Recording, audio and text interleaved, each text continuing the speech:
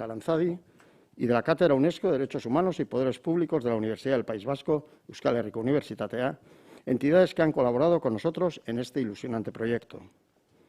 En nuestro caso, la presentación de la base de datos, con más de 21.000 registros individuales, provocó un verdadero tsunami de entradas vía Internet y llamadas telefónicas interesándose por la misma para preguntar por sus familiares incluidos en el censo, completar datos, etc.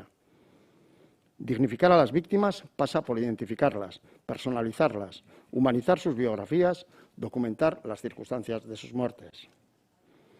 No queremos pasar página, no queremos olvidar, no queremos hacer borrón y cuenta nueva, y no lo haremos. Por ellos y por ellas, por nosotros y por nosotras, por todos y todas. La memoria de la guerra no son batallas de las generaciones que la vivieron y la sufrieron. Es memoria viva, patrimonio colectivo. Memoria ez da iraganutza. Memoria etorkizuna ere bada. Memoria zertarako. Memoria elkar bizitzarako. La memoria no es solo pasado, es también futuro. ¿Memoria para qué? Memoria para la convivencia. Mira,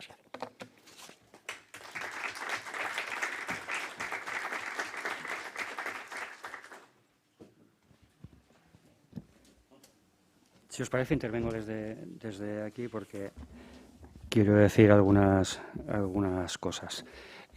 Buenos días, viceconsejero, director general de Memoria Democrática del Gobierno de España. La verdad es que veros desde aquí es un auténtico placer, ¿no? Ver gente que trabajáis en la memoria y además con un nivel técnico importante es un auténtico placer. Como decía el viceconsejero, cuando firmamos el convenio entre Gobierno vasco y Gobierno de Navarra, nos mandatamos a que no fuera ahí un papel firmado y ya está, y dijimos vamos a hacer cosas ya, y Aichane se puso manos a la obra rápido, y también estamos diseñando unas jornadas de derechos humanos que haremos en Pamplona, y el convenio es algo vivo, y la verdad que él decía el viceconsejero que le gustaba ver los logos de Gobierno vasco y Gobierno de Navarra, y yo digo lo mismo. O sea que para mí es un placer, porque ya el trabajo diario que hacemos entre los dos gobiernos está creando unos lazos importantes, y a mí todo lo que sea crear lazos me parece algo precioso. Y además hoy, si podemos ampliarlo a otras comunidades autónomas, pues mejor que mejor. Me gustaría hacer en esta jornada unos apuntes del contexto donde trabajamos el Gobierno de Navarra la memoria, que siempre es un contexto dentro de la Dirección General de Paz, Convivencia y Derechos Humanos, y dentro de la Dirección General con el Instituto Navarro de la Memoria, pero somos un gobierno con una estrategia muy concreta, y que la incluimos dentro de nuestras políticas públicas, pero la memoria no es algo aislado que abordamos de forma aislada, lo hacemos dentro de un contexto que nosotros definimos de la siguiente forma. Desde el inicio de la legislatura ya existía un trabajo anterior en la legislatura anterior, pero desde el inicio nos marcamos una serie de objetivos, que serían 7: relaciones con múltiples espacios de diálogo que busca acuerdo, no diálogo por el diálogo, hablamos buscando acuerdos, sin exclusiones, superando problemas de vetos políticos cruzados que en Navarra nos vienen ya de lejos. Cuando hablamos de violencia política, genera espacios de confrontación evidentes durante muchos años, y eso no es fácil. Por lo tanto, nosotros trabajamos sin exclusiones políticas de nadie. A veces nos genera problemas, pero creemos que es la vía de trabajo. Facilitadora de acuerdos de mínimos, por lo tanto, siempre insuficientes. Buscamos acuerdos de mayorías de mínimos, y siempre hay alguien que nos dice es insuficiente. Vale, nosotros decimos, bueno, es insuficiente, pero es un acuerdo, es un acuerdo en muchos casos unánime, y vamos avanzando pasito a pasito siempre en una dirección. Pongo, por ejemplo, Acuerdo por unanimidad en el Parlamento de Navarra para que se siga investigando el caso de Miquel Zabalza. Insuficiente. Bueno, me pareció muy importante que todo el arco parlamentario hiciese una declaración de ese tipo. Acuerdo también unánime condenando la tortura. Insuficiente. Me parece políticamente que un Parlamento, todo el arco parlamentario, haga esta declaración. Es importante. O últimamente, la semana pasada, acuerdo unánime para desarrollar la ley de víctimas de motivación política, que me parece declaraciones de mínimos que están generando, digamos, una actividad en una dirección en positivo y para nosotros es importante. La propia composición del Gobierno de Navarra, un gobierno de coalición entre diferentes, con minoría parlamentaria. Un acuerdo de coalición con minoría parlamentaria, que es como un triple salto mortal de dificultad, ¿no? Y ahí estamos, con una estabilidad presupuestaria, estando en minoría parlamentaria, y también dentro de la Comisión Parlamentaria de Convivencia, donde se tratan los temas que del ámbito en que trabajamos nosotros. Es justo decir que se ha creado también, sé que pasa también en Euskadi, se ha creado un ambiente de diálogo con las diferencias lógicas políticas, pero el tono del debate de esa comisión, aunque luego se oye mucho ruido fuera, pero dentro de esa comisión mantenemos unas relaciones de diálogo de todo el arco parlamentario, y eso me parece importante también dentro de algo que es específico de Navarra, es que los grupos parlamentarios nos mandatan a nosotros, al Gobierno, un plan de convivencia. Dentro de ese plan de convivencia hay un espacio muy importante de memoria democrática, de memoria histórica, y ese plan de convivencia es previo, también Aitzane también sabe lo que voy a decir, es previo a un acuerdo de suelo ético parlamentario. Es decir, es muy difícil llegar en un Parlamento ahora a ese acuerdo de suelo ético, y de alguna forma hacemos de avanzadilla o hacemos de crear autopistas de aterrizaje o pistas de aterrizaje para que se puedan crear esos acuerdos de suelos éticos sobre violencia política, violencias de todo tipo de violencias. Por lo tanto, hay veces que la responsabilidad que tenemos, dices, hombre, si vosotros no os ponéis de acuerdo, ¿no? Nos pasáis a nosotros, pues cogemos ese reto, lo hacemos encantados, y estamos trabajando en esa línea, ¿no? Ahí no voy a hacer un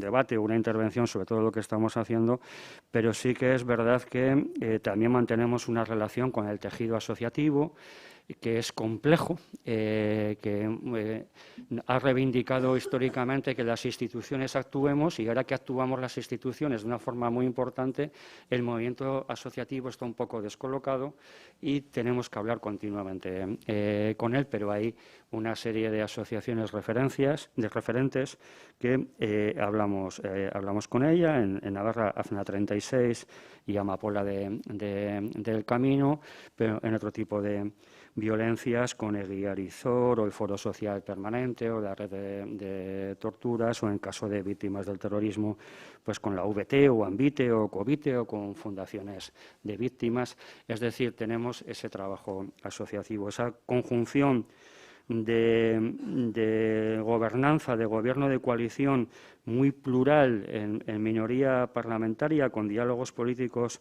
que producen acuerdos parlamentarios que amplían, digamos, la base social del Gobierno, más un diálogo con los tejidos asociativos, dibujan este escenario que nos permite trabajar en materia de memoria de forma importante. Ahí, dentro del plan estratégico, hay un punto, que es el eje 3, que dice derechos de las víctimas del terrorismo y violencia política, y un apartado 3.1 que dice impulsar la aplicación de los derechos de las víctimas del golpe militar de 1936 y de la dictadura franquista.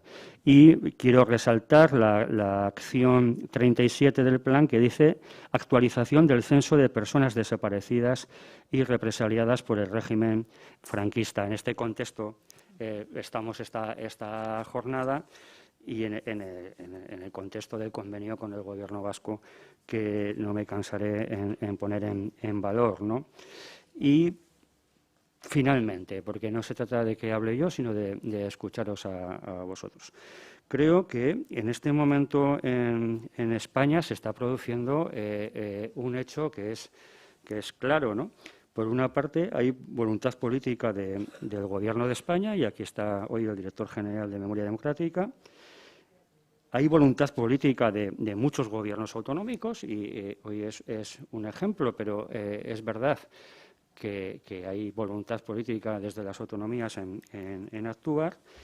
El Fondo Documental de la Memoria Histórica de la UNA, que luego intervendrá con su estudio, nace con un acuerdo parlamentario del año 2011, pero tiene su origen en un acuerdo parlamentario del 12 de febrero del 2009.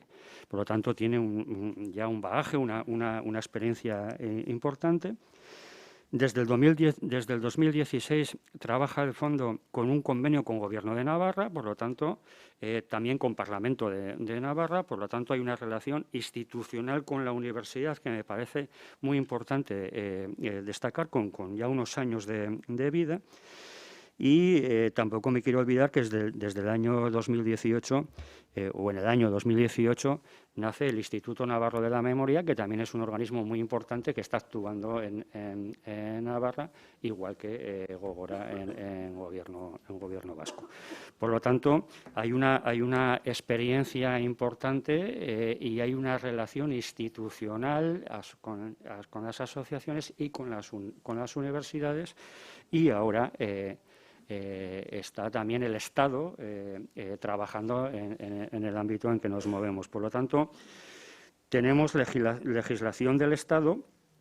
Por cierto, que quiero apoyar, lo hago públicamente siempre que puedo, y hoy lo voy a hacer en este foro. Lo he dicho en la cadena SER esta mañana cuando venía en el coche hacia aquí.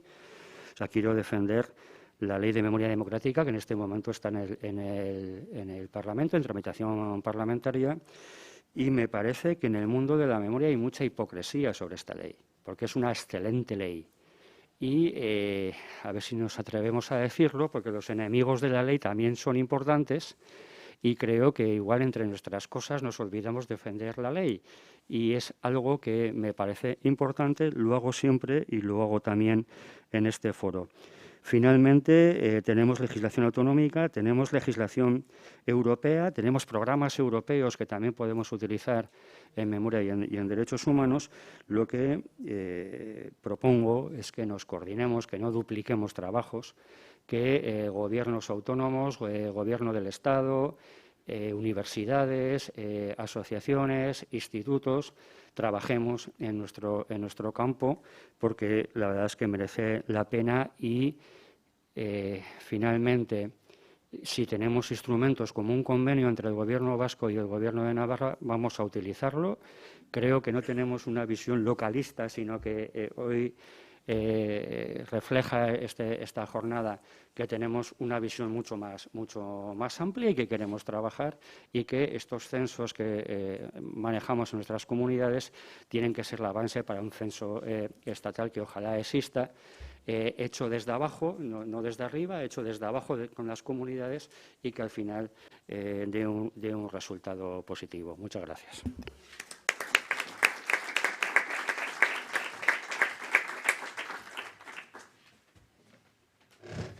Eskerrik asko bioi. Por tanto, ahora, después de esta introducción a esta jornada, lo que daremos es paso a la primera ponencia, que será de la mano de Queralt Solé, historiadora seguramente conocida por todas y todos.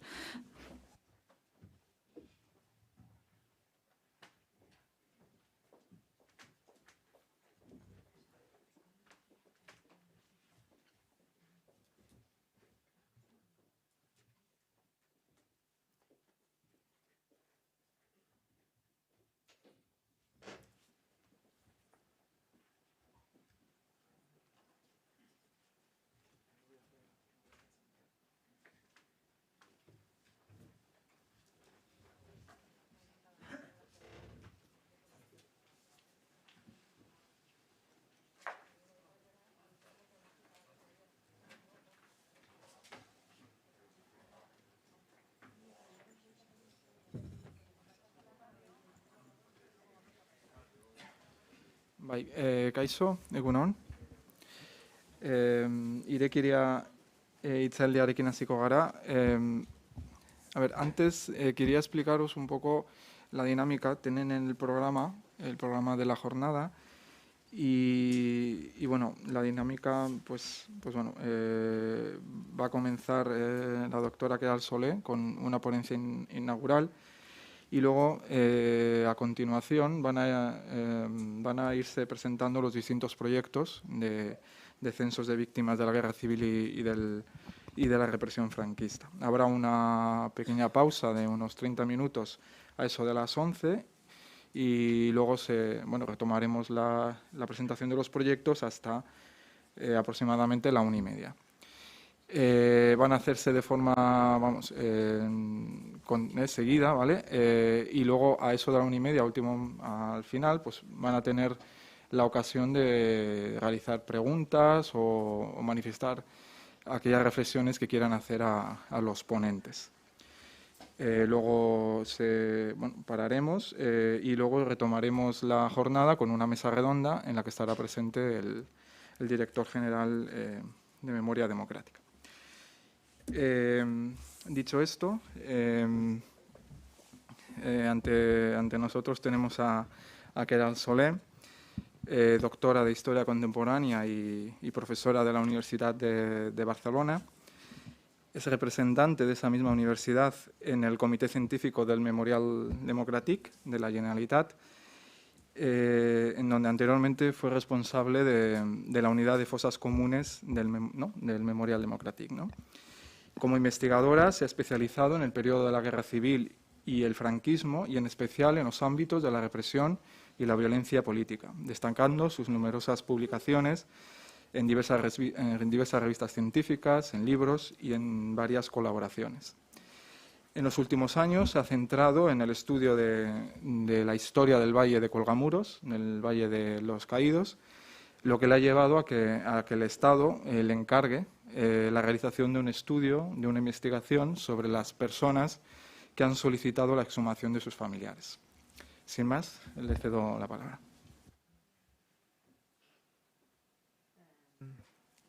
Egunon, y disculpen porque solo sé decir egunon y kaixo y eskerrik asko. Me gustaría saber hablar más euskera, pero hasta ahí. Muchas gracias por la invitación a participar a esta jornada necesaria y en la que cada vez que se hace de tanto en tanto en diversas partes del Estado, cuando alguien coge la iniciativa, la respuesta siempre es muy positiva y esta vez pues se palpa y se ve y se es patente, ¿no? Cómo existe el interés y cómo los que me han precedido pues han sabido explicar en la situación positiva en la que actualmente yo también considero que estamos respecto a todo lo que es la recuperación de la memoria histórica o la memoria democrática. Muchas gracias, por lo tanto, a Gogora y a los organismos que han llevado a término esta jornada y la invitación de hacer esta primera charla o esta primera conferencia respecto a las bases de datos o los censos, ¿no? Yo creo que aquí vamos hoy a poner en común muchos trabajos que hemos ido llevando a término diversas personas de todas partes, desde las administraciones o desde la sociedad civil, y yo creo que podremos ir viendo cómo se ha ido llegando a situaciones a veces sin salida. Muchas veces las propias administraciones tienen dificultades, pues por leyes de protección de datos, por lo que sea, los que lo conocen ya sabrán explicarlo, o las asociaciones pues necesitan ayuda económica por más voluntad que haya detrás de llevar a término pues cierta puesta en común de todos los datos que quizá llevan años recopilando, ¿no? Bueno, como sea, va a ser, espero que muy fructífero para poner ideas en común y para ver qué se está trabajando. Yo lo que haré será presentar un poco cómo son en general estos censos, cómo son estas bases de datos, en base a un estudio que me encargó Francisco Echevarría, que luego se publicó por la Secretaría de la Memoria, un estado de la cuestión de la apertura de las fosas desde el 2000 hasta el 2019. A partir de realizar ese estudio, pues, bueno, hice como un plano general que he ampliado un poco, después de reflexionar un poco respecto a lo que está sucediendo, quizá porque es un momento diferente a cuando lo trabajamos, que fue en 2018, y se están viendo pues, cosas que van variando, ¿no? Para lo que sí que creo que es interesante destacar y que tampoco se comprendería o tampoco se comprende todo el movimiento de recuperación de la memoria histórica que se ha llamado, toda la demanda de historia propia, de historia republicana, de historia no franquista que ha habido, es resaltar que el primer censo lo hace el régimen. La dictadura franquista es el primero que hace un censo de víctimas que no publica, no llega a publicar, pero recuerden que la causa general hace toda una recopilación de víctimas de la retaguardia republicana y que esta documentación durante muchos años era accesible solo al Archivo Histórico Nacional, ahora está en Salamanca y que actualmente está, creo que ya toda, digitalizada y colgada a Internet. Ya es toda, ¿no, Emilio? Es decir, ya se puede consultar toda. Es una gran fuente de información, es brutal la información que da. Obviamente, como toda fuente, debe ser contrastada, pero es muy interesante toda la información que aporta. Ustedes saben, creo que la mayoría, que se acabó publicando un libro en el que no se recogían todos los nombres, es decir, el censo quedó interno y este censo no se llegó a ordenar, es decir, lo que enviaba la Fiscalía a los diversos pueblos de España era un documento como el que les he puesto aquí de ejemplo, en el que pedía cuáles fueran las víctimas en este pueblo y quién fue el causante de esta víctima.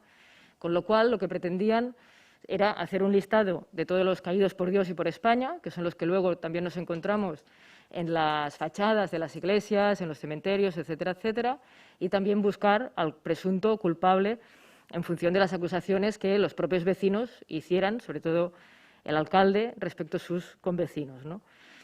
Con lo cual, ya se empezaron a hacer censos en la dictadura en los que se buscaban a sus propias víctimas con una utilización política, como pueden imaginar, absoluta, y con una utilización de buscar al culpable y de remarcar la diferencia entre vencedores y vencidos, buenos, malos, ¿no? Es decir, y esto, aunque se publicó en los años 40, pues obviamente fue una idea que perduró durante toda la dictadura, ¿no? Estas diferencias siempre entre unos y otros. Por suerte, llegó la democracia, quizá ha quedado un poco pequeño, pero lo que sí es que empezaron a aparecer censos muy diversos, que no se llamaban censos, que se llamaban listados de víctimas, que ahora se llaman bases de datos, ¿no? Es decir, la nomenclatura al respecto ha ido variando bastante, pero que sí que se pueden diferenciar diversos tipos. Yo creo que a lo largo de esta jornada vamos a verlos un poco todos, ¿eh? Uno, bueno, pues, por ejemplo, los autores propios de los que hacían, en esta parte más hacia aquí vuestra derecha, los autores propios de los que hacían estos listados y estos censos. Inicialmente fue, como sucede muchas veces, fue gente de la sociedad civil, sin formación, por interés, porque les faltaba que alguien les dijese quién eran las víctimas de su pueblo, de su región, de su zona, es igual, que empezaron a hacer listas. A partir ya fuese de memoria oral, de alguna documentación que encontraban, pero se empezaron a hacer estos listados. Esto más o menos se va encontrando por España, ¿no? Luego se crearon asociaciones. Fue el momento de los centros de estudio. Ahora se llaman asociaciones de memoria, ¿no? Es decir, también la nomenclatura ha ido variando. Pero fue el momento de centros de estudio, se crearon estas entidades que también procuraban crear, hacían muchas otras tareas, ¿eh? Nos vamos a centrar en estos censos, pero intentaban recuperar esta memoria histórica cuando aún no se llamaba recuperación de la memoria histórica, pero ya estaban intentando y haciendo historia. Luego aparecieron los historiadores. En los años 80 aparecen los primeros libros de los fusilados, a partir de documentación del cementerio. Aún no se pueden acceder a los sumarísimos, a los consejos de guerra. Esto no llegará hasta más tarde, pero aparecen pues, los primeros libros hechos desde el mundo tampoco académico, porque son gente que aún no está en la universidad, pero que son historiadores, que luego quizá pues, algunos de ellos también entran en la universidad, Y luego, a partir de aquí, muchos se pusieron y se empezaron a hacer estos listados, primero de víctimas muertos, solo fusilados. Después hubo algún libro de fosas comunes. En Cataluña el primer libro es el de Manuel Gimeno, en el Pallars Sobirà, del año 84, si no recuerdo mal, 86. Hablando de algunos de ellos de fosas comunes, pero sobre todo se habla de esta víctima como muerto, el muerto o la muerta, sobre todo hombre también. Es decir, aquí ha habido cuestiones que han ido variando con el tiempo, la víctima se ha ampliado, los que son víctimas, lo veremos, se han ampliado, y también se ha ampliado el tema género, ¿no? Es decir, los primeros libros que se hicieron sobre fusilados no ponían los nombres de hombre, mujer, obviamente, pero luego en el análisis no se hacía un análisis de género. Cuántas mujeres habían sido fusiladas, qué profesión tenían, si es que venía puesto, ¿no? Es decir, estas cosas han venido después. Bueno, después de los historiadores, que aún están trabajando en estas temáticas, han venido disciplinas diversas que se han puesto a trabajar, desde el periodismo hasta la antropología. Bueno, encontraríamos diversas profesiones, ¿eh? Yo estoy pensando sobre todo en estos dos, pero arqueólogos también están trabajando mucho y participan en hacer estos censos. Pero yo creo que el tema, estamos en un punto ahora de inflexión, no tengo esta sensación, con lo que serían los informáticos o los técnicos de gestión de datos. Es decir, ahora, si no tienes un buen informático que te sepa subir la información a la red, que te la sepa mantener actualizada, que te la sepa cambiar, que sepa pensar qué tipo de base de datos, qué tipo de información, cómo podrá buscar la gente, qué campo se necesita, qué búsquedas se podrán hacer y te la monte, etcétera, realmente vas muy cojo, ¿no? Porque tú tienes toda una serie de información, pero no sabes trasladarla con los instrumentos del siglo XXI, que es la red, básicamente, a la sociedad. Y aquí pues es un elemento, creo que muy importante a tener en cuenta. Bueno, en este sentido, pues también tenemos lo que sería el contenido de estos censos, que también ha ido variando a lo largo del tiempo.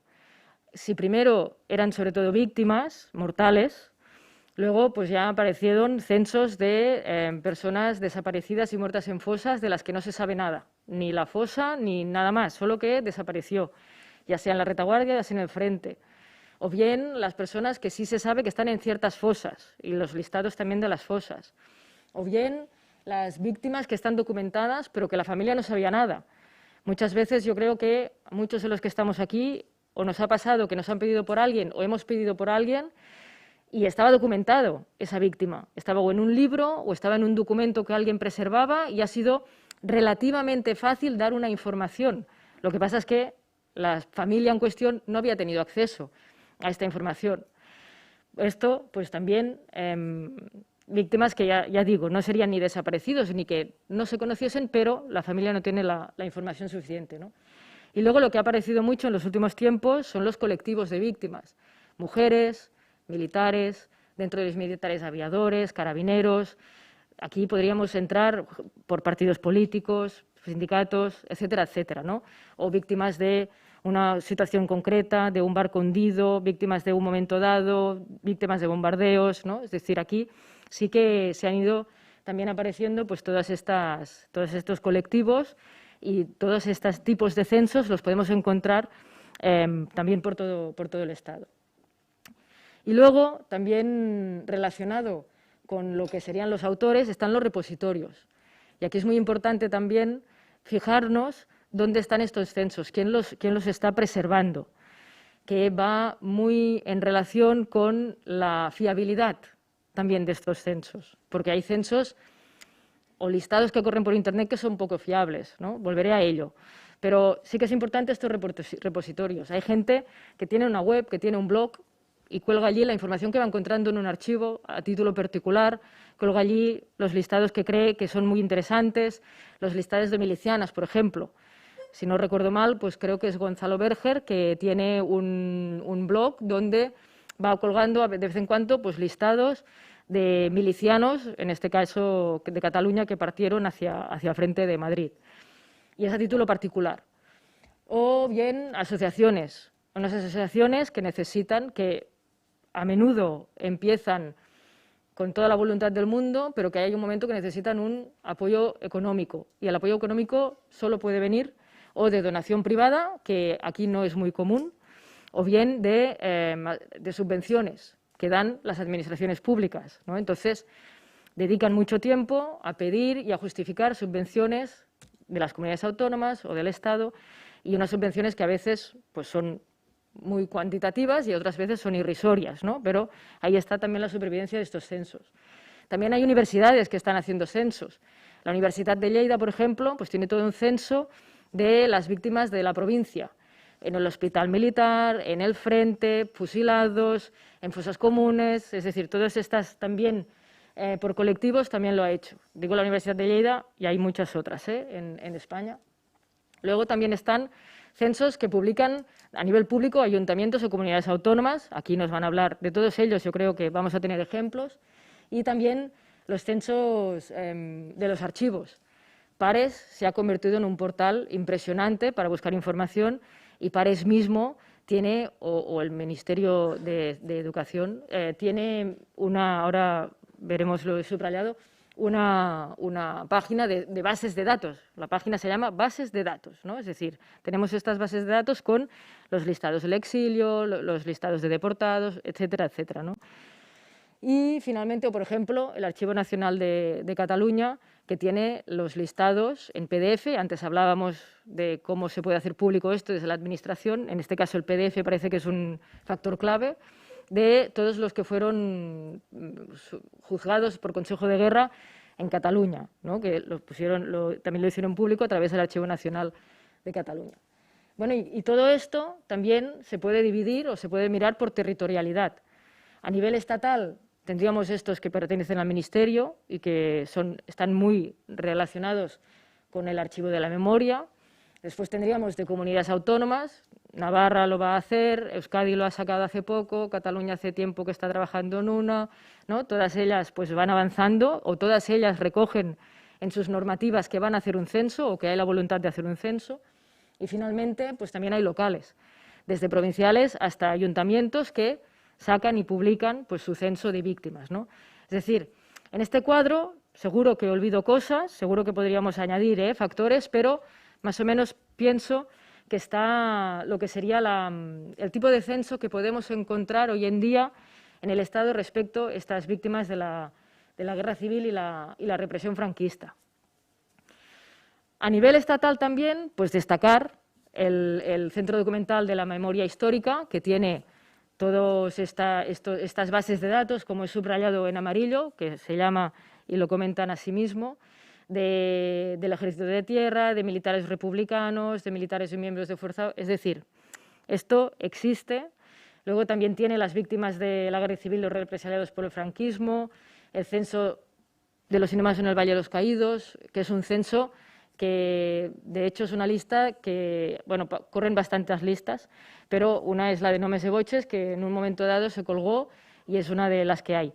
No es la oficial ni mucho menos, porque la oficial de los muertos en el Valle de los Caídos no se ha hecho pública, pero también hay pues esta información, los deportados, etcétera, etcétera. Es decir, el Estado tiene diversas bases de datos / censo. Bueno, la nomenclatura es importante también a nivel legal, luego seguro que sale esto en las conversaciones.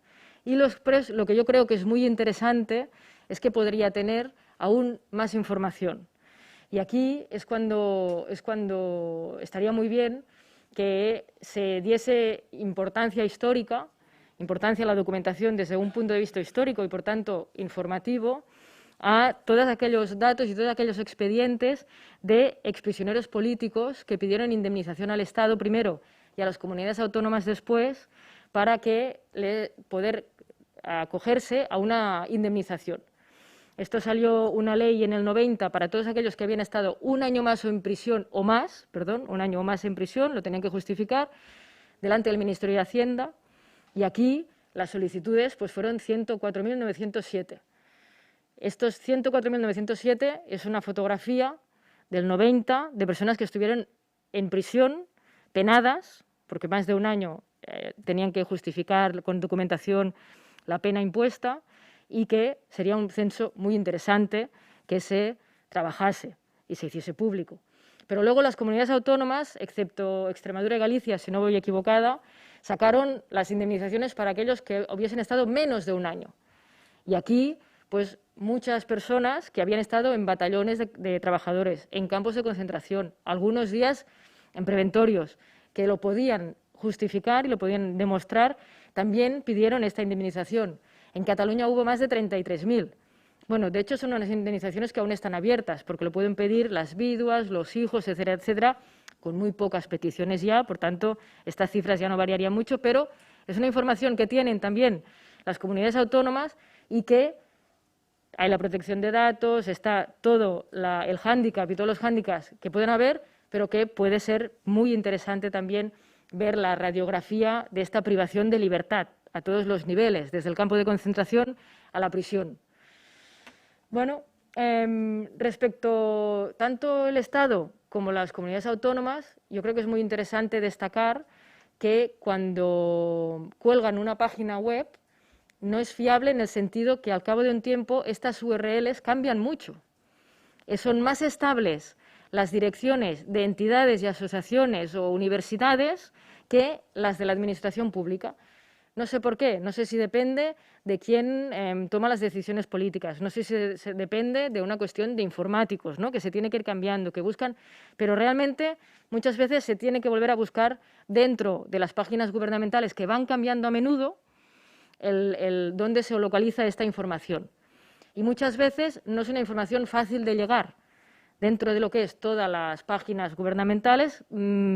A menudo no es muy claro, tienes que buscar un poco, ¿no?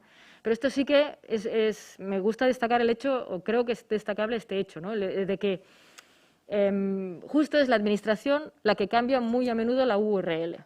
Creo que es la URL como se llama. Bueno, y esto es para reflexionar, ¿eh? Bueno, entonces, ¿qué tenemos en este siglo XXI? Que se habían escrito libros, se habían hecho investigaciones, se habían publicado primero mucho desde la sociedad civil, pero sobre todo pues, los historiadores habían hecho la tarea que les pertocaba, pero realmente ha sido Internet lo que lo ha variado todo.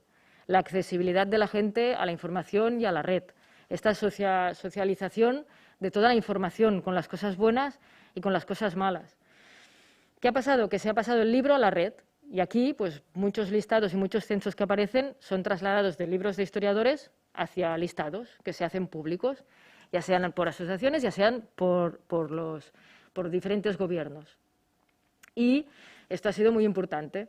Pero claro, aquí también nos encontramos en que cualquiera puede subir información a la red. Y esto hace de que, igual que te encuentras trabajos impresionantes de asociaciones o de particulares que son muy útiles y que están muy bien hechos, te encuentras cosas que son muy poco fiables o que no informan del todo o que no sabes de dónde ha salido la información o que cuando entonces quieres pedir información y más detalles de una cuestión, mándame un mail, ya te lo diré, ¿no? Hay un poco bueno, pues de un poco de cautela, ¿no? O una voluntad no muy clara de acabar de dar estas informaciones. Esto se solventa muy a menudo con convenios con instituciones como las universidades o como los gobiernos. Es decir, aquí es necesario, yo creo que forzosamente, un trabajo entre la sociedad civil, las asociaciones, las entidades y estas instituciones que dan el crédito hacia todo este trabajo que se lleva a término. Porque si no está detrás, si detrás no hay una institución de algún modo que realmente revise todo lo que se cuelga, a veces no es muy fiable. A pesar de ello, hay grandes webs. Por ejemplo, no sé si tiene conexión a Internet, porque quería mostrar una. No sé si conocen una que para mí han ido creciendo y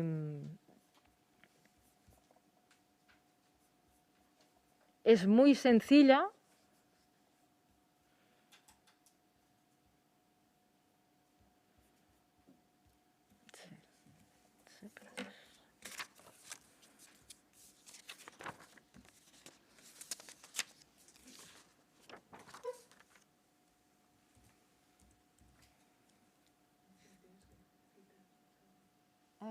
perdón.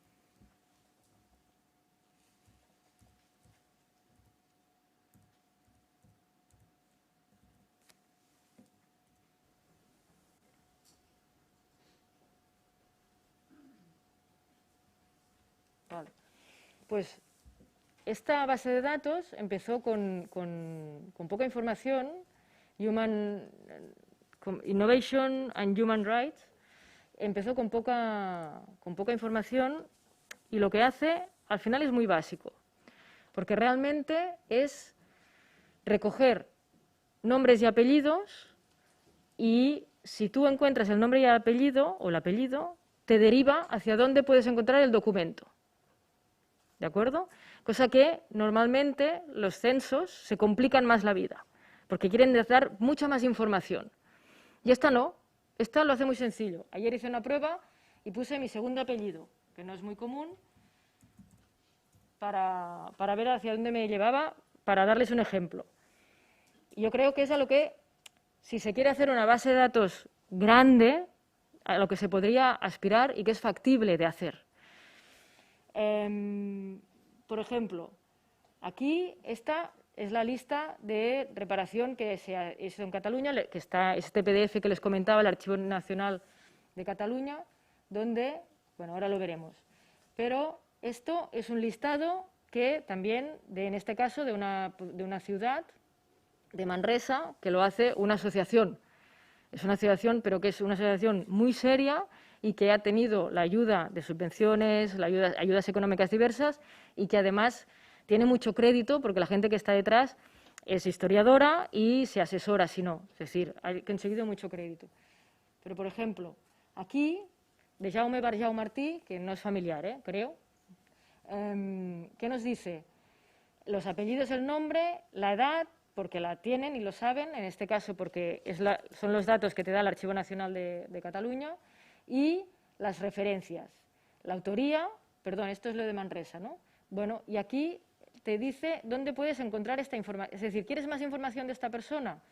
Te llevo a la descripción de lo que es esta base de datos, que es un conjunto, bueno, es una base de datos, en este caso, de Manresa, como les comentaba, y que además tiene una web de referencia a la que podríamos acceder. Esta es una asociación.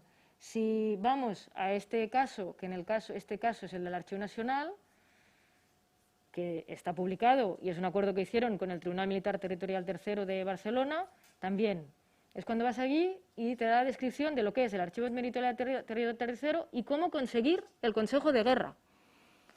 No te pone más, no han entrado a pensar, vamos a digitalizar el Consejo de Guerra, vamos a... No. Aquí solo son en los nombres y apellidos, un apellido, con un apellido te sale un montón de nombres y te dice cómo tú ir más allá, que muchas veces es lo que la gente pide. Yo quiero una mínima información, mucha gente no sabe ir más allá, pero mucha otra gente sí que dice, yo es que quiero tirar el hilo, ¿por dónde puedo seguir buscando? ¿No? Ya he buscado aquí, he buscado aquí, he buscado aquí, ¿dónde más? Bueno, pues ya les digo, les quería mostrar algún ejemplo de batallón de trabajadores, o por ejemplo, del Ministerio de Educación, Lluís Barjau Rius. Ayer me salían más, no sé. Lo mismo, Información básica que tienen, muchas veces no está esta información del año, de los años que tiene. Aquí no pone ya los años, antes ponía los años, aquí ya no los pone. Pero sí que te dice que está en el legajo del expediente, dentro de los expedientes del titular del Ministerio de Educación. Y aquí te dice cómo encontrar este expediente. Aquí, esta sencillez lo hace muy útil. No se han complicado para nada. Lo hace, realmente creo, de todos los que he visto, lo hace muy útil. Y, bueno, es un ejemplo, como habría otros. Pero vaya, ya digo, yo creo que esta es una de las webs más que han sido muy prácticos. Porque luego lo que nos encontramos es que mucha gente intenta escanear documentación y subirla, o que lo hace sin permiso. Y entonces aquí, en estos censos, para aportar la máxima información posible. Entonces aquí necesitas un gran servidor, necesitas que haya protección de datos, necesitas ir escaneando. A veces se quiere aspirar a demasiado cuando con cosas muy sencillas se consigue muchísimo. Esta web que les mostraba estaba en el principio, creo que ya tiene la entrada de 1 millón y pico mil nombres. Es decir, con relativamente poco, porque lo que han hecho, ¿qué ha sido? Tener un muy buen informático. Tienen un muy buen técnico que todos los listados que corren por la red de España los han cogido, los que les han parecido fiables, porque están intentando trabajar bien, y los han sabido informatizar absolutamente. Bueno, una de las cuestiones que es muy importante son las redes sociales. Muy importante. Yo creo que ahora, quizá no tanto, pero hubo un momento boom de Facebook, ¿no? Y aún continúa existiendo. Lo que pasa es que las nuevas generaciones, la gente que está subiendo, la gente joven no usa Facebook, porque ya se han pasado al Instagram o al Twitter, pero el Facebook no lo usan. Pero Facebook aún sigue siendo el lugar donde la gente buscaba a sus desaparecidos, a información sobre sus familiares, más información, y donde las asociaciones han informado de lo que habían hecho y les ha servido de plataforma propagandística de lo que se estaba haciendo. Las asociaciones y entidades que se han pasado a Twitter pues han seguido, etcétera, y ya les digo, las redes sociales son básicas. Los censos y hoy en día creo que cualquier otra cosa, ¿eh? Sin la red social no llegas a toda la población. Con la red social únicamente tampoco, porque la red social también tiene un margen de personas que puedan acceder a ella, ¿eh? Pero se tiene que ir combinando absolutamente. Bueno, yo quería hacer este panorama de los censos, de lo que nos encontraremos o lo que nos podemos encontrar en todo el Estado y de lo que hoy yo creo que van a haber muchos ejemplos diversos, y destacar cómo a veces se tiene que ir hacia la sencillez absolutamente, porque realmente por querer dar demasiada información no puedes dar ninguna, empezando por la protección de datos y acabando por la gran cantidad de datos que necesitas subir a la red, ¿no? Bueno, muchas gracias, eskerrik asko, y que vaya muy bien la jornada.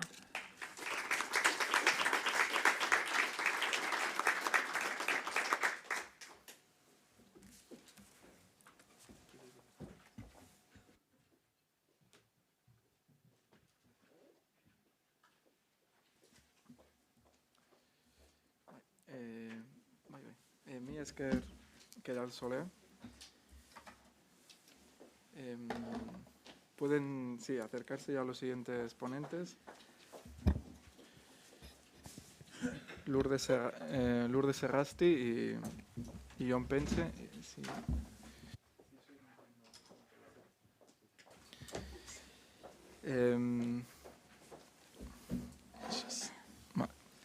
Bueno, ambos son miembros del grupo de trabajo que han elaborado el informe de vulneraciones de derechos humanos en Euskadi, coordinado por el Instituto Gogora. Lourdes Errasti es doctora en Historia por la Universidad del País Vasco Euskal Herriko Unibertsitatea y miembro de la Sociedad de Ciencias Aranzadi Zientzia Elkartea. Especializada en osteoarqueología, lleva años dirigiendo y colaborando activamente en los proyectos de exhumación e identificación de las personas desaparecidas durante la Guerra Civil y la dictadura franquista. Por su parte, Jon Pense, doctor en Historia Contemporánea por la Universidad del País Vasco, Euskal Herriko Unibertsitatea, y diplomado en Documentación y Gestión de Patrimonio Histórico. Actualmente es investigador en la Cátedra de Derechos Humanos y Poderes Públicos de la Universidad del País Vasco, Euskal Herriko Unibertsitatea, y profesor asociado en la UNED. Es especialista en la Segunda República y en la Guerra Civil en Euskadi y autor de varios libros y publicaciones y artículos al respecto. En relación al proyecto de vulneraciones de derechos humanos en Euskadi, 1936-1978, ha ocupado las funciones de coordinación del equipo de investigación. Sin más, les cedo la palabra.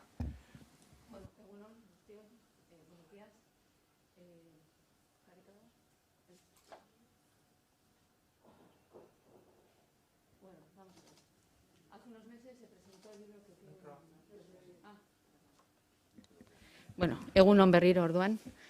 Buenos días. Hace unos meses se presentó el libro que ustedes pueden adquirir, bueno, que pueden tomar ahí de cualquiera de las esquinas, las que se presenta el censo de víctimas de personas fallecidas en el País Vasco. Este es el acto de la presentación en el que estuvieron presentes la consejera de Justicia, el viceconsejero Aintzane y Jon. En realidad, todo parte del convenio firmado por el Gobierno vasco, la Universidad del País Vasco, en la Cátedra de Derechos Humanos, y la Sociedad de Ciencias Aranzadi. A través de ese convenio se estableció una manera de trabajar colaborativamente para elaborar este censo en general. Primero de víctimas, porque esa fue la intención, priorizar las víctimas y luego abrir el censo a otras facetas. En realidad, como ya he explicado Keral, todo partió de hace muchos años. Y al principio solo eran fichas, se manejaban muchas fichas manuales donde había una nomenclatura, una persona con los datos básicos de esa persona. Y de hecho ya al principio esas fichas eran muchos aficionados, historiadores que trabajaban las fichas.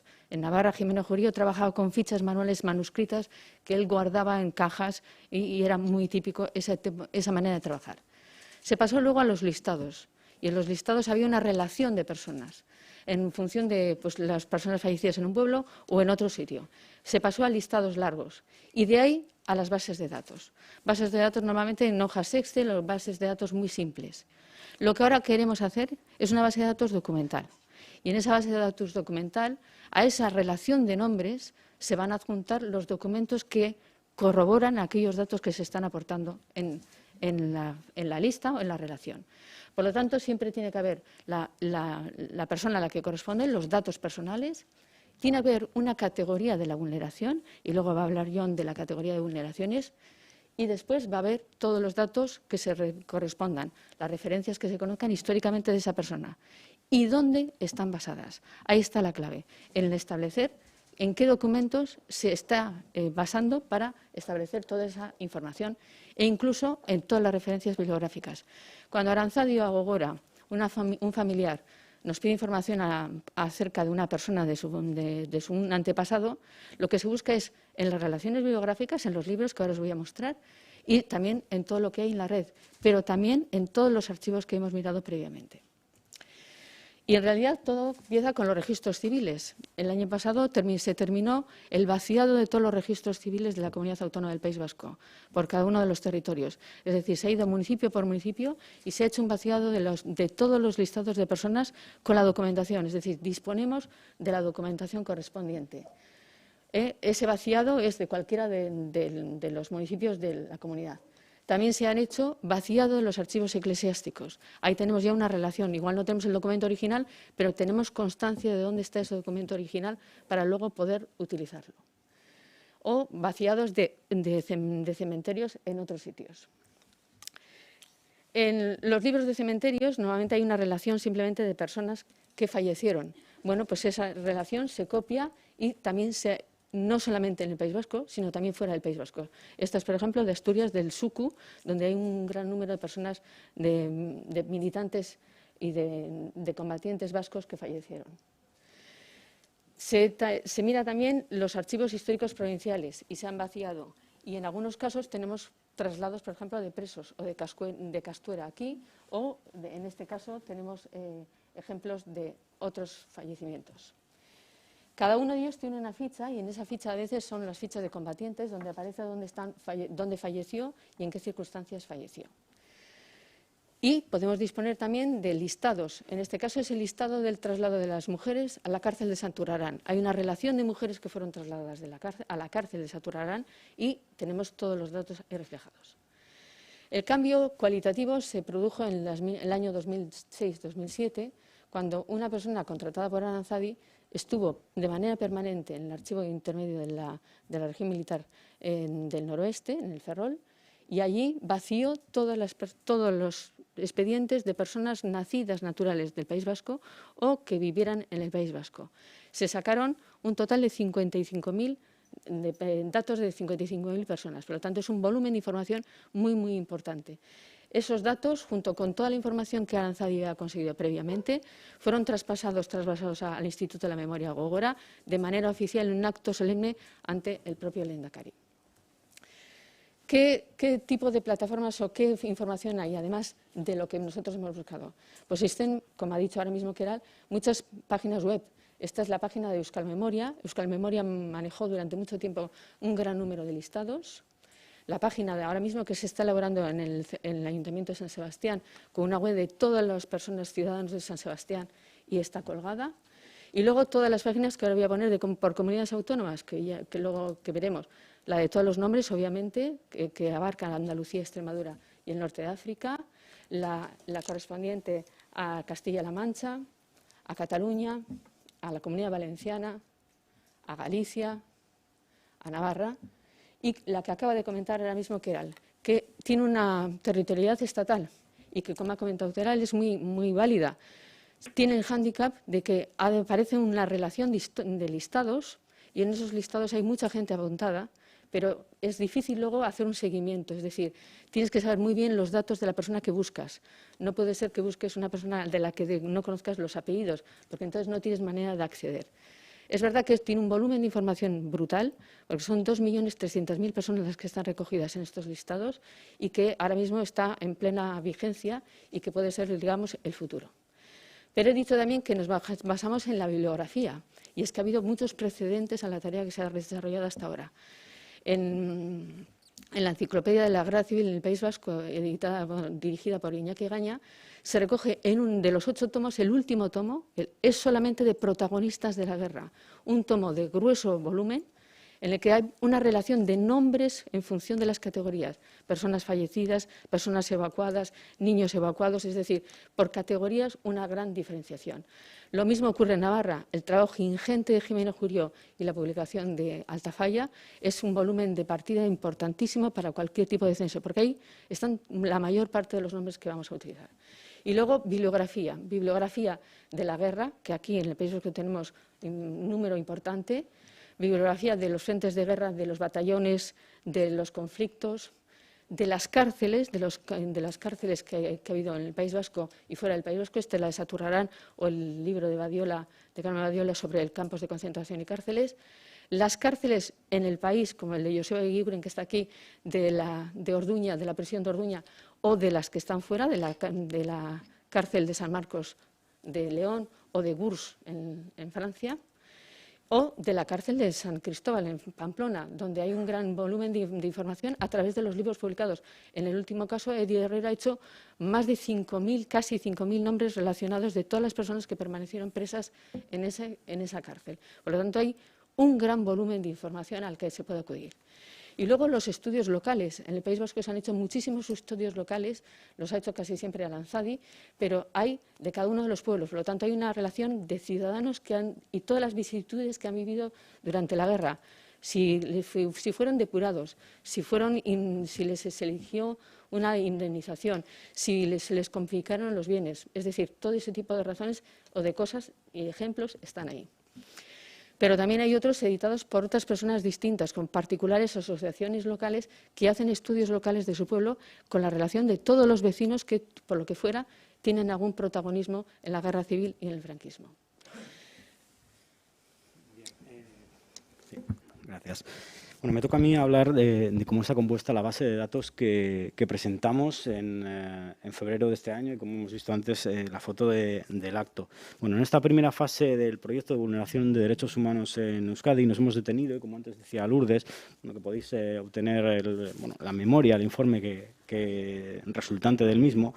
Bueno, nos hemos detenido en las vulneraciones de derechos humanos ocurridas en el País Vasco entre el 36 y el 45, deteniéndonos específicamente en el estudio de todas aquellas víctimas mortales que fallecieron como consecuencia de la guerra civil, de la contienda bélica o de la posterior represión franquista. Por otra parte, tenemos que remarcar que este trabajo agrupa a personas, por una parte, tanto vascas o no, que fallecieron en el País Vasco en ese periodo, intentando no dejar ninguna zona de claroscuros en los que una persona no esté registrada, intentando abarcar a todas aquellas personas que que fallecieron aquí, y también abarcamos a los vascos que fallecieron fuera de nuestras fronteras, ya fueran en los frentes de Asturias o posteriormente en la represión, en otras cárceles del Estado. Por tanto, las categorías que voy a explicar a continuación corresponden a este primer gran apartado, que va a tener continuidad próximamente, pues, en el próximo año, esperemos, con otra gran categoría que va a contener a todas las personas que sufrieron el encarcelamiento. De la misma forma que hemos hecho con los fallecidos, todas aquellas personas que sufrieron encarcelamiento en el País Vasco, ya fueran vascos o no, como a todos aquellos vascos que sufrieron encarcelamiento fuera de nuestros territorios. De esta forma, vamos a presentar a continuación, y así lo podéis ver en la página web de Gogora, donde está colgada esta base de datos, este censo, 11 categorías divididas en dos grandes apartados que lo hemos querido dividir. Por una parte, las personas fallecidas por una parte, la categoría de víctimas mortales causadas por los sublevados, hemos querido dividir ambas categorías, y por otra, la categoría de víctimas mortales causadas por republicanos. En la primera de las categorías, la primera de estos grandes apartados, como podéis ver en la pantalla, agrupamos a las víctimas causadas por los sublevados. Encontramos 7 categorías. En primer lugar, personas muertas en bombardeos sublevados, con los casos conocidos, evidentemente, todos de Chandiano, de Durango y de Guernica, pero se trata de personas fundamentalmente fallecidas a causa de bombardeos de la aviación, pero no solo de ellos, sino también de fuerzas navales y de artillería sobre la población civil. En segundo lugar, tenemos a personas ejecutadas por consejo de guerra, una casuística más frecuente en Vizcaya, porque cuando caen Álava y Guipúzcoa todavía la máquina represiva franquista en el sentido judicial no está engrasada, y es en Vizcaya donde inmediatamente se pone los consejos sumarísimos, los juzgados. Ello mismo explica la siguiente categoría, las personas ejecutadas extrajudicialmente por los sublevados, que es una categoría en cuyas víctimas, y luego haremos referencia a los resultados provisionales que estamos teniendo y que se recogen en nuestra web. Como decía, esta categoría de personas ejecutadas extrajudicialmente son mucho más numerosos los casos que se producen en Guipúzcoa y Álava, por los que os comentaba. Son provincias que caen en manos franquistas muy pronto, y se producen más casos de este tipo hasta que se constituyen los consejos de guerra. En cuarto lugar, tendríamos las personas muertas en cautividad, todas aquellas personas que perdieron su vida mientras se encontraban en una situación privada de libertad. La casuística es inmensa y es una categoría que nos ha sorprendido por la numerosa cantidad de personas que agrupa. Agrupa desde personas heridas en la guerra hasta personas que fallecen en traslados carcelarios, pasando por presas y presos que contrajeron enfermedades infecciosas en su cautiverio. En quinto lugar, tenemos personas muertas en campos de concentración nazis, en las que recogemos los resultados de un informe que impulsó Gogora el pasado año, en el que se recogen todos los vascos que pasaron por campos de concentración nazis, y hemos incluido aquí los fallecidos. En total, 91 vascos y vascas que fallecieron en campos de concentración nazis. Seguidamente, gudaris y milicianos y milicianas fallecidos en combate. Se trata de personas fallecidas en el curso del conflicto armado. Teníamos un interés especial en conocer el número de estos combatientes que fallecen durante la guerra. Y por último, tenemos el epígrafe de otros casos. En esta categoría recogemos casos especiales en los que la población civil ha fallecido por diversas causas, causas accidentales, pero relacionadas con la guerra, como podrían ser niños que están jugando con bombas, balas perdidas que afectan a la población civil, más de 200 casos de este tipo. Pasando a la siguiente gran apartado, personas fallecidas por efecto de los republicanos, encontramos 4 categorías. En primer lugar, personas muertas en bombardeos republicanos. Estos bombardeos republicanos fueron fueron mucho menor en número, evidentemente, que los bombardeos franquistas, y se concentran sobre todo en la primera parte de la guerra civil en Euskadi, en la campaña de otoño-invierno. Además, las víctimas son significativamente mucho más bajas, como luego veremos. Seguidamente, la categoría de personas ejecutadas por sentencia del Tribunal Popular en Euskadi. Bueno, como ustedes sabrán, se constituyeron tribunales populares, creo que son alrededor de 10, en diversas partes de la zona republicana, situándose uno de ellos en Bilbao, primero como Tribunal Popular de Vizcaya, posteriormente con la entrada del Gobierno vasco como Tribunal Popular de Euskadi, que en total dictó 156 de penas de muerte, pero tuvo una incidencia baja porque únicamente fueron ejecutadas 19 personas. En tercer lugar, dentro de este gran apartado, tendríamos las personas ejecutadas extrajudicialmente por los republicanos, casos conocidos y que ocurren también en otras comunidades autónomas, como pueden ser asaltos a las cárceles, asaltos a los barcos prisión y muchos casos individuales que ocurren en diversas localidades. Y por último, personas muertas en el frente sublevado, todos aquellos huestes del ejército franquista, vascos o no, que fallecieron dentro de nuestras fronteras.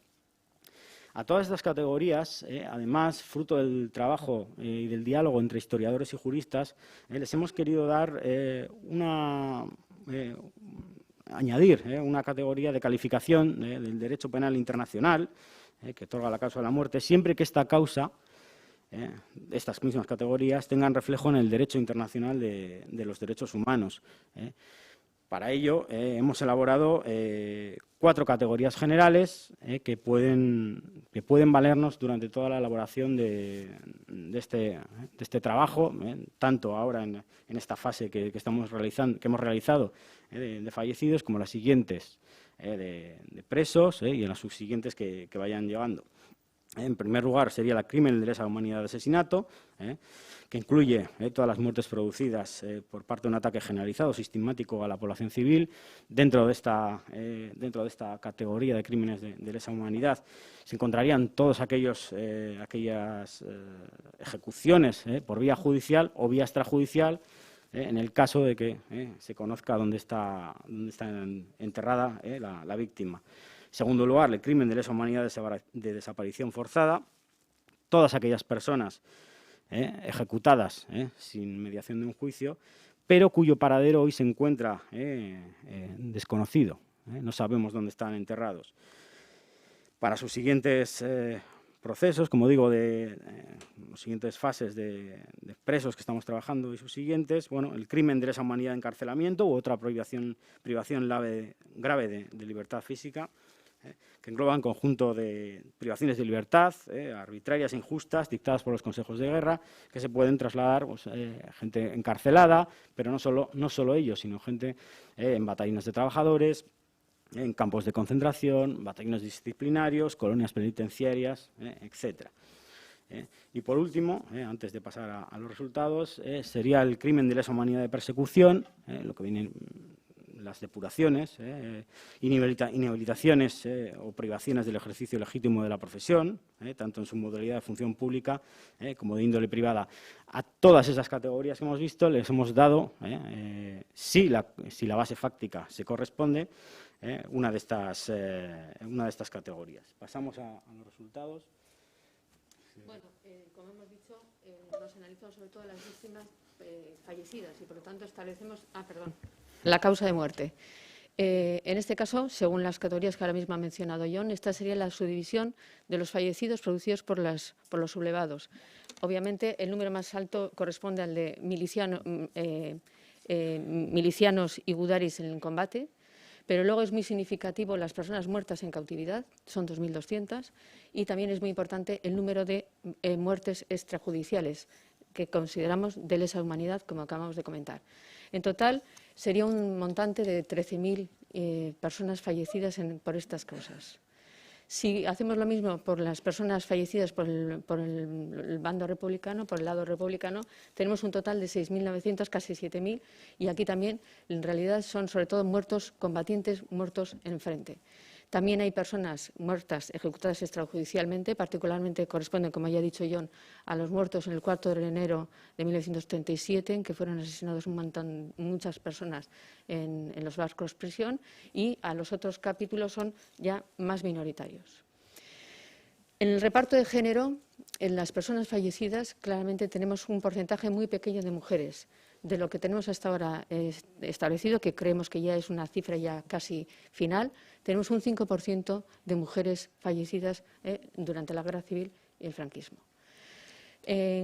Personas fallecidas por bombardeos de los sublevados. El número más importante, obviamente, corresponde al territorio vizcaíno, porque fueron ahí donde se produjeron los bombardeos más significativos. En este caso tenéis ahí los de Durango o los de Guernica, pero previamente, en julio de 1936, se produjo un bombardeo en la población de Ochandiano, que es lo que corresponde a esa pintura. Entonces tenemos el reparto de muertos por bombardeo, territorialmente hablando. Muertas, ejecutadas, personas ejecutadas extrajudicialmente. El número es importante, como hemos visto antes, y en este caso el porcentaje de mujeres desciende. Las dos fotos corresponden a Sigfrido Kotz, las dos fotos que están arriba. Una corresponde al paredón de Bilbao y la otra posiblemente es una recogida posiblemente de combatientes y de personas ejecutadas, ejecutada por un fotógrafo profesional que iba con el bando sublevado, que era Sigfrido Kotz. Y también hay muertos en cautividad, muertos ejecutados extrajudicialmente por los sublevados, que pues, está repetida, la paso. Muertos en cautividad. El número es importante y en este caso aumenta el porcentaje de mujeres, pasa a ser del 10%. Como hemos dicho antes, normalmente las condiciones en las prisiones eran bastante deficientes, no solamente en condiciones de frío y de hambre, sino de insalubridad absoluta, y eso provocaba la muerte de las personas, particularmente en este caso también de mujeres. Ahí tenéis la foto de la cárcel de Saturarán, la cárcel de mujeres de Saturarán, y en las dos fichas tenéis la ficha de una mujer muerta que falleció en la cárcel de Ondarreta, Bienvenida Natural de Tolosa, que estaba en la cárcel en el mes de septiembre y falleció en la cárcel, y la otra ficha corresponde a Andrés Gangoiti Cuesta, que era un marinero que fue expedientado en la cárcel de San Cristóbal y que murió en la cárcel de San Cristóbal. Como ya ha dicho John, ahora que hemos terminado el capítulo de personas fallecidas, estamos trabajando ya en el tema de presos vascos en las cárceles. Y eso significa que no solamente en los territorios vascos, sino en cualquiera de las cárceles. Esto es un ejemplo, son combatientes del batallón Amaiur que estaban presos en la cárcel, en la prisión provincial de Burgos. Por lo tanto, ese sería el capítulo que nos toca ahora por hacer, el capítulo de personas presas. Y nada más.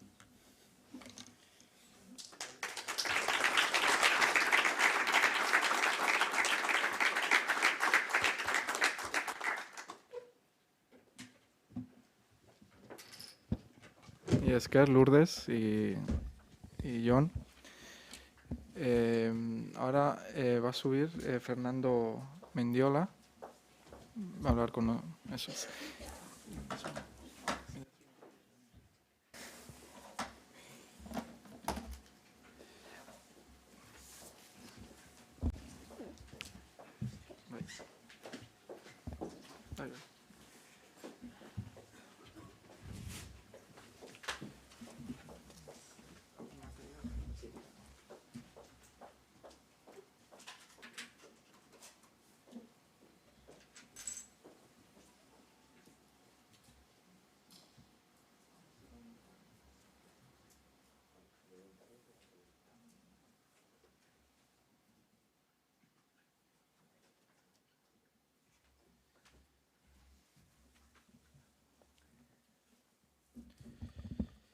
Bueno, Fernando Mendiola es profesor titular de la Universidad Pública de Navarra, profesor titular de Historia Contemporánea, y a su vez es director del Fondo Documental de la Memoria Histórica en Navarra, que es el proyecto que nos va a presentar hoy, ¿no? Y que, bueno, es un proyecto que ha sido desarrollado por un equipo de investigación de la propia Universidad Pública de Navarra. Como investigador, desde el 2003, se ha centrado en la represión franquista, especialmente en aquella relacionada con los trabajos forzados de prisioneros de guerra. Sin más, le cedo la palabra.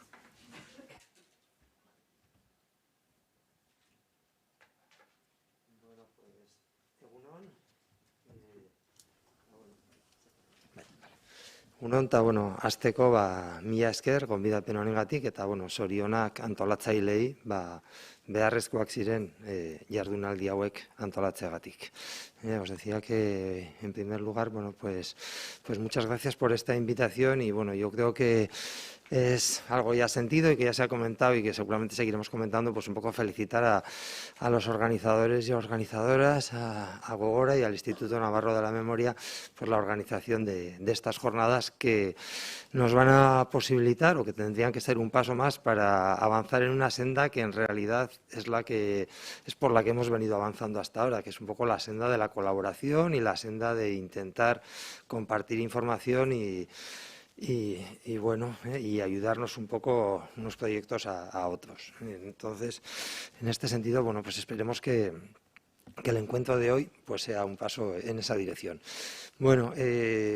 Estaba previsto también que viniera Nerea Pérez Ibarrola, coordinadora también del proyecto, también Emilio Majuelo, que ha sido director hasta el año 2019, pues tampoco ha podido venir y pues voy a ser yo un poco el que os va a presentar las líneas generales de nuestro trabajo, incidiendo más en lo que son las bases metodológicas que en los resultados, aunque luego también podemos hablar de ello, pero me he preferido sobre todo, centrar la presentación en lo que es un poco las bases metodológicas, que son las que nos pueden servir pues para ir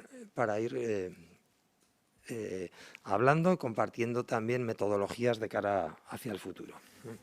Voy a hablar de una manera breve, os voy a presentar un poco cuáles han sido las líneas de colaboración que han hecho posible que estemos hoy aquí y que podamos estar ahora presentando esta base de datos del Fondo Documental de la Memoria Histórica de Navarra. Como os decía, sobre todo me voy a centrar en las bases teóricas y metodológicas y, por último, pues voy a presentaros también un poco la herramienta pública que tenemos y que creemos que también pues que juega un papel importante de cara a la función social que tienen este tipo de proyectos. En primer lugar, yo creo que ya se ha comentado también, si estamos aquí es sobre todo podríamos decir, tenemos que reconocer, no solamente reconocer, sino que además tenemos que saber que en el futuro también, si queremos avanzar, va a ser así, a partir de una triple colaboración. Una colaboración que, en primer lugar, ya se ha comentado, viene en gran medida del impulso asociativo. En el caso de Navarra, pues es muy claro desde aquellas primeras investigaciones de Jimeno Jurío, aquellos esfuerzos ya de exhumaciones tempranas en los años 70, el proyecto de Altafalla Kulturtaldea en el año 86, que recoge en gran parte las investigaciones de Jimeno Jurío, y luego toda una serie de asociaciones, investigadores, a veces también ya se ha comentado al margen del mundo académico, que han ido aportando y que en realidad gran parte de lo que conocemos hoy sobre la represión franquista se debe a estas aportaciones. Esto es algo que nos ha posibilitado llegar hasta aquí, pero que también hoy en día nos sigue posibilitando seguir mejorando nuestros datos y que seguramente pues es la manera también de seguir avanzando en el futuro. Otra de las líneas de colaboración que son imprescindibles también para que un proyecto como este pues al final tenga las características que tiene, ha sido la colaboración institucional. Martín Zabarza ya lo ha comentado antes, después de un acuerdo parlamentario del 2009, ya en el 2011, a finales del 2011, se firma un convenio de colaboración entre el Parlamento de Navarra y la Universidad Pública de Navarra para la creación del Fondo Documental de la Memoria Histórica en Navarra, que tiene sobre todo como principal objetivo la creación de una base de datos de víctimas de la represión franquista en Navarra, desde el año 36 hasta el final de la dictadura. Esa primera colaboración institucional, que es la que posibilita poner en marcha el proyecto, pues se refuerza y se complementa desde el año 2016 con convenios anuales con el Gobierno de Navarra y posteriormente también pues con algunos convenios o contratos o colaboraciones con diversos ayuntamientos. Ha habido 2 contratos OTRI con el Ayuntamiento de Pamplona, puntuales en la anterior legislatura, y luego también mantenemos contactos y colaboración con algunos ayuntamientos, pues al margen de cualquier tipo de contraprestación económica, pero que también son importantes pues para ir dando presencia pública y para ir mejorando un poco lo que es la los resultados del proyecto. Por otro lado, también colaboración interuniversitaria. Bueno, antes lo decía, ¿no? En realidad no es la primera vez que nos juntamos para colaborar. Los investigadores e investigadoras de diferentes proyectos, de vez en cuando nos escribimos, nos juntamos y en el caso nuestro de Navarra, bueno, pues este acuerdo de colaboración, este convenio que se firma con el Parlamento es complementado por el acuerdo de colaboración con la universidad, con el proyecto No Mese Voces, que el proyecto interuniversitario de las universidades gallegas, centrado especialmente, pero no solo en la Universidad de Santiago de Compostela, que son quienes nos ceden también de manera generosa y gratuita el software de su base de datos, y es con el que empezamos a andar.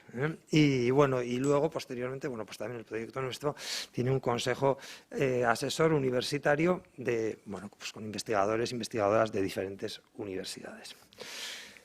En este sentido, bueno, pues en un encuentro como este no hace también más que dejar claro la importancia de la perspectiva estatal. Es verdad que las investigaciones locales, provinciales, autonómicas han jugado su papel, han sido imprescindibles, pero se quedan cortas. Se quedan cortas porque hay dos cuestiones que son claves, de las que no nos podemos olvidar. La represión franquista tiene un alcance claramente estatal, por lo tanto, eso hace que las personas represaliadas sean movidas de unas comunidades a otras, ya lo habéis comentado en el caso de la Comunidad Autónoma del País Vasco, pero es algo general. Y bueno, un ejemplo, y bueno, y además también las fuentes con las que trabajamos son continuamente fuentes que están por encima de las comunidades. Por lo tanto, muchas veces lo que nos estamos encontrando es que, bueno, vamos apurados de tiempo, solamente miramos a los nuestros, las nuestras, eso, nosotros también estamos trabajando un poco en la misma perspectiva que Gogora, trabajando sobre las personas represaliadas en Navarra o navarras represaliadas fuera, pero bueno, en cualquier caso, cuando estás trabajando con las fuentes te vas encontrando con personas de otras comunidades con las que es imposible recoger todas. Bueno, pues está claro que esta manera de trabajar ha tenido su funcionalidad, pero bueno, supone muchas veces pues un desperdicio de recursos y de tiempo. Y bueno, simplemente pues como ejemplo, aquí tenéis el mapa de las personas muertas en cautividad en Navarra, que tenemos registradas, luego os hablaré un poco más de resultados, entre el 36 y el 48, y bueno, como veis, solamente hay una provincia de la cual no tenemos registrada ningún muerto, que es Huesca. Del resto, fundamentalmente muertos en el penal de San Cristóbal, pero bueno, pues también muertos en batallones de trabajadores, batallones disciplinarios, hospital militar disciplinario, etcétera. Con lo cual, bueno, pues una vez más, remarcar la necesidad de esta colaboración interautonómica, ¿no? Y bueno, yo creo que también, y ya se ha comentado un poco, lo ha comentado antes también Keral, es necesario también colaborar, o sea, crear cada vez más equipos interdisciplinares. En la Universidad Pública de Navarra hemos avanzado sobre todo un equipo de historiadores y de historiadoras, como os decía antes, dirigidos durante la mayor parte de este tiempo por Emilio Majuelo, pero además ha sido imprescindible la colaboración del servicio informático de la universidad para todo lo que es la gestión y el cuidado de los servidores, y por otro lado, y a partir del año 2018, que es cuando nos embarcamos ya en la creación de una nueva base de datos, bueno, pues en la participación en el proyecto de expertos en ingeniería informática y en ciencia de datos. Y para esto pues está siendo fundamental también la colaboración con investigadores pues, del equipo dirigido por Humberto Bustince, y hoy también está aquí con nosotros y con nosotras Izaskun Rodríguez, que bueno, pues es una de las componentes de este equipo, ingeniera informática, y bueno, pues en realidad no podríamos trabajar y no podríamos avanzar sin todo lo que están trabajando ellos y ellas. Bueno, en cuanto a las bases teóricas y metodológicas, bueno, yo creo que nosotros siempre hemos tenido claro que este tipo de estudios teníamos que enmarcarlo dentro de lo que es la renovación historiográfica en torno a la represión franquista. Y en este sentido, bueno, pues es verdad que respondemos a una demanda social, pero también tenemos que enmarcarnos en lo que es pues ya una corriente de renovación historiográfica. Y bueno, también se ha planteado hasta ahora la cuestión de que primeramente se avanzó en lo que serían listados de víctimas mortales, pero en realidad todos y todas sabemos que eso es solamente una pequeña parte de lo que es el impacto de la represión, y que si queremos captar, si queremos entender lo que supuso el franquismo, pues tenemos que entender también todas las dinámicas de represión económica, de expolio, de multas, tenemos que entender lo que pasó en el mundo del trabajo, tenemos que entender lo que pasó en el mundo de la cultura, la represión específica de género, etcétera. Todo esto nos ha llevado a plantear en nuestro trabajo un objetivo general de 14 categorías represivas, luego os las mencionaré, aunque no me voy a parar a describirlas, 14 categorías represivas y 62 subcategorías, ¿vale? De lo que se trata es de afinar lo más posible, porque más allá de la denuncia de todas estas vulneraciones de derechos, como os decía, más allá de responder también a las víctimas y a sus familias, tenemos que entender lo que fue la lógica del franquismo, y en ese sentido también diferenciar y a la vez complementar los estudios sobre la represión con lo que son las estrategias de control social por parte de la dictadura, que son muchísimo más amplias y que no tenemos que confundirlas, ¿no? Y que atraviesan todo el tejido cultural, religioso, educativo, y por otro lado también diferenciarlas, aunque también hay que entenderlas de manera complementaria, con lo que son las consecuencias sociales de la dictadura, ¿no? Y cada vez se está avanzando más en este sentido, en entender los años 40 como unos años de una hambruna bastante generalizada en muchas zonas del Estado, y bueno, los estudios antropométricos ya están demostrando la pérdida de estatura, entonces, bueno, en realidad las consecuencias son muchísimo mayores, y en este sentido, en este marco es en el que tenemos que plantear nuestra aportación intentando ser lo más finas posibles, ¿no? Y además avanzar, y eso también es otra de las cuestiones importantes, avanzar también en el estudio de la represión durante toda la dictadura, porque es verdad que la represión mortífera se concentra sobre todo en los primeros meses, en los primeros años, pero bueno, pues al final, si queremos entender la pervivencia del franquismo, también tenemos que entender la pervivencia de los aparatos represivos durante toda la dictadura, ¿no? Y entender también este carácter dinámico de la represión. Esto tiene que ver con algo que voy a plantear ahora, también en las propias familias y en las propias personas. No nos encontramos con hechos aislados, sino con hechos que se van sucediendo en el tiempo. Bueno, todas estas cuestiones que tienen que ver con las bases un poco teóricas de nuestro trabajo las tenemos ya en un documento titulado Cuantificar los hechos represivos, explicación y retos de la base de datos del Fondo Documental de la Memoria Histórica en Navarra, que ya publicamos online en el año 2019, que está también publicado en inglés de cara un poco a la difusión internacional y en euskera, y en el que bueno, pues se recogen las bases metodológicas, técnicas también de la base de datos y las bases también un poco historiográficas. Y bueno, una versión nueva está a punto de ser publicada, la presentamos en un congreso que se realizó en Salamanca por parte del proyecto de Historia y Memoria Digital, y bueno, será próximamente publicado en el boletín de ANABAD. Bueno, ¿cuál es la base de la que partimos? Bueno, pues en principio es verdad que estábamos pensando en personas, siempre pensamos en personas víctimas de la represión, pero cuando empezamos a analizar lo que les pasa a estas personas, en realidad lo que encontramos es que estas personas son víctimas de diferentes hechos represivos, algunas solamente de uno, pero en realidad lo que tenemos son diferentes hechos represivos. Y esta es un poco la base de la unidad de análisis de nuestra base de datos. ¿Cómo lo definiríamos? Bueno, pues como aquellas sanciones de diferente tipo, formal e informal, infringidas por los aparatos del Estado, por fuerzas paramilitares o por sus colaboradores civiles, con el objetivo de castigar determinados comportamientos identificados como opuestos al nuevo régimen que se quiso implantar a partir del 18 de julio. Asimismo, también están incluidos aquellos sucesos padecidos por quienes estaban amenazados por esta maquinaria represiva. Aquí nos referimos fundamentalmente al exilio, aquellas personas que tienen que escapar o que pueden ser identificadas como consecuencia directa o inmediata de la represión, ¿vale?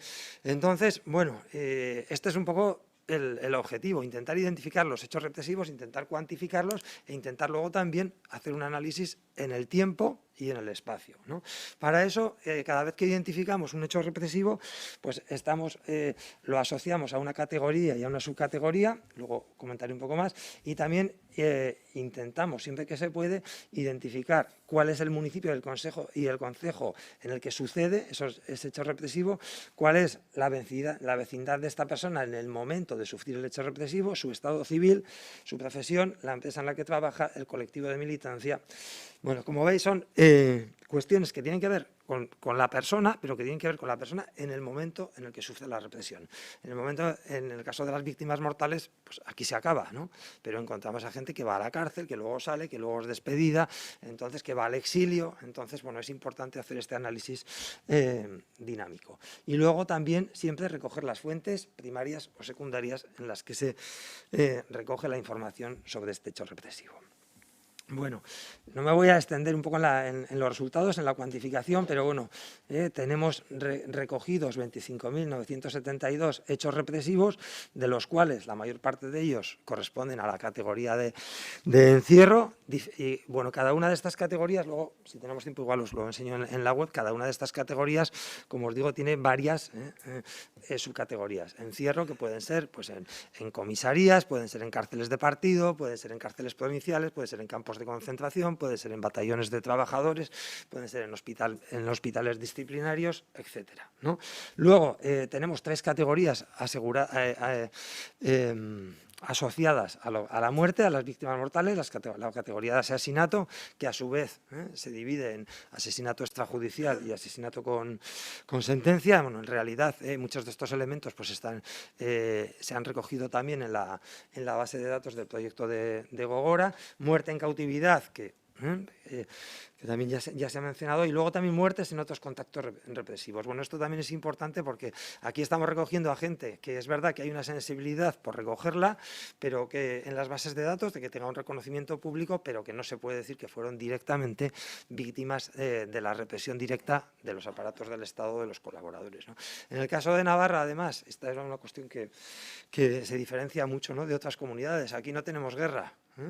Está ocupada, es una provincia ocupada desde el principio por los sublevados. En ese sentido sí que nos encontramos con personas que huyen y que luego mueren en el frente republicano. Bueno, pues no son víctimas directamente de la represión, pero está claro que su muerte no es una víctima directa de la represión, pero hay que entenderla en ese sentido y es una consecuencia, ¿no? Al final tienen que huir, participan en una guerra a la que no querían, la que no se habían, en principio no habían provocado, y además eso les cuesta la vida, ¿no? Y bueno, y luego también, bueno, pues como os decía, toda una serie de categorías que estamos trabajando sobre ellas y en las que, bueno, pues todavía iremos, el número de hechos represivos irá aumentando. El caso, por ejemplo, de la represión económica, está con nosotros también hoy César Layana, del Instituto de la Memoria, acaba de publicar un extenso trabajo sobre represión económica, la ley de responsabilidades políticas. Bueno, pues uno de los retos que tenemos es incorporar esos hechos represivos a nuestra base de datos. Bueno, entonces, como os decía, esta es la estructura básica de la base de datos, los hechos represivos que están asociados a una persona represaliada. Esa persona represaliada tiene asociada unos datos que no cambian para toda su vida, que es donde nace, fundamentalmente donde nace y su nombre y apellidos. Luego están esos hechos represivos que a su vez tiene una serie de campos asociados a esa tabla, y por otro lado lo que estamos haciendo, y ya lo hemos hecho en 2 casos, es en algunos casos de fuentes o de hechos represivos que son más complejos de registrar, desarrollar una serie de registros específicos de esos hechos represivos. Ya tenemos desarrollado el de registros de cautiverio, que tiene que ver también en el que se recogen los movimientos de una persona de una cárcel a otra, y también los registros de depuración, que es con los que estamos trabajando ahora, sobre todo a partir de la depuración laboral en los ferrocarriles. Bueno, una cuestión importante también que nos ha permitido trabajar es la que las bases de datos tengan unas 2 versiones, la versión pública, que es a la que se puede acceder, y luego una versión interna en la que también vamos almacenando información que no tenemos del todo validada. Nosotros tenemos 22.328 personas de las que se puede consultar información, pero hay otras 3.672 que están sin validar, de las que tenemos recogida la información, pero no tenemos constancia de hasta qué punto son seguros los hechos represivos o su muerte estuvo relacionada con la represión. Y luego toda una serie de tablas auxiliares específicas de municipios, comarcas, provincias, profesiones, centros de reclusión, etcétera. ¿Cómo voy de tiempo? Vale. Bueno, siguiendo un poco con las bases, fuentes de información, bueno, ya se ha comentado, fuentes de todo tipo. Estamos trabajando también, pues como se ha planteado en el caso de Gogora, tanto con fuentes de información primarias, archivos de Navarra, archivos también del Estado, no voy a enumerarlos, algunos son parecidos a los que se han comentado antes y, bueno, y otros también los conoceréis. Los archivos municipales ya sabéis que también dan mucha información, nos estamos encontrando mucha información interesante. Y luego también pues vaciado de bibliografía especializada, fondos donados por las familias, ya tenemos 60 fondos específicos de personas que se ponen en contacto con nosotros y que van donando documentación y, bueno, y entrevistas orales también que vamos realizando hasta ahora, hasta finales del 2021, 262. Y, bueno, también hablando de la metodología, tenemos que también tenemos que señalar, y eso es importante también, habiendo en este caso también está contando ya con presencia de las autoridades del gobierno, ¿no? Pues los problemas que tenemos de acceso a bastante de la documentación. La ley de secretos oficiales sigue siendo una rémora para satisfacer los derechos de las víctimas y también para el conocimiento científico de nuestro pasado, y, bueno, también lo que es el conocimiento de la documentación policial, pues ahí también es otro agujero negro en el que es muy difícil entrar y, sobre todo, ya a partir de los años 50, 60, 70. Y, bueno, y además en Navarra tenemos el caso específico, pero bueno, es de que todavía no podemos acceder a los fondos de la prisión provincial de Pamplona. Bueno, voy a ir rápido. Impacto y uso público de la base de datos. Tenemos, que ya se ha planteado también, ya estamos en el siglo XXI y este tipo de proyectos tiene que tener claramente una función pública y una visibilidad pública. Tenemos que subirnos un poco al carro de lo que ya se llama la historia digital, ¿no? Y en ese sentido tenemos también que intentar satisfacer dos requisitos que creemos que son fundamentales, que ya se están planteando. Uno, el de la versatilidad. Tenemos que posibilitar consultas sobre diferentes modalidades represivas, tenemos que intentar posibilitar búsquedas combinadas a partir de diferentes variables. Antes se ha planteado el caso de esta base de datos de IHR, y es verdad que tiene muchísima información muy útil, pero claro, tenemos que intentar avanzar en la combinación, en análisis un poco de cuántas personas, ¿no? Cuántas personas encarceladas, cuántas mujeres procedentes de Salamanca. Bueno, pues eso con esas bases nominales no es suficiente, Y, por otro lado, la transparencia. Devolver siempre, y eso es algo que siempre hacemos en el trabajo de historiadores y historiadoras, citar siempre nuestras fuentes de información, y eso es fundamental, y eso también es algo en el que bueno, pues siempre hemos tenido mucho cuidado, ¿no? Bueno, la base de datos tiene una herramienta de formulario de búsqueda. Voy a trabajar a partir de pantallazos porque creo que va a ser más rápido. Dos tipos de búsqueda: consultas nominales y también generación de listados a partir de una serie de requisitos que queramos consultar, y resultados. En el caso de consultas nominales, una ficha personal e informe sobre el represaliado, y en el caso de los listados, pues también listados en función de los criterios de búsqueda. Aquí, bueno, esta es aquí tenéis la URL, pero bueno, sin más, si buscamos a una persona, aquí tenemos las diferentes posibilidades de búsqueda. Como veis, tenemos muchas posibilidades de búsqueda: nombre, apellido, segundo apellido, sexo, nacimiento o vecindad, colectivos de militancia, y luego también hechos represivos, subcategorías, centros de reclusión y motivo. Bueno, esto es importante sobre todo para el análisis del tardofranquismo hasta el 48. Tenemos una motivación genérica que sería el estado de guerra, que es un poco lo que... Pero bueno, luego sí que es importante ver en los años 60 si las personas son detenidas por su militancia sindical o por su militancia política o su militancia cultural, etcétera.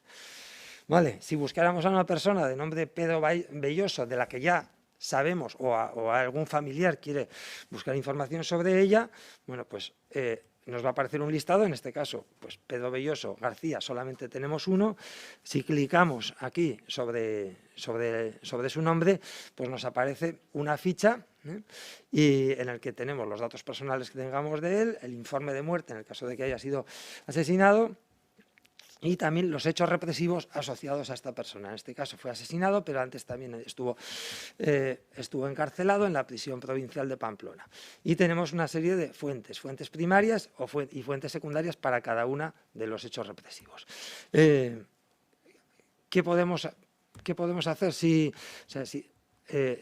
en el caso de esta persona o de cualquier otra le damos a imprimir informe? Lo que se hace es generar un PDF en el que aparece ya toda la información sobre esta persona, y además siempre señalando que es un informe provisional generado a fecha X y además también señalando la posibilidad de completarlo. La otra manera de búsqueda es una búsqueda a partir de filtros. En este caso vamos a buscar mujeres nacidas en Pamplona que estuvieron en la prisión provincial de Pamplona. Bueno, pues aquí tenemos un listado, 47 personas. Podemos, si queremos información sobre cada una de ellas, clicamos, pero también podemos exportar un PDF, ¿no? Y ese PDF también nos da un listado en el que de nuevo aparecen los criterios de búsqueda y también la fecha en la que se genera y la posibilidad de enviar información complementaria. Y bueno, una de las novedades en las que estamos trabajando ahora y en la que Izaskun también ha tenido mucho protagonismo y también Alfonso Indurain, el otro de los informáticos que están ahora con nosotros, es la generación de mapas temáticos. Aquí sí que me voy a ir un momento a la web. En este caso, pues tenemos aquí tasas de vecinos asesinados por cada 1000 habitantes y la posibilidad... Ahora no se va a cargar aquí el mapa. Un momento, porque en Firefox normalmente sí se... Bueno, ese es el mapa, pero...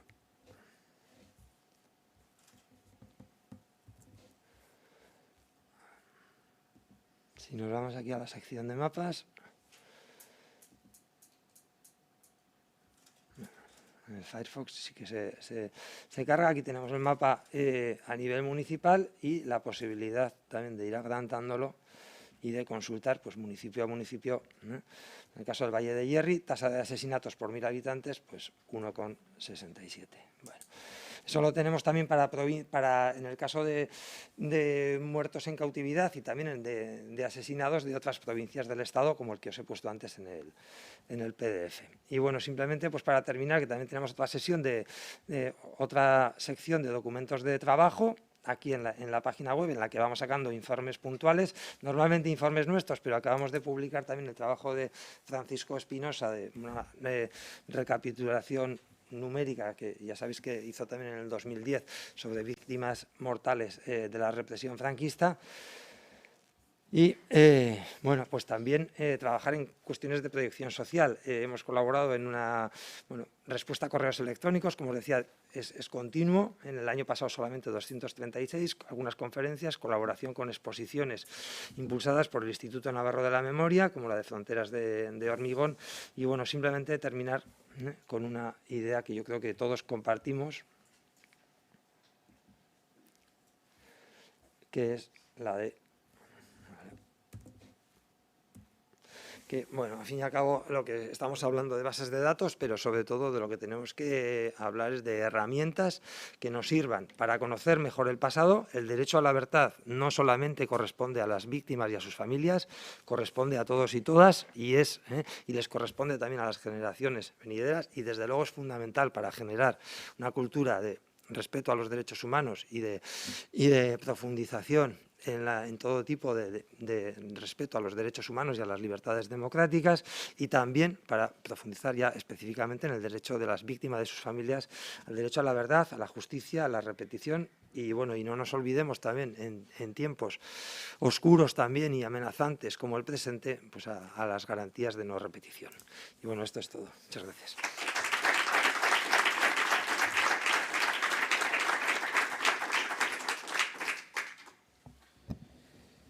Mi esker, Fernando.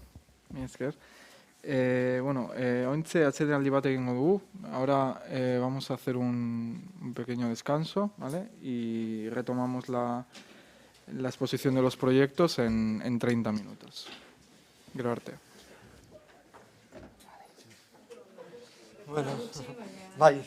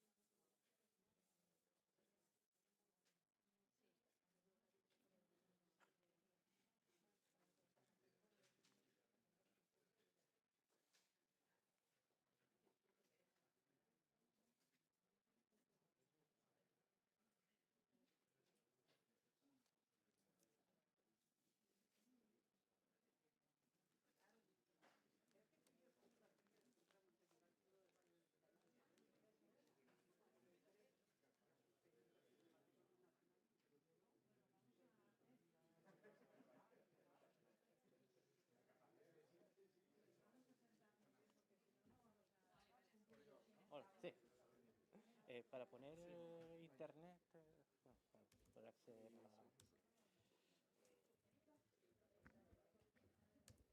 Bueno, con una pestaña. sí. Solo va a usar internet, ¿no?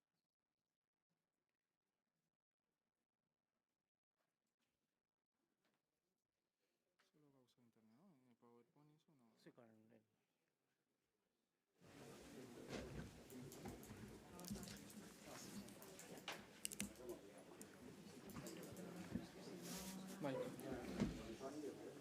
Kaixo, Berriro, eguerdion. Vamos a comenzar con la siguiente ponencia que corre a cargo de Oriol Dueñas. Oriol es doctor en Historia por la Universidad de Barcelona. Actualmente trabaja como técnico de contenidos del Memorial Democràtic de la Generalitat y como profesor asociado del Departamento de Historia y Arqueología de la Universidad de Barcelona. Es especialista en la Guerra Civil, el exilio y la represión franquista y autor de varios libros y artículos vinculados con estas temáticas. Oriol Dueñas nos va a hablar del proyecto Còstuma de la Guerra Civil, una investigación muy exhaustiva de los muertos durante la Guerra Civil en Cataluña, iniciada creo hace ya 30 años o así por el Centro de Historia Contemporánea de Cataluña. Sin más. Muy bien, pues muchas gracias. Siempre me gusta empezar agradeciendo pues, a los organizadores de estas jornadas pues, haber invitado al Memorial Democràtic a participar de estas jornadas que creo que son necesarias, importantes, y además es un lujo de verdad de poder volver a hacerlo, aunque sea con máscaras, restricciones, etcétera, de manera presencial. Esto de los Zooms y de las pantallas nos ha servido para poder pasar esta época terrible, pero lo de la presencialidad y poder ver las caras y poder hablar con la gente de cara a cara, pues creo que es de agradecer y, por tanto, agradezco el esfuerzo que ha hecho Gogora y las instituciones que han organizado estas jornadas para volver a poner sobre la mesa jornadas como esta. Efectivamente, como en mi caso, el Memorial Democràtic, institución de Cataluña que se dedica a trabajar, a recuperar la memoria histórica, democrática, de la cronología 1931-1980 y, por tanto, desde la Segunda República, Guerra Civil, exilios, la larga y terrible dictadura franquista hasta la transición. Uno de los proyectos troncales que llevamos tiempo trabajando es en el tema, efectivamente, de las bases de datos y, más concretamente, que es lo que presentaré a continuación, es el proyecto del Còstuma, el coste humano de la Guerra Civil. Previamente, antes de pasar a hablar del Còstuma, decir que el proyecto del Còstuma está integrado en un proyecto todavía más amplio de diferentes bases de datos, que solo citaré muy por encima, pero que creo que son de interés, que las conozcan, y que es un proyecto a largo recorrido, como cualquier proyecto de los que estamos hablando, que son proyectos abiertos y que, por tanto, enriquece la investigación, pues los datos que vamos consiguiendo van enriqueciendo estos proyectos, donde estamos trabajando en un portal, en un buscador, que integra diversas bases de datos. Aquí tienen las que ahora mismo tenemos en abierto y se puede consultar información. De entre ellas, como comentaba, el Còstuma de la Guerra Civil, pero también tenemos una base de datos que hace relativamente poco tiempo presentamos, que es sobre los deportados catalanes y españoles en los campos de concentración nazis, una base de datos muy importante que recoge más de 9.000 personas que pasaron por los campos de exterminio, tanto los que murieron como los que sobrevivieron. proyectos como el Banco Audiovisual de Testimonios, más de 300 entrevistas colgadas en la red, donde diversos testimonios pues explican diversas etapas vinculadas con su vida y con la cronología que trabaja el Memorial Democratic, y como uno de estos proyectos más troncales, pues como comentaba, que es lo que he pasado a comentar a continuación, el cost humà, el cost humà de la guerra civil.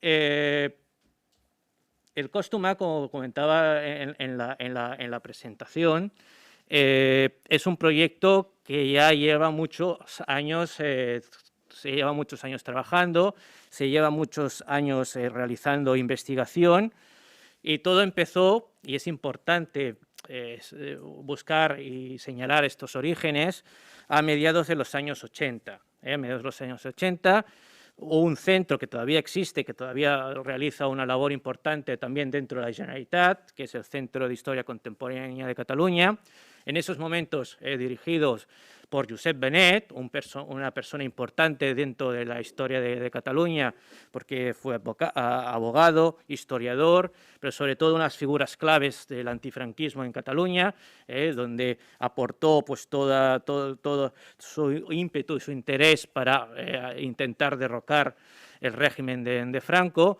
A partir de los años 80 decidió poner sobre la mesa que se debía hacer un censo de todas las víctimas, de todos los muertos en estos casos que se produjeron durante la guerra civil en Cataluña, igual que se habían hecho en otros países a raíz de la Primera Guerra Mundial o de la Segunda Guerra Mundial.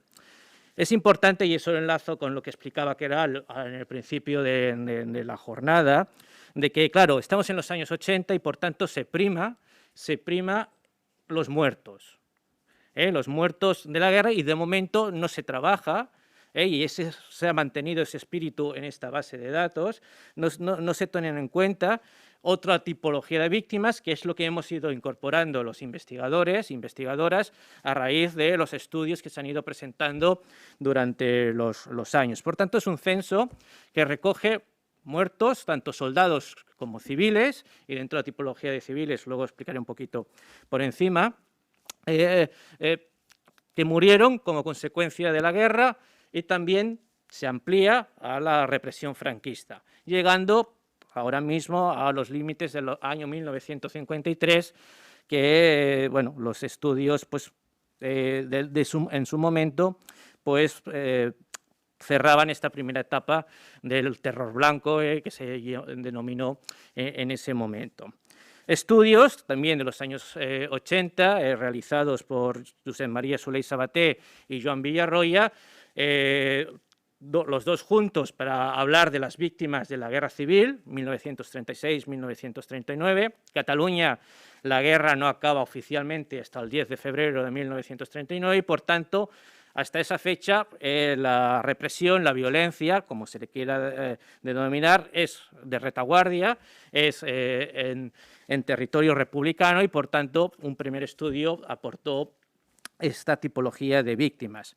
Y Solé y Sabaté, ya de manera individual, en su tesis doctoral, ya de principios de los años 80, ya hizo una primera aportación importantísima en ese momento, por las fechas y por las limitaciones que había en los archivos en esa época, de todos los represaliados. También seguimos con la tipología de muertos que fueron fusilados entre 1938 y 1953 por el régimen franquista. A partir de aquí, el proyecto se fue desarrollando, como todo en esta vida, pues con momentos de más recursos, en otros momentos de manera pues casi con voluntarios detrás para ir realizando todo el estudio y la recogida de datos que recoge esta base de datos. Y actualmente el coordinador, el espíritu que ha recogido el legado de estos historiadores y de Josep Benet es Jordi Oliva, que trabaja y colabora con nosotros, con el Memorial Democrático, y que es el coordinador del proyecto y que sigue trabajando y sigue aportando información sobre las víctimas mortales durante la Guerra Civil. Pasando un poco a la metodología que se ha utilizado a la hora y las características de esta base de datos,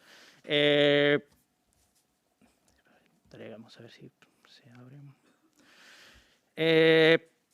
Digamos que a raíz de este estudio de largo recorrido, como comentábamos, pues a día de hoy tenemos ya recogidos 65.000 nombres, datos a grosso modo, de personas que murieron por diversas causas durante la Guerra Civil. Ya se ha ampliado un poco al exilio republicano. Actualmente Jordi Oliva y un grupo de colaboradores están trabajando en los archivos franceses para recoger las víctimas y muertos de los campos de refugiados, según la tipología francesa de concentración, según nuestra manera de verlo, franceses, que murieron por diversas causas. Por tanto, ahora son ya prácticamente públicos estos 65.000 registros, los cuales podemos dividir a grosso modo en dos grandes grupos, como comentaba hace un momento. Víctimas militares, soldados, de diversas quintas, que en el tanto por ciento muy elevado mueren en el frente de batalla, o mueren como consecuencia de la represión franquista porque son internados en campos de concentración franquistas o en batallones de trabajadores realizando trabajos forzados.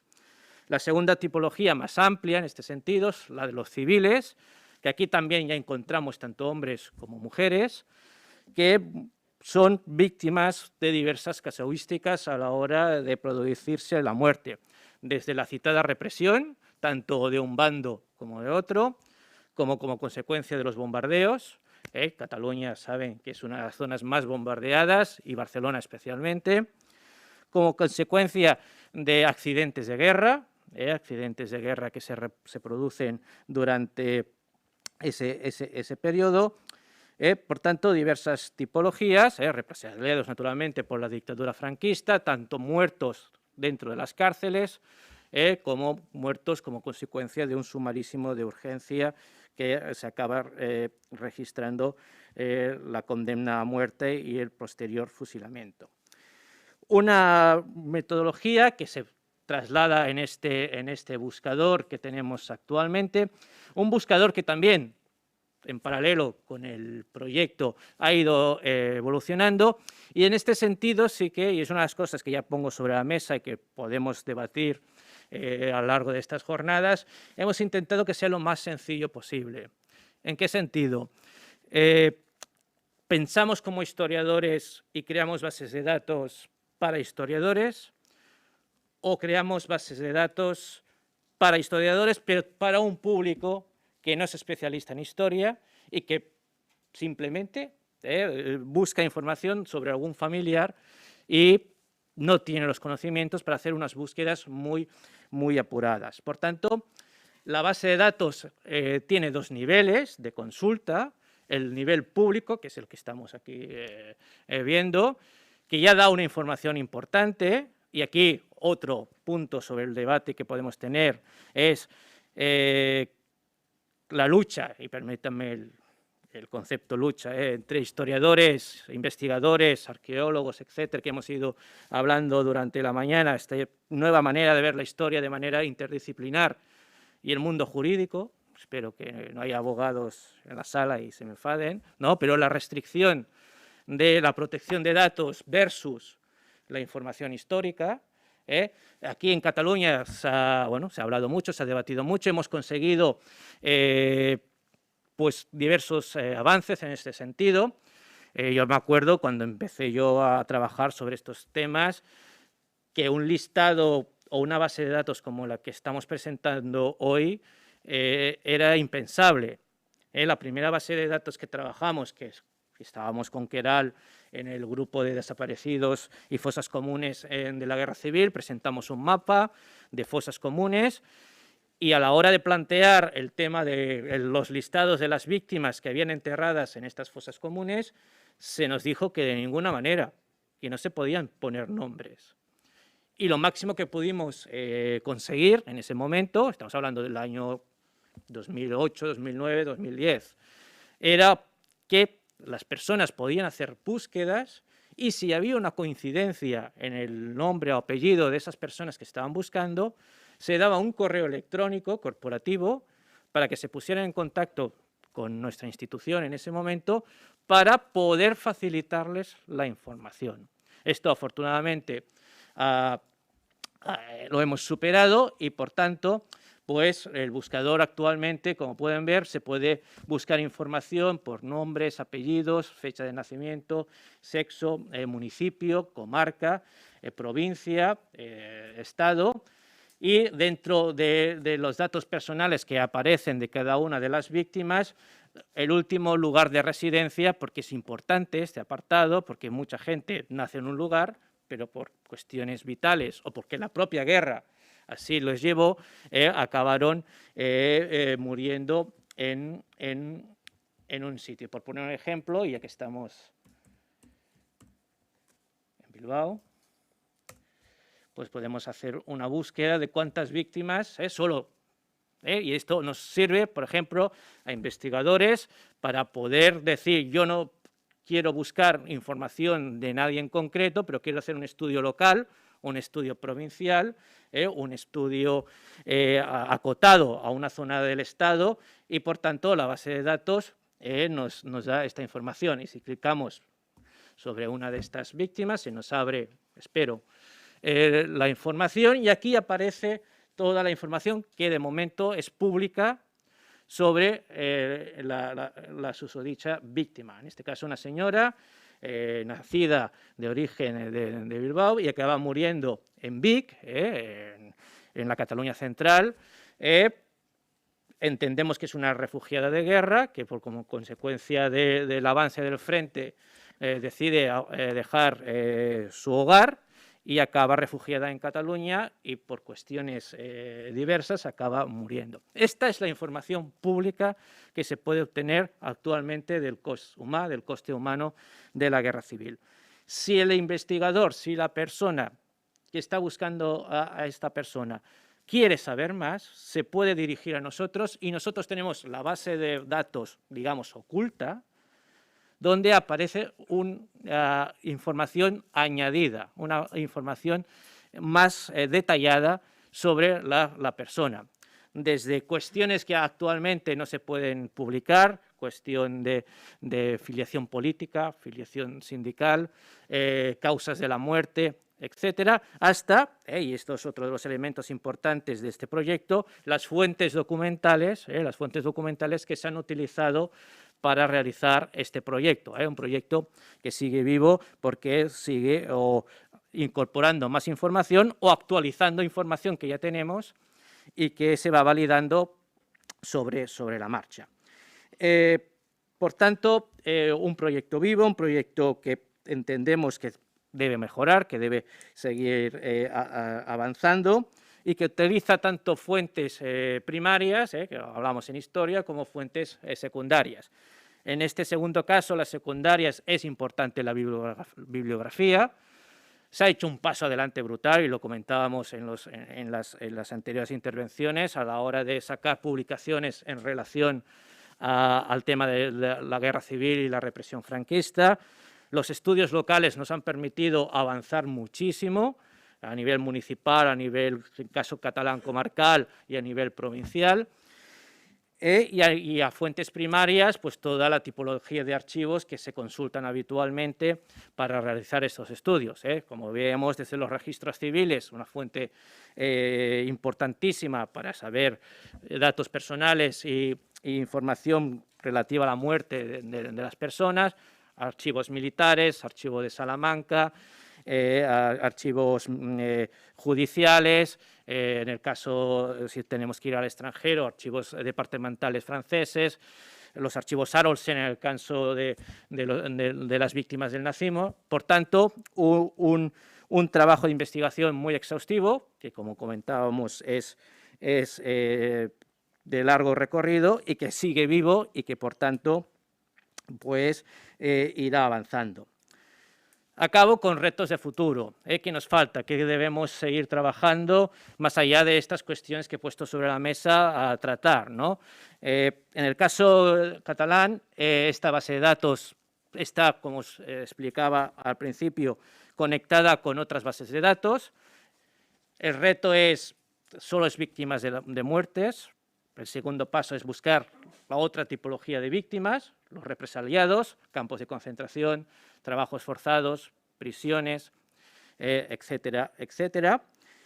Y en segundo lugar, tenemos ahora mismo mucha información, nos falta hacer el paso siguiente, analizar toda esta información. Aquí ya, en el caso de Navarra, por ejemplo, o de Euskadi, ya se está haciendo este paso, ya se ha hecho este paso. En el caso de Cataluña, hemos priorizado en este caso, por toda la tipología y la historia que os explicaba en relación al proyecto, se priorizó, vamos a encontrar y a dar nombre y apellidos a estas víctimas. Nos ha servido para recoger todos estos nombres, todos estos apellidos, para hacer todos estos homenajes que Fernando comentaba, que son importantísimos para señalizar, dignificar cementerios, fosas comunes, etcétera, pero ahora hace falta el segundo paso, el análisis histórico. Tenemos muy bien estudiado el tema de la represión, tanto franquista como de retaguardia, de violencia, pero ahora nos falta otro paso adelante, que es los soldados, tipología de muerte, edad, frentes que se dieron más muertes, etcétera, y especialmente vinculados a la represión franquista y a los diversos lugares de privación de libertad. No me alargo más, agradecerles la atención y espero que estas jornadas pues, sirvan para seguir explicando y debatiendo todos estos temas. Muchísimas gracias.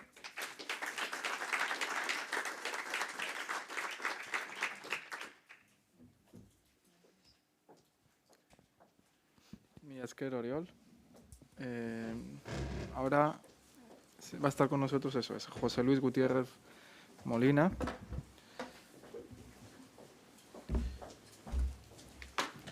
José Luis es doctor en Historia y miembro del Grupo de Investigación de Historia Actual en la Universidad de Cádiz. Y desde el 2014 es el coordinador científico del proyecto Todos los Nombres, que es el que nos va a presentar hoy, cuyo objetivo ha sido recoger a los represaliados del alzamiento de julio de 1936 y de la dictadura franquista hasta la entrada en vigor del Estatuto de Autonomía de Andalucía en 1982.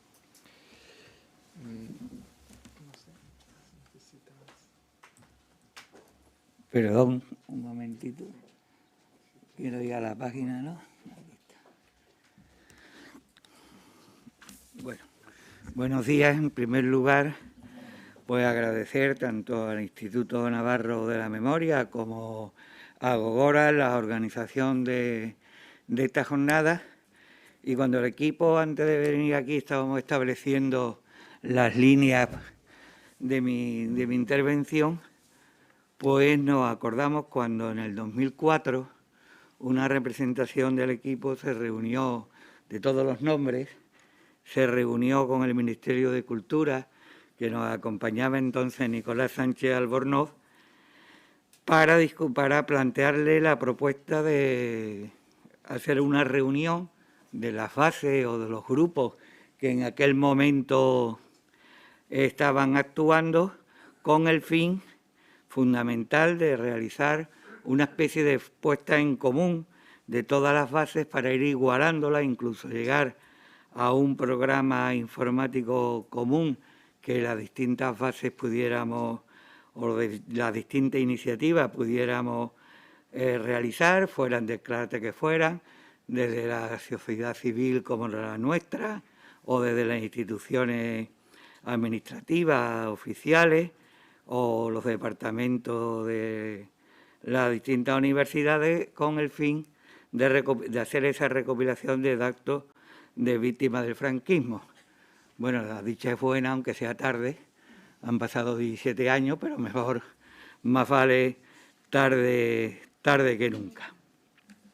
Sobre todo porque en aquel momento ni siquiera obtuvimos una respuesta, más allá después de de la reunión sobre nuestra propuesta en aquel momento.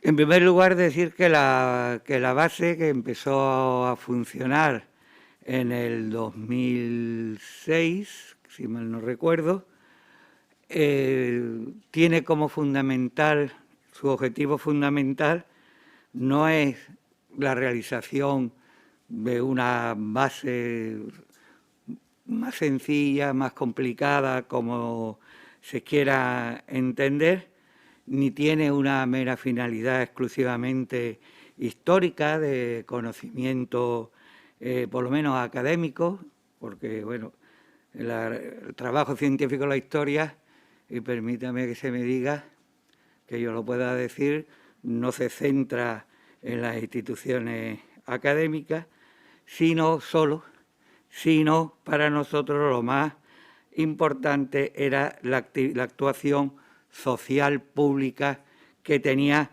nuestro trabajo. Lo era entonces, lo sigue siendo hoy día. La base es fundamental para la relación y para la búsqueda con los familiares de las víctimas, aunque ya prácticamente muertos todos los directos o de primera generación o inmediatamente relacionados con las víctimas, que en muchos casos, y el volumen de correos diarios que seguimos recibiendo, pues nos da la idea que todavía se sienten muchas de ellos desamparadas y, por qué no decirlo, desnortadas. Para nosotros las bases de datos deben ser un instrumento que sirvan a la sociedad, fundamentalmente a la familia, no solamente para conseguir la información, sino para que en la soledad en la que se han encontrado durante años se sientan emocionalmente atendidos, escuchados, arropados y reciban información, donde no solamente ellos acudan a ofrecer información o a solicitar la búsqueda, sino que además en una interrelación puedan aportar fotos, fechas, datos, descripciones físicas, personales de aquella persona desaparecida, que incluso en un momento determinado puedan ser utilizados, como nos han ocurrido en diversas ocasiones, para la identificación de un resto, una fosa, una sepultura, bueno, porque la tipología, hablamos normalmente de fosas comunes, y nosotros lamentablemente nuestro campo de actuación es un sitio donde tiene, como parte de aquí del País Vasco o de otras regiones del Estado, en la que tiene una variedad de las causas y de las causas de los asesinatos y de los enterramientos, que van desde una fosa en el campo abierto hasta una sepultura perfectamente registrada en un cementerio. Y eso es lo que ha guiado nuestro trabajo diario, y eso es lo que ha mantenido que la página pues lleve ya estos 16 años funcionando, porque no es el equipo, la página no es del equipo que la lleva, ni siquiera de las instituciones, de las entidades que la ponen en marcha, la asociación hoy día llamada Nuestra Memoria, una asociación memorialista andaluza, y el grupo de trabajo de memoria histórica, bueno, no es exactamente memoria histórica, de memoria de la historia social de Andalucía, de la Confederación General del Trabajo de Andalucía. Ha sido esa interrelación de tal forma que la página hoy día funciona gracias a los varios centenares de colaboradores a los cuales podemos recurrir cuando nos llegan las peticiones de información de determinada persona o de determinados acontecimientos, de tal forma que yo pienso que gracias, al trabajo que he realizado, yo no voy a decir citando la fuente franquista de la represión, ¿no?, con la seriedad digna de la institución, pues merecemos la confianza para que no solamente se dirijan a nosotros, sino que en el día a día pues podamos dirigir correos, porque claro, estamos hablando de un espacio geográfico como es Andalucía, cercano a los 9 millones de habitantes, geográficamente muy grande, con mucha variedad de situaciones y que además por diversas presiones en su momento, presiones en el buen sentido de la palabra, ¿no?, de carácter ciudadano, pues la extendimos a Extremadura, que se encontraba en una situación bastante, hoy día ha cambiado, y mantenemos unas fluidas relaciones prácticamente diarias, porque peticiones de información de familiares nos llegan, de Extremadura nos llega casi al día, y del norte de África, que, bueno, durante años se ha olvidado que toda esa parte del continente africano, toda esa parte del Magreb, pues dependía del Estado español y que, por lo tanto, allí se produjo, de hecho, comienza el golpe de Estado allí.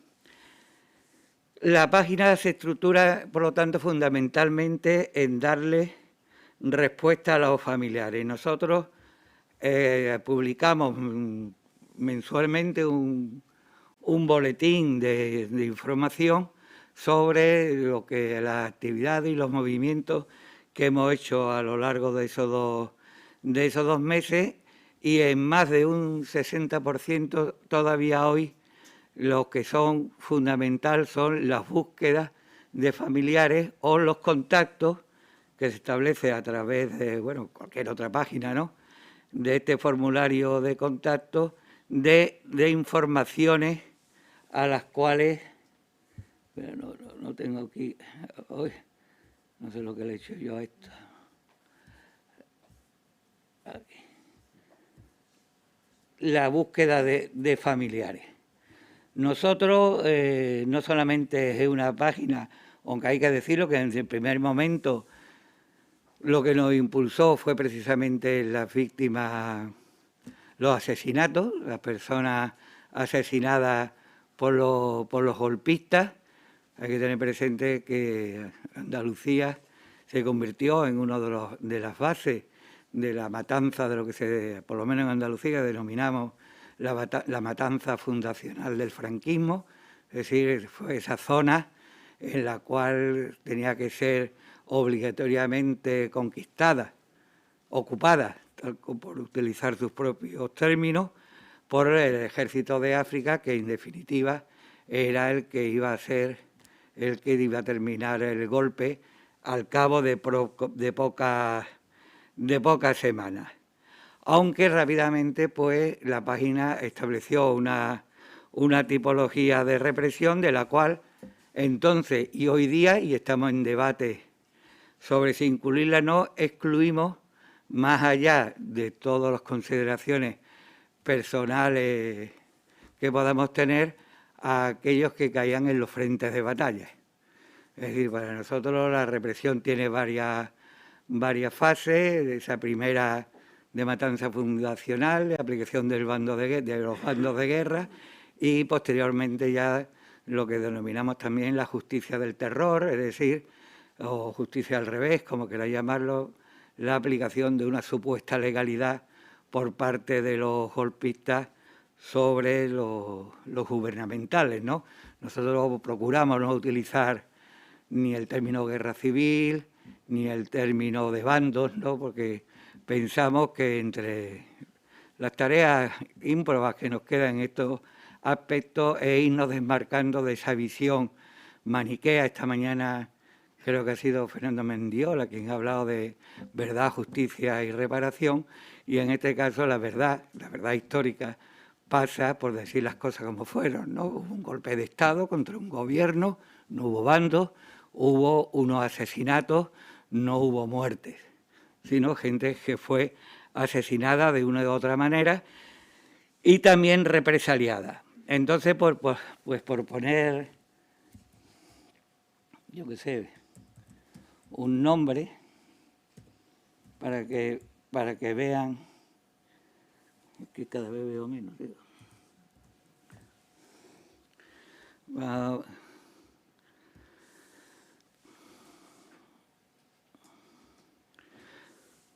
Lo primero que se abre, como han visto, es la página de búsqueda, donde aparece la ficha. En la ficha aparece una serie de campos en la cual están, desde si nos lo proporciona, bueno, nosotros utilizamos fundamentalmente fuentes publicadas, si sean libros, trabajos de investigación o fuentes facilitadas por investigadores, que en muchos casos no han podido hacerlos públicos, o por los propios familiares, que dentro de nuestras posibilidades procuramos depurarlos, como también procuramos depurar los trabajos que utilizamos, porque muchas veces, bueno, nos hemos encontrado que en los más exquisitos trabajos académicos, pues nos hemos encontrado con víctimas que, bueno, que no deberían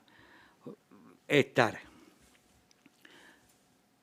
Se hace una descripción de la persona. Nosotros no tenemos limitación en cuanto a ofrecer la información, puesto que estamos hablando de información pública. Como también creo que se ha dicho, le damos una especial importancia por el carácter de la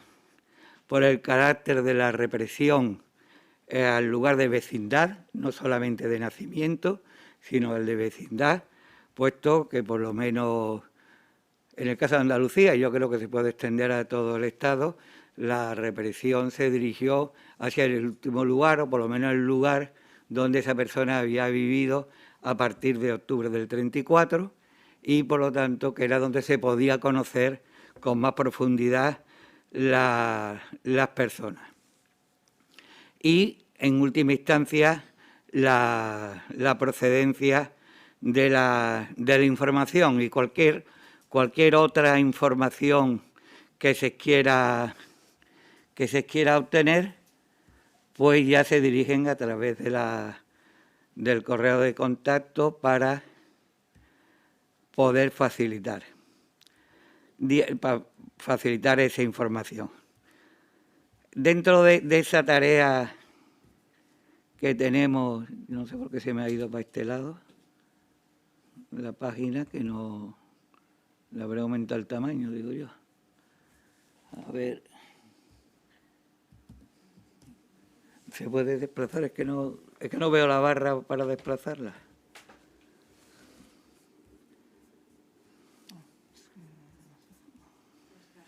Es que lo mismo le he aumentado el tamaño en algún lado.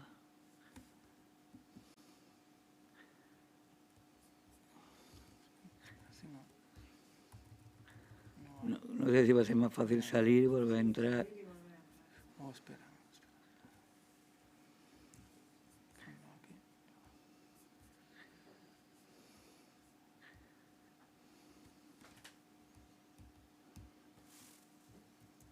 Bueno,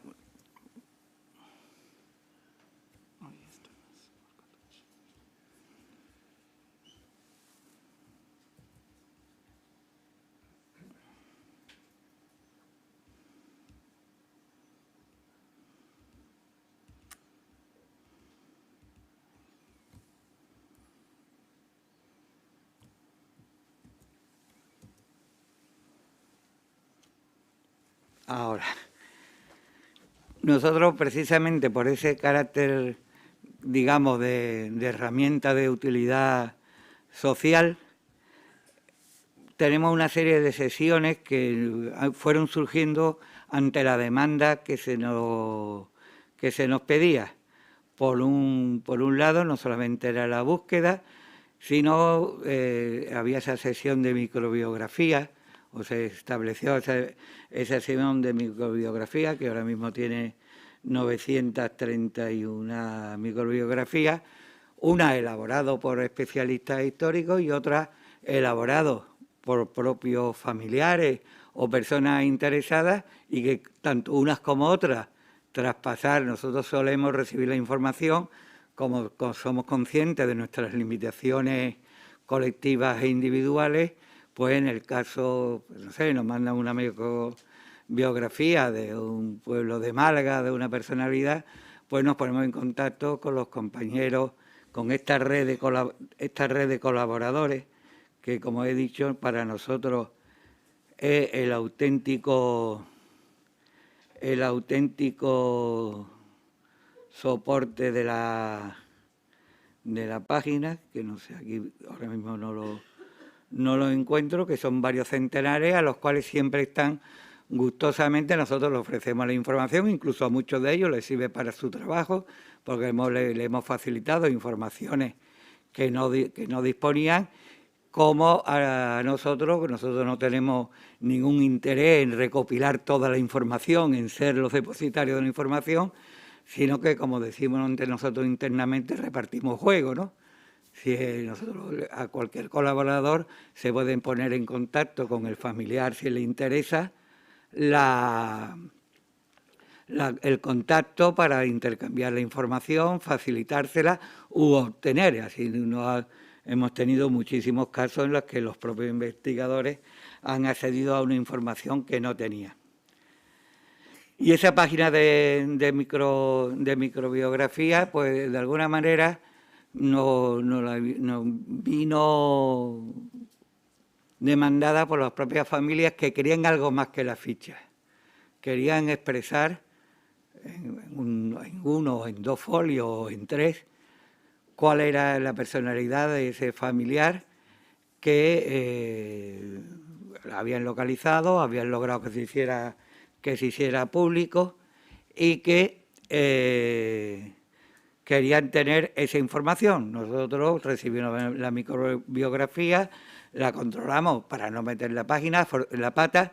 Afortunadamente, en 16 años son contadas las ocasiones en donde nuestras informaciones se han podido rectificar, las hemos tenido que rectificar. Y después tenemos otra serie de sesiones, como la de materiales, que también está ligado con la función social. Nosotros procuramos poner en los materiales toda la información oficial que sale en los boletines oficiales, esa prensa tan leída por la mañana por los ciudadanos de este país, y que en muchas ocasiones, porque como salen tantas, pues no se puede. Entonces, nosotros lo más pronto posible, tal como nos llega la información, siempre referido a nuestro campo de actuación, pues colocamos en la sección de materiales pues esa información. En el caso, pues yo no sé, la última colocada, pues o bien, como en este caso en el protocolo del grupo de trabajo de psicólogos del año 2009, quiero recordar, que no estaba puesto, lo hemos colocado recientemente, y así como dentro de esa información pública procuramos poner todos los informes sobre el tema de exhumaciones que recibimos para que sean de conocimiento público como debería, en nuestra opinión, debería serlo. Y después tenemos unas sesiones de noticias, de biblioteca, de acontecimientos, de actuaciones, que estamos pensando eliminarla porque nos da más trabajo del que somos capaces de realizar. En definitiva, pues volver a repetir que la Iniciativa de Todos los Nombres es una página de iniciativa social, de la sociedad civil organizada. Nosotros pensamos que lo público no solamente es competencia de las distintas administraciones, del nivel que sea, sino que la sociedad civil, cuando se organiza, es tan pública, con perdón, como puede ser cualquier tipo de otra institución administrativa, sea municipal, regional o estatal. Y que, en definitiva, estamos hablando de tener una función pública y siempre hemos pensado, y bueno, y aprovechando que está aquí un representante del Gobierno, del Estado, pues no debe quedarse en las meras bases, y con eso ya termino, sino que debe tener el acompañamiento de una auténtica oficina de atención a las víctimas. Las bases para acumulación de conocimiento es necesario, hacer una sociedad más culta y por lo tanto más libre, se da una respuesta a la familia, pero también esas familias deben contar con el apoyo. Nosotros procuramos, siempre que nos llega una información, normalmente sin mucho éxito, redirigirla a la supuesta institución administrativa encargada, bien sea desde el defensor del pueblo, como pasa en Andalucía, en las que nos llegan muchas peticiones que se han dirigido a los entes y no han obtenido respuesta, o bien sea a los distintos entes encargados de la memoria, que en el caso de Andalucía, bueno, en estos 2 últimos años pues hay una situación un tanto especial desde que ha llegado la nueva administración del Partido Popular, Ciudadanos y Vox, ¿no? Entonces, pero aún así nosotros les enviamos a todos ellos las informaciones. Y esta vez sí que termino de verdad, porque nosotros pensamos que este tipo de base, más allá de hacer relaciones cerradas de algún acontecimiento histórico, de las víctimas del carácter que tuvieran, de unas circunstancias especiales, como pudo ser el golpe de Estado y la dictadura franquista, también tiene una función social para la actualidad, para la sociedad actual, sea del sitio que sea, de la región que sea o del ayuntamiento. Y si eso no es así, pues difícilmente lograremos cerrar un capítulo de la historia de la sociedad española, en la que todavía hoy hay que hablar de la necesidad de verdad, justicia y reparación. Y muchas gracias y perdón por haberme extendido algo más.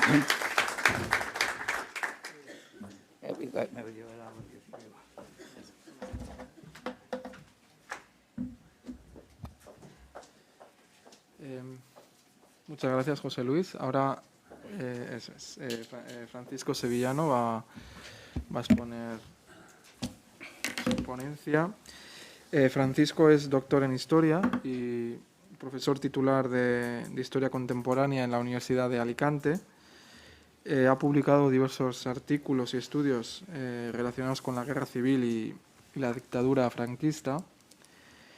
Es el investigador responsable... ahí es, sí. Aquí, ¿verdad? Es el investigador responsable del equipo encargado de desarrollar el proyecto La Memoria Recuperada, que es lo que nos va a presentar hoy. Proyecto que tiene como objetivo investigar los casos de represaliados en las provincias valencianas durante la Guerra Civil y la dictadura franquista. Sin más, le cedo la palabra. La salida de diapositivas. Sí. Ahora, aquí, pasa que no se ve la imagen. Vale, bien. Egunon, buenos días. Mi primer reto ahora mismo, según mi reloj, es exponerles lo que tenga que contarles en 7 minutos. Creo que ya hemos consumido un par de ellos en la presentación, pero en este caso voy a intentar 7 minutos y 3 más 10, es decir, ser lo más concreto posible. Había una primera imagen que no se ha capturado bien. Bueno, ahí tienen ustedes lo que es el localizador, lo que es la dirección de Internet de este recurso. Voy a ser breve. Y la mejor manera de ser breve es tener claras las preguntas para que las preguntas, en este caso, guíen las respuestas. Entonces, he organizado mi presentación, no un repaso general por este portal, pueden ustedes verlo a través de esa URL, sino una serie de reflexiones. En primer lugar, ¿qué es la memoria recuperada? Pregunta sencilla que se contesta de una manera rápida. Bueno, es un proyecto que tiene por objeto investigar los casos de represaliados en las provincias valencianas durante la Guerra Civil y la dictadura franquista. He de ser sincero, ahora mismo la base de datos sobre todo afecta a 2 provincias, Alicante y Valencia. El caso de Castellón solo en la aplicación de la ley de represión de la masonería y el comunismo, en este caso en su integridad, de casos que se han podido estudiar en Salamanca. Aquí viene una primera reflexión. Están hablando ustedes de categorías, pero ¿qué es una víctima? Y esa fue la primera reflexión que inspiró este portal, el concepto de víctima. Para Yo, cuando estuve dándole vueltas a este portal, allá por 2010, 2011, pues me fui a qué se nos dice que es una víctima. Primero, la Declaración sobre Principios Fundamentales de Justicia para las Víctimas de Delitos y del Abuso del Poder. Leo rápido porque son 7 minutos lo que me quedan. Es decir, la Resolución 4034 de 29 de noviembre de 1985 de Naciones Unidas, concretamente en su primer apartado, las víctimas de delitos, que se resume en persona que sufrirá un daño. Persona que sufre un daño y desde el derecho penal que padece las consecuencias dañosas de un delito. Y esto excluye muchas categorías también. ¿Qué hacemos con combatientes, por ejemplo? ¿Se ingresan o no se ingresan en la base de datos? No se ingresaron, por ejemplo. La cuestión del exilio yo creo que es más clara. Concretamente también me inspiró cómo define una víctima de manera más indirecta la Ley 52/2007 de 26 de diciembre, Ley de Memoria Histórica de España, todavía vigente, el anteproyecto está todavía en gestión, que uniendo ambos documentos, la Declaración de las Naciones Unidas y esta ley, nos lleva a definir, como se presenta en el portal, que víctimas que sufrieron la violencia y la muerte por su pertenencia, colaboración o relación con partidos políticos, sindicatos, organizaciones religiosas o militares, minorías étnicas, sociedades secretas, logias masónicas y grupos de resistencia, así como el ejercicio de conductas vinculadas con nociones culturales, lingüísticas o de orientación sexual. Esa fue la definición de víctima para a partir de ahí categorizar. Primero el concepto, después las categorías. Pero el concepto de víctima, a mi modo de ver, es más amplio. Es más amplio y afecta desde esas consecuencias dañosas de un delito también a la identidad de un colectivo. ¿Qué hacemos con los familiares? ¿Qué hacemos con el ostracismo social, no solamente penal o político, que ocasiona la represión? Bueno, pues es la segunda parte. El proyecto también hace suyo la consagración del derecho a la memoria también personal y familiar. Y ahí potenciamos un poco, a través de todo el contexto del proyecto, lo que es ese ostracismo social y cómo afecta a la memoria familiar. ¿Cómo surgió? Segunda pregunta. Y creo que la respuesta va a ser todavía más breve. No voy a ajustar a que acabe a las 12:30, pero casi. 3 fechas. 2011, 2017 y 2019.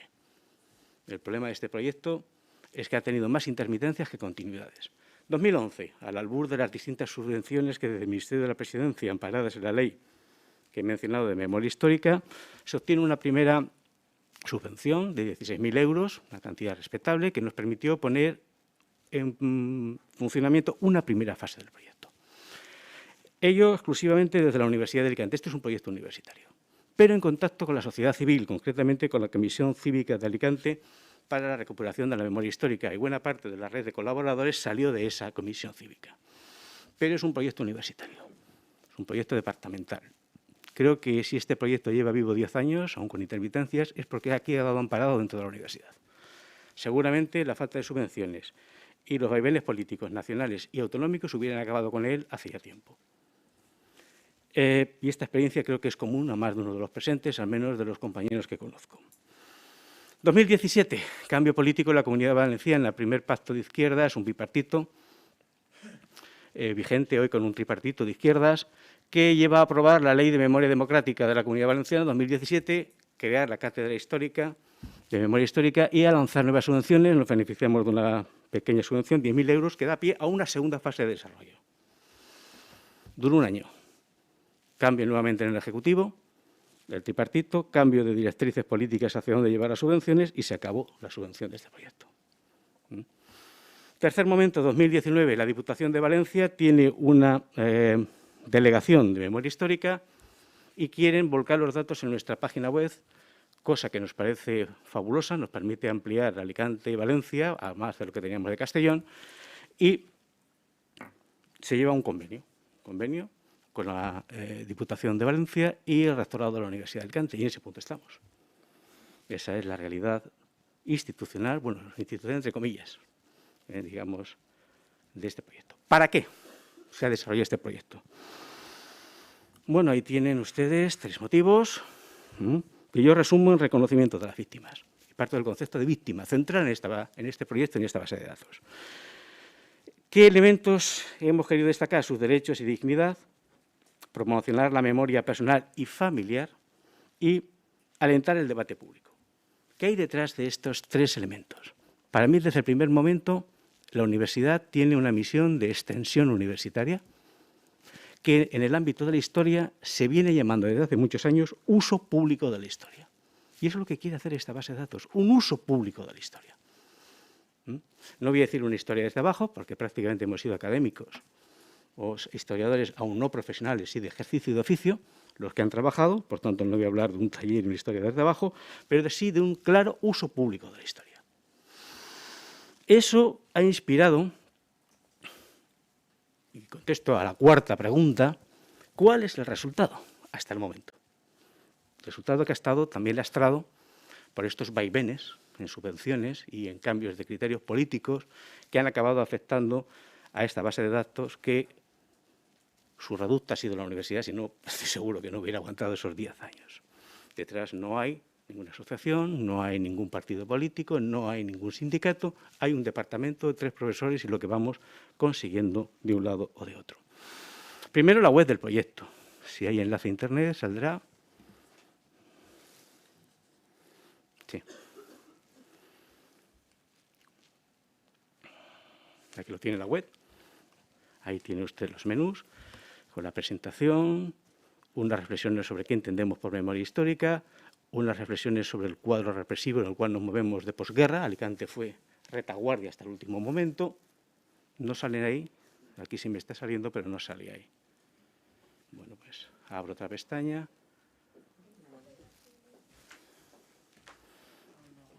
Con el Firefox, copia la URL. Control C. Ah, está quitado. No pasa nada, esto es más fácil. Esto es más fácil, lo voy a hacer del siguiente modo. A ver, ¿cómo meto una nueva dirección?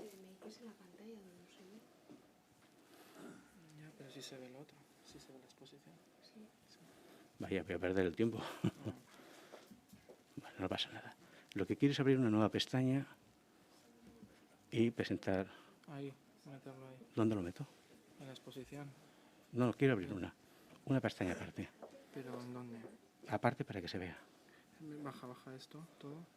Cógelo. Si veo que tardo mucho, paso en la... Vale. No, estamos... Memoria recuperada. No voy a hacer un paseo sistemático, por no entretenerles demasiado. Hay compañeros que me continúan y he de respetar su tiempo. Sí. Espera, métete aquí. No, este metido, ya me he metido ahí. Pero quita igual, abre este, igual es la exposición, la que no te... No. Bueno, no se preocupe. Dale descarga igual. No. Sale y ahora métete aquí. ¿Dónde? ¿Aquí? Ahí lo tienen ustedes, donde tienen, decía, la presentación de lo que es el proyecto, lo que es unas reflexiones sobre qué entendemos por memoria histórica, también memoria individual y memoria colectiva, un repaso acerca del concepto de represión, y también legal y penal, cómo se aplicaba en la inmediata posguerra. Alicante fue zona de retaguardia hasta su caída el 30 de marzo. Una parte de documentos, donde también incluimos algo más cualitativo, como bien han apuntado para el caso andaluz, una serie de biografías de personajes más o menos destacados de la vida política de guerra, fundamentalmente. La fuente secundaria es una amplia bibliografía, los enlaces de interés y el contacto siempre necesario en estos casos.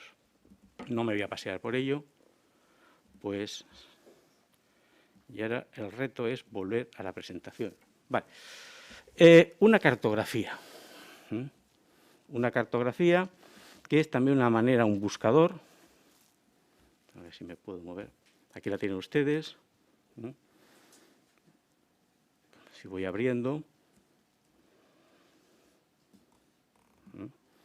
Y yo picara, en un caso Zarra, pues me da que hay un represaliado. Si le doy, me lleva al listado. Es una manera de buscador por lugares y de ahí me lleva a los casos. No tiene más secreto. El resto del buscador es muy sencillo, coincido en que esto es un uso público de la historia, no académico, al menos en su expresión pública, que permite buscar por nombres o apellidos. Por tanto, actualmente hay unos 13.500 registros, hemos depurado 4.000, que están, digamos, en copia, por falta de respaldo documental primario. no en fuentes secundarias, primarias. Hemos primado dar al público aquello que tenemos información en fuente documental primaria. De esos 3 registros, tenemos 326 registros que se corresponden a mujeres, aproximadamente un 2,5%, y a 538 poblaciones, no municipios, poblaciones que también pueden ser pedanías. Cuidado, actualmente la Comunidad Valenciana tiene 542 municipios. Esas semblanzas biográficas, actualmente podemos destacar la de Miguel Villalta, un personaje relativamente importante en la política de la guerra, sobre todo bajo el gobierno de Largo Caballero. Bien, si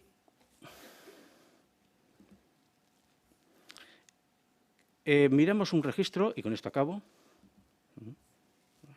me voy al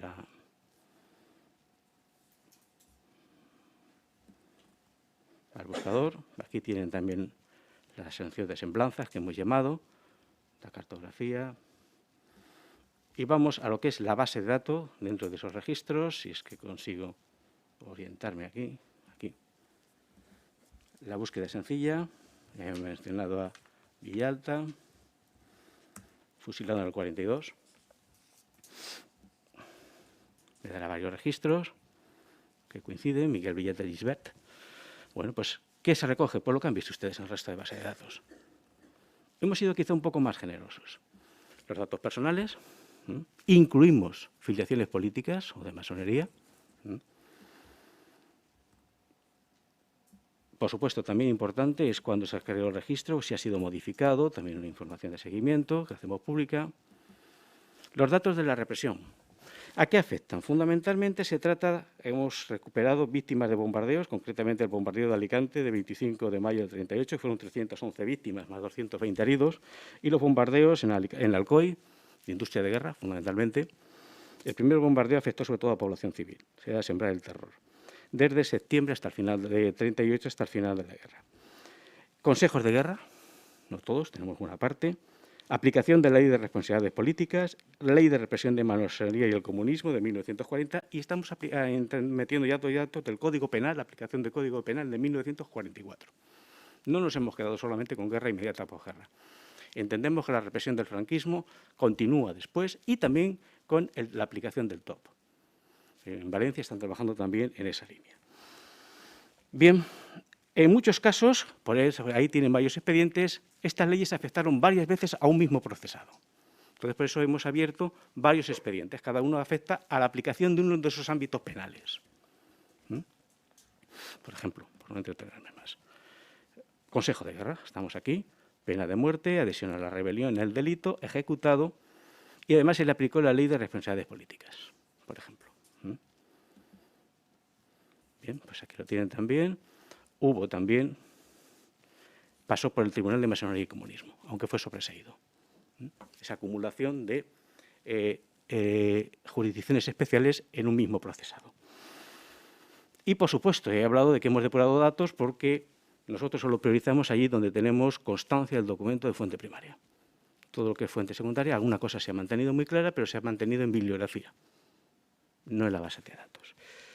Bueno, pues toda la información de archivo procede del Archivo General Histórico de Defensa de Madrid, Centro Documental de la Memoria Histórica de Salamanca, los archivos históricos provinciales, hemos trabajado fondos también de la Cárcel Provincial de Alicante, que se conservan allí, actual Foncalent, y de las audiencias provinciales, a partir sobre todo del 44, la aplicación del Código Penal, archivos municipales y los boletines oficiales provinciales, sobre todo para la aplicación de la Ley de Responsabilidades Políticas. Los resultados, valga como ejemplo este caso, son los que son. Yo creo que ya debo de acabar. Y para acabar, pues darle las gracias, Eskerrik asko, como ustedes dicen. Muchas gracias por su atención. Espero no haberme excedido en el uso del tiempo y si me he excedido, que mis compañeros que me suceden, que me disculpen. Muchas gracias.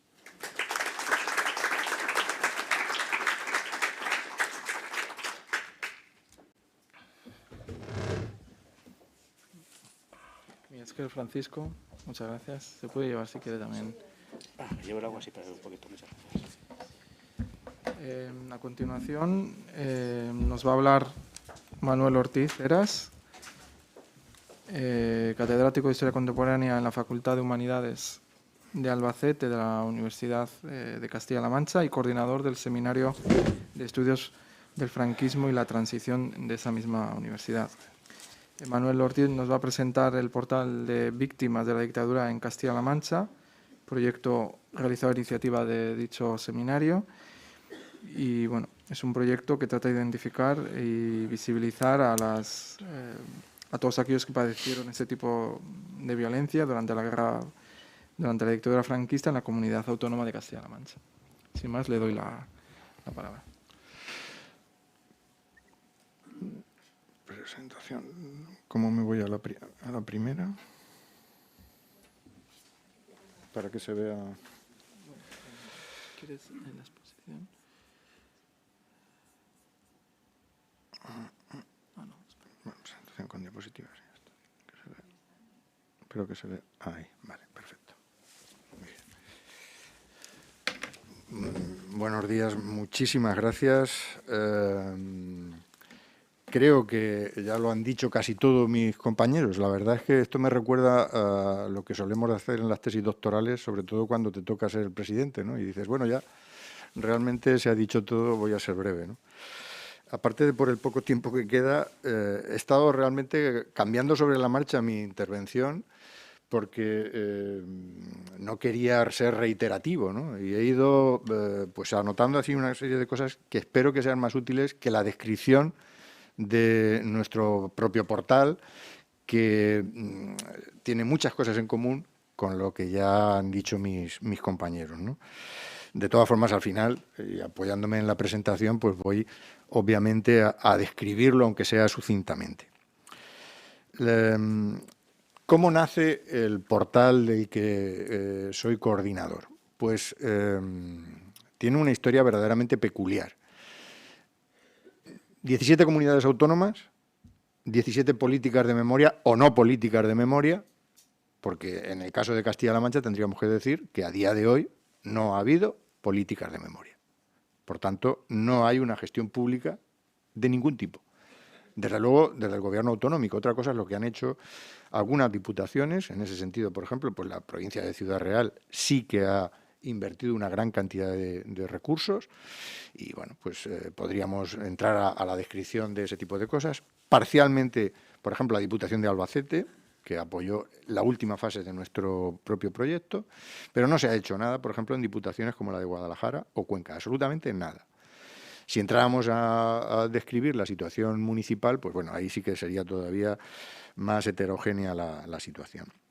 Bueno, decía, 17 comunidades autónomas y en 2021, por fin, tiene lugar una iniciativa de estas características y yo tendría que empezar reconociendo el enorme mérito que esta reunión, desde luego, al menos para mí, tiene, ¿no? Como hecho, espero que fundacional. Y lo digo dirigiéndome al responsable del gobierno estatal porque, bueno, nunca es tarde si la dicha es buena, ¿no? Estamos a punto de tener una ley que, como se ha dicho ya aquí, desde luego mejora exponencialmente la ley de 2007, creo que es una ley muy necesaria, todo es perfectible, pero es una ley efectivamente muy necesaria y espero que esto sea un empujón a aquellas autoridades, a aquellas comunidades pues, que han sido muy reacias, muy remisas a intervenir en este sentido. Y esto lo digo por explicar cómo nacimos nosotros.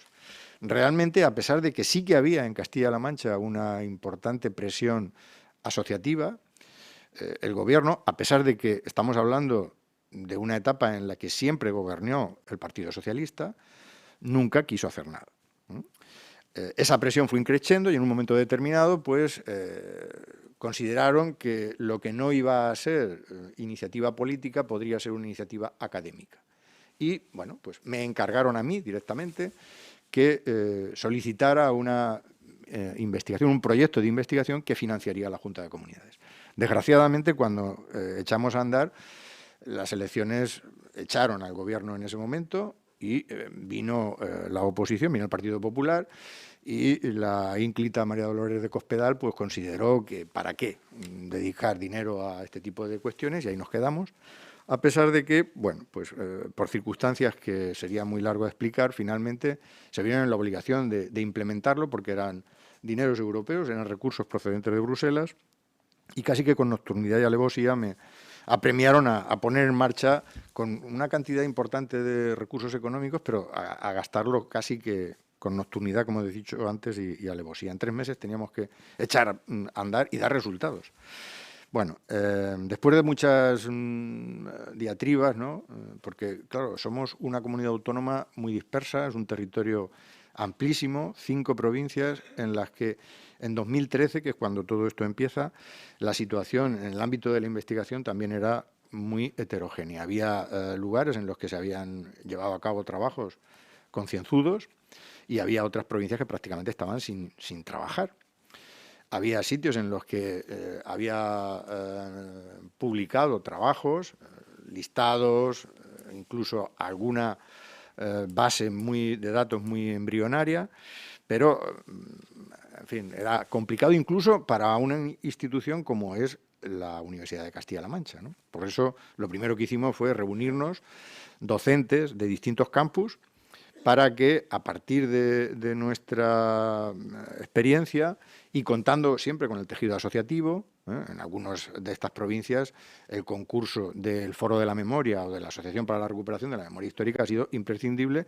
Estoy pensando fundamentalmente en el caso de la provincia de Guadalajara, sin cuya participación, desde luego, a día de hoy, pues apenas podríamos dar datos, ¿no? Les advierto que estamos, esta mañana lo he consultado, porque bueno, pues los registros siguen aumentando día a día, en 34.378 registros. Si tenemos en cuenta que estamos hablando de una población de en torno a 2 millones de personas, los datos de la represión, porcentualmente hablando, son abrumadores. Y esto habla de cómo fue primero la guerra, pero fundamentalmente, obviamente, la posguerra allí, ¿no? Bueno, el proyecto echa a andar con muchísimas intermitencias. Decía mi compañero Paco Sevillano, que conoce muy bien el lugar del que voy a hablar, que su proyecto había estado más tiempo casi sin financiación o parado o semiparado y tal. Pues desde luego comparto totalmente su análisis, porque de no haber sido porque esto es un proyecto académico, pues no sé lo que hubiera ocurrido, ¿no? Hemos subsistido porque después de aquella primera financiación apenas hemos contado con la segunda, que ya he mencionado también, que procede de la Diputación de Albacete. Hemos subsistido gracias a los fondos propios de la Universidad de Castilla-La Mancha, que son recursos exiguos que hemos tenido que detraer de otras partidas, haciendo un poco de malabarismos para poder pagar básicamente a personas que han estado contratados en precario para poder consultar fuentes documentales en Madrid, archivos militares o en archivos municipales y demás. Si tienen en cuenta la extensión de la región, solamente algunas de las cosas que aquí ya se han descrito, como por ejemplo la consulta de los registros civiles, los libros de cementerios, etcétera, etcétera, pues eso significa que solamente en dietas necesitaríamos anualmente pues en torno a 50.000 euros, por poner una partida, y probablemente me quede muy corto si queremos recorrer toda esa geografía. Y estamos hablando de un fondo documental básico, absolutamente básico para echar a andar, ¿no? Bueno, si diera datos de la financiación, pues, en fin, uno realmente cuando consulta, porque coincidimos de vez en cuando en eventos académicos, lo que están haciendo otros colegas, pues obviamente, como pueden pensar, tiene una cierta envidia. Es decir, bueno, envidia sana, bueno, pues no sé si sana o no, pero envidia, un cierto complejo de inferioridad por ver, ¿no?, lo que en otros sitios se tiene, ¿no? Bueno, una vez que empezamos a trabajar, el objetivo fundamental era hacer una base de datos, ¿no? Era un poco el punto de partida, porque también se ha comentado aquí, pero me parece que es importante recordarlo. Partimos de una especie de, ¿cómo les diría?, doble plano, ¿no? Trabajo de historiadores como función social, ¿no?, dar un servicio a la sociedad que está muy demandado. Decían los compañeros de Andalucía que claro, que hay que llegar no solamente a una base de datos, sino a tener una ventanilla de atención. Claro que sí. Es que yo a mis compañeros allí casi los asocio con el típico funcionario, ¿no?, de estar constantemente atendiendo llamadas de teléfono de gente que quiere saber. Y eso lo estamos haciendo en la universidad. O sea, que algunas veces uno tiene complejo de, bueno, yo en vez de dar clase, en vez de estar investigando, lo que estoy es hablando con personas y algunas veces haciendo cosas que yo desde luego no hubiera podido ni siquiera imaginar, que es la de psicólogo, oyendo a muchas familias cómo a través del teléfono nos lloran amargamente por la pérdida de su deudo. Simplemente porque a cabo de tanto tiempo les podemos dar un pequeño dato que les ilustre sobre dónde murió, o dónde estuvo encerrado, o por dónde salió, cuando se trata del exilio, ¿no? La otra cuestión es el análisis académico, el análisis de especialistas, y por eso nuestra base de datos tiene pues, también ese doble plano. Uno, lo que se puede ver, que nos ha generado, por otra parte, obviamente, muchísimos problemas incluso con familiares de personas que están ahí, que a pesar de todo, pues no quieren aceptar la evidencia, y es que su padre, su abuelo, su tío, fuese una víctima, ¿no? Porque es algo que es verdaderamente traumático, ¿no? Y nos ha llegado a plantear pues, problemas de carácter jurídico, ¿no? Nos hemos encontrado con alguna que otra denuncia que afortunadamente hemos podido soslayar. Por tanto, bueno, pues hay una parte también de la información que no está en abierto, porque somos conscientes de que la publicación de esa información sí que nos podría llevar a un verdadero atolladero. Ahí estamos hablando de documentación que nos han aportado las propias familias, fundamentalmente, ¿no? Cartas de despedida, pues no sé, alrededor de un par de centenares de cartas de presos que horas antes de acudir al pelotón de fusilamiento, pues envían la típica despedida a los familiares, y de esas, pues lógicamente no las hemos puesto en el portal accesible, pero tenemos, igual que, en fin, toda una amplia relación epistolar, fotográfica, etcétera, etcétera. Cuando nos pusimos a hacer la base de datos nos surgieron fundamentalmente tres cuestiones. Me parece que esto es muy importante si el futuro pasa por hacer una base de datos en el que todos volquemos esa información. Lo primero es, ¿qué queremos hacer? Esto puede parecer una pregunta sencilla, casi de perogrullo, pero incluso creo que, a juzgar por lo que ya se ha dicho aquí esta mañana, no parece que esté demasiado claro si todos estamos en el mismo barco. Por tanto, creo que merece la pena que antes de dar el segundo paso, resolvamos bien este. ¿Qué es lo que realmente se quiere hacer? Segundo, ¿a quién va dirigido? ¿A quién está pensado exponer esta información, ¿no? Tenemos que, también en ese sentido, ser muy conscientes. Yo creo que a estas alturas, en 2021, la sociedad española ha madurado lo suficiente y hay una demanda muy potente como para que esta información pueda estar en abierto, ¿no? La verdad es que cuando oía a los compañeros de Cataluña decir que todos estos problemas de carácter legal para ver si esto se puede o no se puede hacer, cuando estamos hablando en algunas ocasiones de información que se puede conseguir por otras vías, por ejemplo, en Pares uno puede conseguir lo que quiera, ¿no? Y es el Ministerio. Entonces, si se puede conseguir en Pares un listado de no sé qué, resulta que yo no puedo publicar esto. O se puede consultar la causa general, y resulta que la causa general sí, y yo no puedo publicar simplemente esa información que en la mayoría de las ocasiones están en documentos que son también públicos o que nos han proporcionado los propios familiares. En tercer lugar, ¿de qué situación partimos? Vuelvo a repetirme, 17 comunidades autónomas, 17 realidades totalmente distintas. En Castilla-La Mancha, obviamente, la situación no tiene, por ejemplo, nada que ver con la del País Vasco, o con Cataluña, o incluso me atrevería a decir con Galicia, ¿no? Me refiero a la propia idiosincrasia de la sociedad, ¿no? Le voy a decir que mi tesis doctoral, que ya ha envejecido muchísimo, pues no la pude publicar en Albacete. Me la publicó Siglo XXI. Y tardé 20 minutos en convencer al editor, bueno, me convenció él a mí, de que la tesis se publicaba.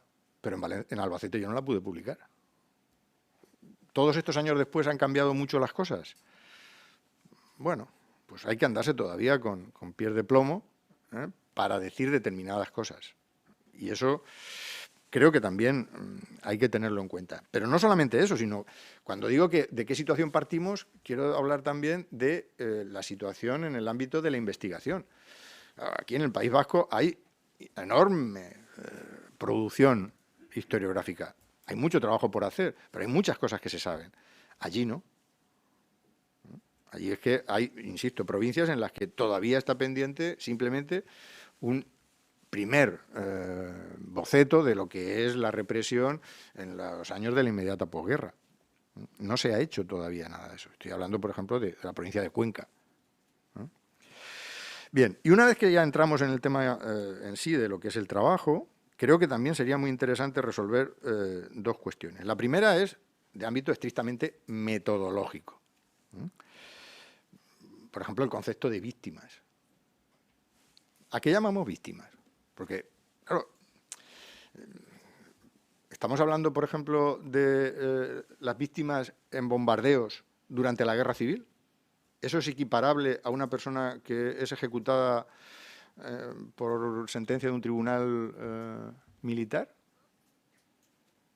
Es un primer tema que, desde luego, a día de hoy no está claro. En unos sitios está, en otros sitios no está. Claro, estamos hablando de realidades distintas en tanto en cuanto, por ejemplo, aquí ya se ha dicho, hay zonas donde no hubo guerra.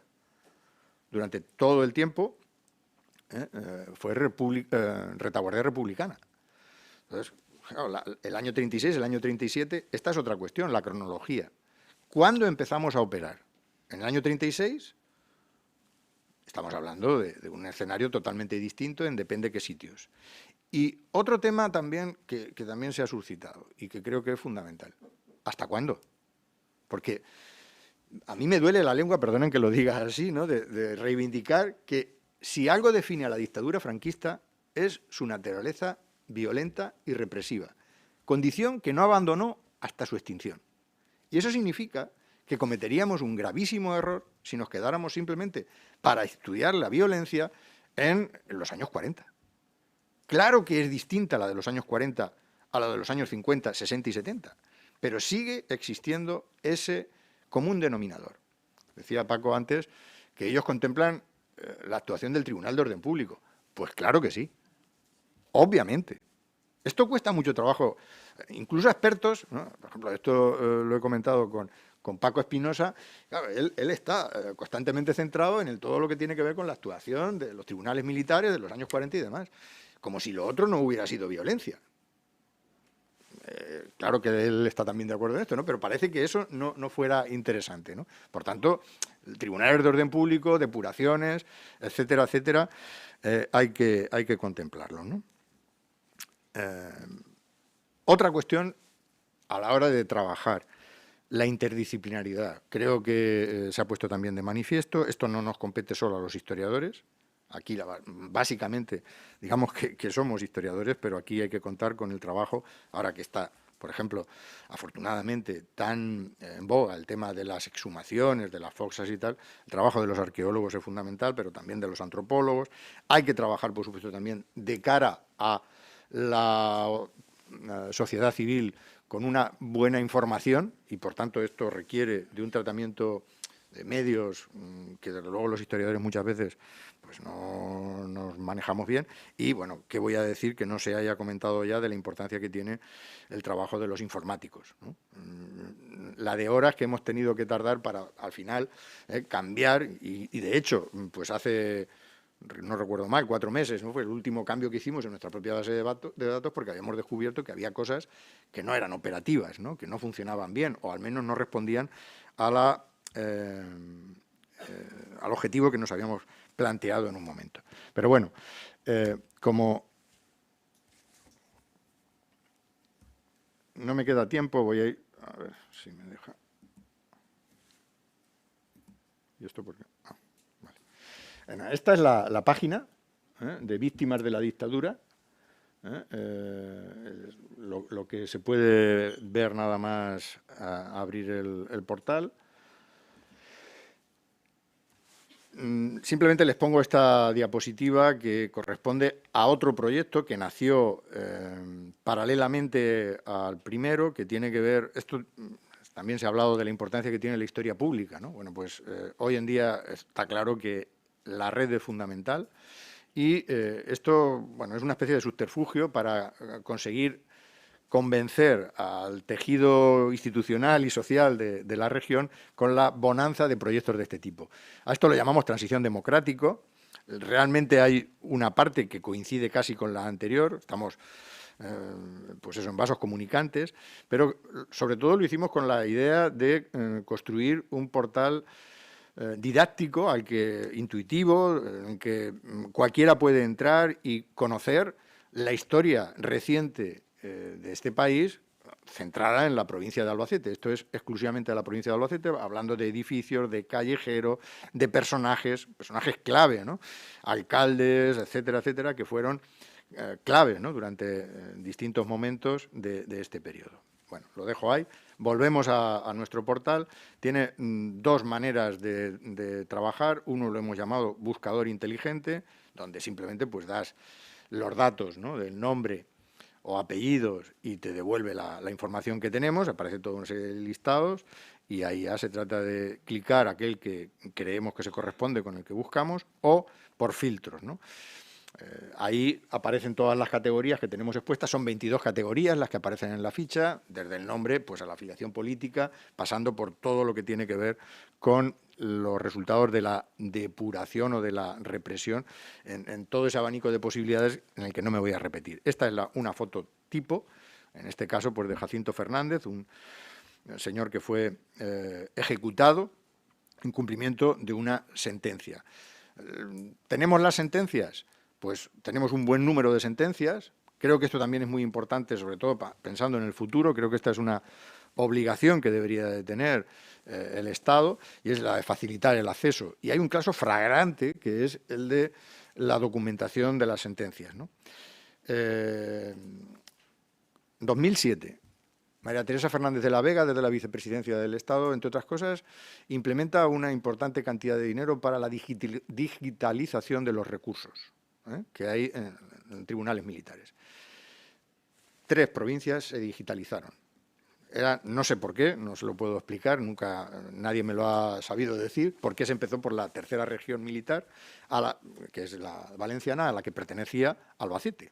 Bueno, pues las 3 provincias que se digitalizaron fueron Alicante, Albacete y Castellón. Y se para. ¿Vale? O sea, esas 3 provincias tienen las sentencias digitalizadas. Los que han trabajado con este tipo de material saben que es un papel de muy mala calidad que se te rompe en las manos, literalmente. Entonces, es urgente que se acometa esto, por no hablar de lo que significa ir a trabajar al Archivo Histórico Militar en las condiciones, en fin, que no voy a describir ahora, ¿no? Bueno, cuando nosotros que supimos lo que pasaba en Albacete, desde el archivo se nos dijo que a pesar de que efectivamente Albacete estaba digitalizado, teníamos que pagar, como todo hijo de vecino, por cada uno de los documentos. Y, si es dinero público, ¿por qué no podemos hacerlo? Propusimos un convenio con la universidad y lo propusimos porque teníamos la información de que en el caso de Castellón, la Universidad Jaume I había firmado un convenio. Es verdad que alentado por las fuerzas políticas, en el caso de Castellón, nos contaba la compañera de allí, que había conseguido la colaboración de las distintas formaciones políticas, desde la derecha a la izquierda. Bueno, no sé cómo lo conseguiría, el caso es que eso se hizo. Albacete todavía está esperando y las gestiones empezaron hace 5 años que nos den algún tipo de respuesta, porque ha sido simplemente silencio administrativo. Ha intervenido el rector, incluso fuimos a hablar con el delegado de defensa en Albacete. Nada de nada. Es decir, que todas las sentencias que tenemos, y tenemos un buen número, pero claro, hemos invertido pues aproximadamente, serían 20.000 euros, y no tenemos, son 16.000, redondeando, solamente las sentencias de personas de Albacete. Tendremos las sentencias de aproximadamente un 15 o un 16%, no más. El resto las hemos trabajado, lógicamente, pero no tenemos la información. Con lo cual, muchas personas que se ponen en contacto con nosotros, pues a algunas les podemos facilitar la sentencia físicamente, a otros simplemente les tenemos que decir que se dirijan allí y que paguen la correspondiente fotocopia, ¿no? Estos son los datos, ¿no?, de la represión. No sé, son muy pequeñitos, pero bueno, ahí se ven, entre otras cosas, las categorías y surge el tema de lo metodológico a lo que antes me refería, ¿no? ¿Por dónde hemos empezado? ¿Por solo los ejecutados? Este fue el origen. Pero, ¿qué hacemos, por ejemplo, con los muertos en prisión? Claro, también este es un tema peliagudo, porque Hubo gente que murió en prisión, claro, el concepto es para entrar detenidamente, ¿no? El mero hecho de que una persona estuviera en prisión, para nosotros ya es violencia. ¿No? Solo por habitar en aquellas condiciones en una cárcel como las que conoce perfectamente Fernando, por ejemplo, ¿no? La gente que hizo aquella larga mili, los soldados de la Quinta del Biberón, que cumplieron una etapa muy larga. ¿Eso es violencia o no es violencia? Yo digo que es un tema bastante... Nosotros aquí eso no lo hemos contemplado, pero desde luego sí que hay un capítulo muy importante de todas aquellas personas que murieron en la prisión, ¿no? Incluso hay un capítulo que está por determinar, por trabajar, quiero decir, que es el de muertes en circunstancias violentas. Detrás de muchas de ellas, de la inmensa mayoría, conocemos por las familias que se trata de suicidios provocados por las infames condiciones de vida.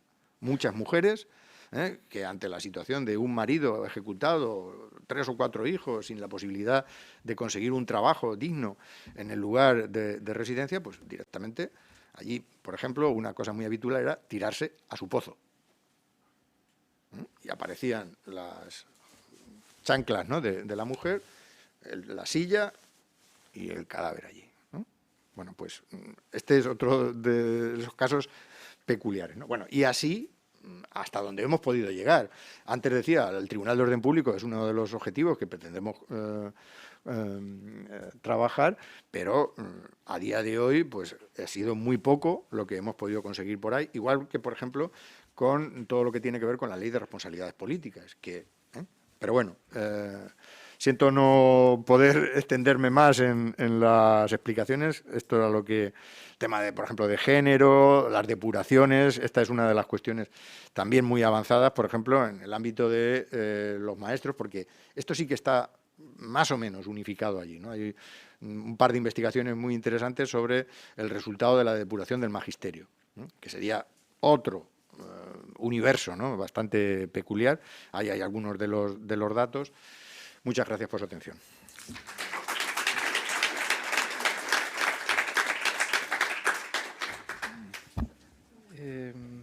¿Puede ir subiendo, Emilio? Eso es. Bueno, brevemente, Emilio Grandíos, que nos va...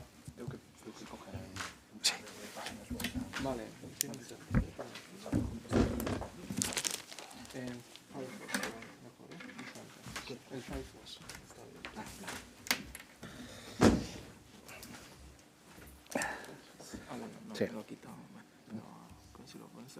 Solo 2 páginas web y después ya me lo colocáis. Le doy aquí, ¿no? Ya. Quita primero la ventana. Vale. Bueno, Emilio es profesor titular de Historia Contemporánea de la Universidad de Santiago de Compostela y coordinador del grupo de investigación Hispona, Historia Política y de los Nacionalismos. Es autor de varios informes históricos, como el que hizo sobre el Pazo de Meirás o de la Casa Cornide. Ha sido coordinador del proyecto Nomes e Voces, que es lo que nos va a presentar hoy, y también investigador principal de otros proyectos, como el de Xeración Perdida a Coruña y el de Xeración Perdida a Pontevedra. Sin más, le doy la palabra. ¿Me permites un momento? Se escucha bien, ¿verdad? Sí. Se escucha bien. Perdón un momento, voy a intentar...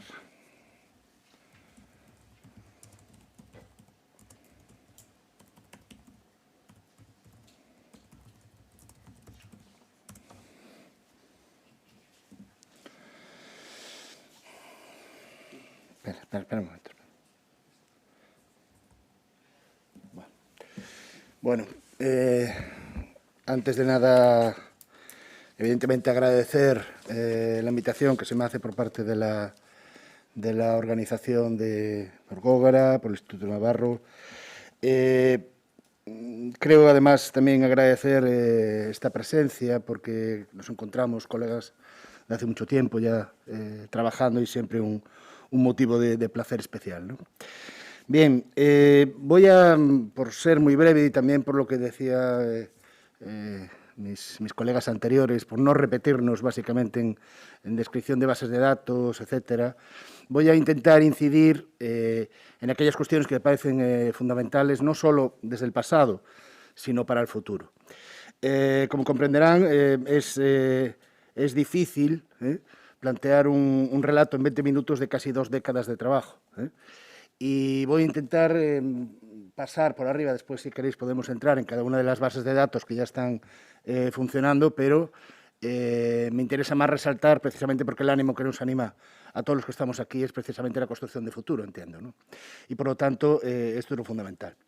Bien, este proceso empieza, por poner una fecha de inicio, en el año 2006. En el año 2006 ahí se firma con el apoyo, con la financiación de la Xunta de Galicia, se firma un acuerdo, un convenio, para la realización de un proyecto interuniversitario entre las universidades de Coruña, Santiago y Vigo. Este plan, que se inicia en abril de 2006, la verdad tiene un antecedente previo. Lo que existía hasta ese momento era, por un lado, la realización del impulso de la Diputación Provincial de Coruña sobre la realización de una base de datos que también se publicó en el año 2006, pero que venía desde el año 2004, la realización de base de datos sobre las fuentes del Archivo Militar de Tierra de Ferrol, ¿vale? Y aquí quiero incidir en una cosa. Ha sido fundamental, y creo que no solo para Galicia, para todo el Estado español, lo que se produjo en el Archivo Militar de Ferrol. El Archivo Militar de Ferrol, podemos insistir después, si queréis, en muchas cosas, pero yo desde el año 2000 aproximadamente, y gracias a la aportación voluntaria de buena parte de los mandos que estaban allí, se fue capaz de abrir una de las fuentes fundamentales para la represión, como todos lo sabemos, que fue exclusivamente para aquella zona, evidentemente que llegaba hasta aquí, hasta el País Vasco, pero que no era para toda España, pero permitió la consulta de una fuente directa de represión. Eso, cuando hablábamos antes del tema de la digitalización del 2007, se produce realmente en gran parte por la masiva entrada de gente a trabajar e investigar en el Archivo Militar de Ferrol. ¿Y qué se producía hasta ese momento? Pues cuestiones muy de andar por casa. El intercambio que se establecía entre los mandos de ese archivo y los investigadores era algo que se demandaba desde el principio por parte de las instituciones militares, que era una digitalización. ¿Cómo se hacía? Pues cada asociación, cada investigador, cada persona que trabajaba allí se comprometía, a cambio de su uso, se comprometía a pasar una base de datos, cada uno de su padre y de su madre, pero que permitía tener cierto orden de lo que se estaba llevando allí. Por lo tanto, las necesidades de orden y de digitalización sobre esta documentación se hicieron necesarias desde el primer momento. Quiero insistir en esto porque creo que esto fue fundamental. No es solo que haya voluntad pública, sino que las fuentes sean accesibles. En cuanto a las fuentes son accesibles, yo creo que los investigadores, precisamente por esa cuestión pública del historiador que todos tenemos, creo que la mayoría de los que estamos aquí tenemos, se produce de inmediato. No creo que haga falta mucho esto. Bien, se crea este proyecto interuniversitario, digo, con una intención, que es crear un centro de memoria. Hay mucha financiación detrás, hay una amplia movilización. En todo este proceso también, estoy hablando de hace 15 años, hay un mar de fondo que llega hasta nuestros días, evidentemente, y el mar de fondo es la sociedad civil. Ese mar de fondo de sociedad civil que cuando no están las instituciones aparece. Cuando nosotros empezamos en 2006, nuestra referencia, porque prácticamente no existía otra en base de datos, era todos los nombres de Andalucía, que surgía precisamente en la sociedad civil. No había mucho más. Bases de datos de listados, alguna cuestión que se había hecho en la Diputación Provincial de Coruña, y a partir de ahí empezamos. El intercambio, esto que estamos realizando hoy, es fundamental para entender esto. Porque de la misma manera que nosotros aprendimos en esas primeras reuniones de trabajo que realizamos en 2007, en la cual estaban buena parte de los que están aquí presentes, y que a mí me parece, comentaba antes, me parece estar viviendo ahora casi como un bucle, ¿no? Esto ya lo hicimos hace 14 a 15 años y bueno, es necesario, absolutamente necesario. Pero lo que no puede ser es que esto, en esta temática, sea un Guadiana. Sea un Guadiana el cual aparece o desaparece según el voluntarismo profesional de los historiadores, según el voluntarismo de las universidades, según el voluntarismo de las instituciones públicas, según el voluntarismo de las personas, de las asociaciones. No puede ser. Creo que esto no debería ser. Bueno, me estoy apartando un poco del tema. Se pretendía crear un centro de memoria, ¿vale? Un centro de memoria con 3 objetivos básicos. Por un lado, la relación de nombres, las entrevistas orales, que por cierto, por ahora aún no ha salido el tema de historia oral aquí, por lo que he visto, muy brevemente, muy tangencialmente, y por otro lado, los lugares. El equipo que se montó es un equipo dirigido coordinado el equipo por Lorenzo Fernández Prieto, en el cual estábamos, bueno, la mayoría, todos, prácticamente los profesores universitarios que nos dedicamos a esta temática. Teníamos un gran apoyo de la sociedad civil. Llegamos a establecer contacto con 100 y pico asociaciones y el intercambio y la confianza mutua fue una de las partes del éxito, sin duda ninguna, porque eso nos permitió acercarnos a los testimonios de muchísima gente, de 600, 700 recogidas de testimonios que no se incrementan, bueno, esto sería, vamos a ir avanzando, pero que están ahí y que, como bien decían antes, si no es por el voluntarismo de cada una de las universidades correspondientes de mantener esto, no solo como algo personal, no solo como una cuestión personal, sino científico, de trabajo sobre el pasado exclusivamente, no se tendría realizado. Bien, en esa primera reunión de 2007, que ya planteamos algo parecido a esto, en el cual había representantes no solo de grupos de investigación, sino también vinculados a este tema, sino también asociaciones, ahí estaba la RMH, ahí estaba Foro por la Memoria, ahí estaba, bueno, toda una serie de personas, había representantes de proyectos editoriales, como por ejemplo Iciosto Castro, que llevaba mucho tiempo trabajando sobre memoria, etcétera. Bueno, bien, ahí también se planteó desde el primer momento, ya la necesidad de que esto se realizara a nivel estatal. Porque eso que llamamos en llamar los especialistas en este tema de turismo carcelario, entre comillas, o turismo de represión, entre comillas, se produce, es la moneda común. Y, por lo tanto, realizar un proyecto es lo que nos está pasando hoy en día. 17 comunidades autónomas, cada una con un nivel distinto. Nosotros podemos llevar 15 o 20 años trabajando en esto, con nuestras intermitencias, pero hay gente que está empezando ahora. Y hay gente que ni siquiera ha empezado, posiblemente. Por lo tanto, esto yo creo que es absolutamente necesario porque para el estudio de esta temática no podemos establecer fronteras provinciales, para nada, de ninguna manera. Pero, evidentemente, las instituciones son como son, ¿no? Bien, bueno, el proyecto va a tener toda una amplia repercusión de carácter nacional y de carácter internacional. Se establecieron, no sé si podremos entrar, toda una serie de, bueno, ahora está parado, para entendernos, por eso a lo mejor podéis ver algún tipo de fallo, pero bueno, se realizó todo un amplio desarrollo de esto.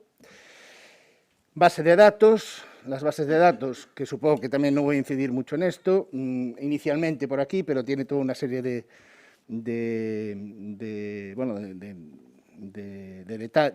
ítems de localización que, bueno, podría detallaros posteriormente. Bien, con esto, ¿cómo se trabajó? Bueno, se trabajó con toda una serie de fuentes que todos conocemos también. Registros civiles municipales, se vaciaron los 300 y pico registros civiles municipales de Galicia, registros de prisiones, registros sanitarios, prensa, bibliografía. Por cierto, lo que voy a establecer en este relato de 20 minutos es exclusivamente sobre bases de datos realizadas en Galicia. No sobre bibliografía previa, no sobre trabajos previos, sino esas bases de datos que tienen un objetivo público y que tienen una finalidad pública, no el trabajo previo realizado, que evidentemente todos en nuestros campos conocemos de dónde se viene y de dónde no. Bien, vuelvo a insistir en el tema del fondo oral. Se realizó un fondo oral de más de 600 entrevistas, 700 entrevistas, que es una de las cosas que ha cambiado desde aquella, en este bucle. Ahora ya no podremos hacerlas. 15 años después han muerto. Ya de aquella, me parece que el porcentaje de testimonios directos era aproximadamente de un 10-15% del total de lo que habíamos hecho. La mayoría eran hijos de víctimas. Bueno, pues ahora ni los hijos de víctimas. Esta es una de las cuestiones que creo que también deberíamos tener en cuenta a la hora de presentar este pasado tan dramático, tan traumático, y que se nos va a perder en gran parte el trauma. Cuidado con establecer únicamente frías cifras de números, o fríos modelos represivos. Porque todos sabemos, todos los que estamos aquí, como bien comentaba antes, hemos atendido alguna llamada, hemos visto recepciones ante la información que se le daba a la gente, y eso hay que tener mucho cuidado con que se pierda. Bueno, esto ya no se puede hacer, y es una de las cuestiones que también tenemos que tener en cuenta, o por lo menos no se puede hacer de la misma manera. También buscamos fondos documentales de represión, lógicamente, a partir de todo este contacto con el movimiento asociativo. Se establecieron fondos documentales, fotografías, decenas de miles de fotografías de recuerdos para eso. ¿Y cuál era el objetivo central de todo esto? Ya digo, crear un centro de memoria.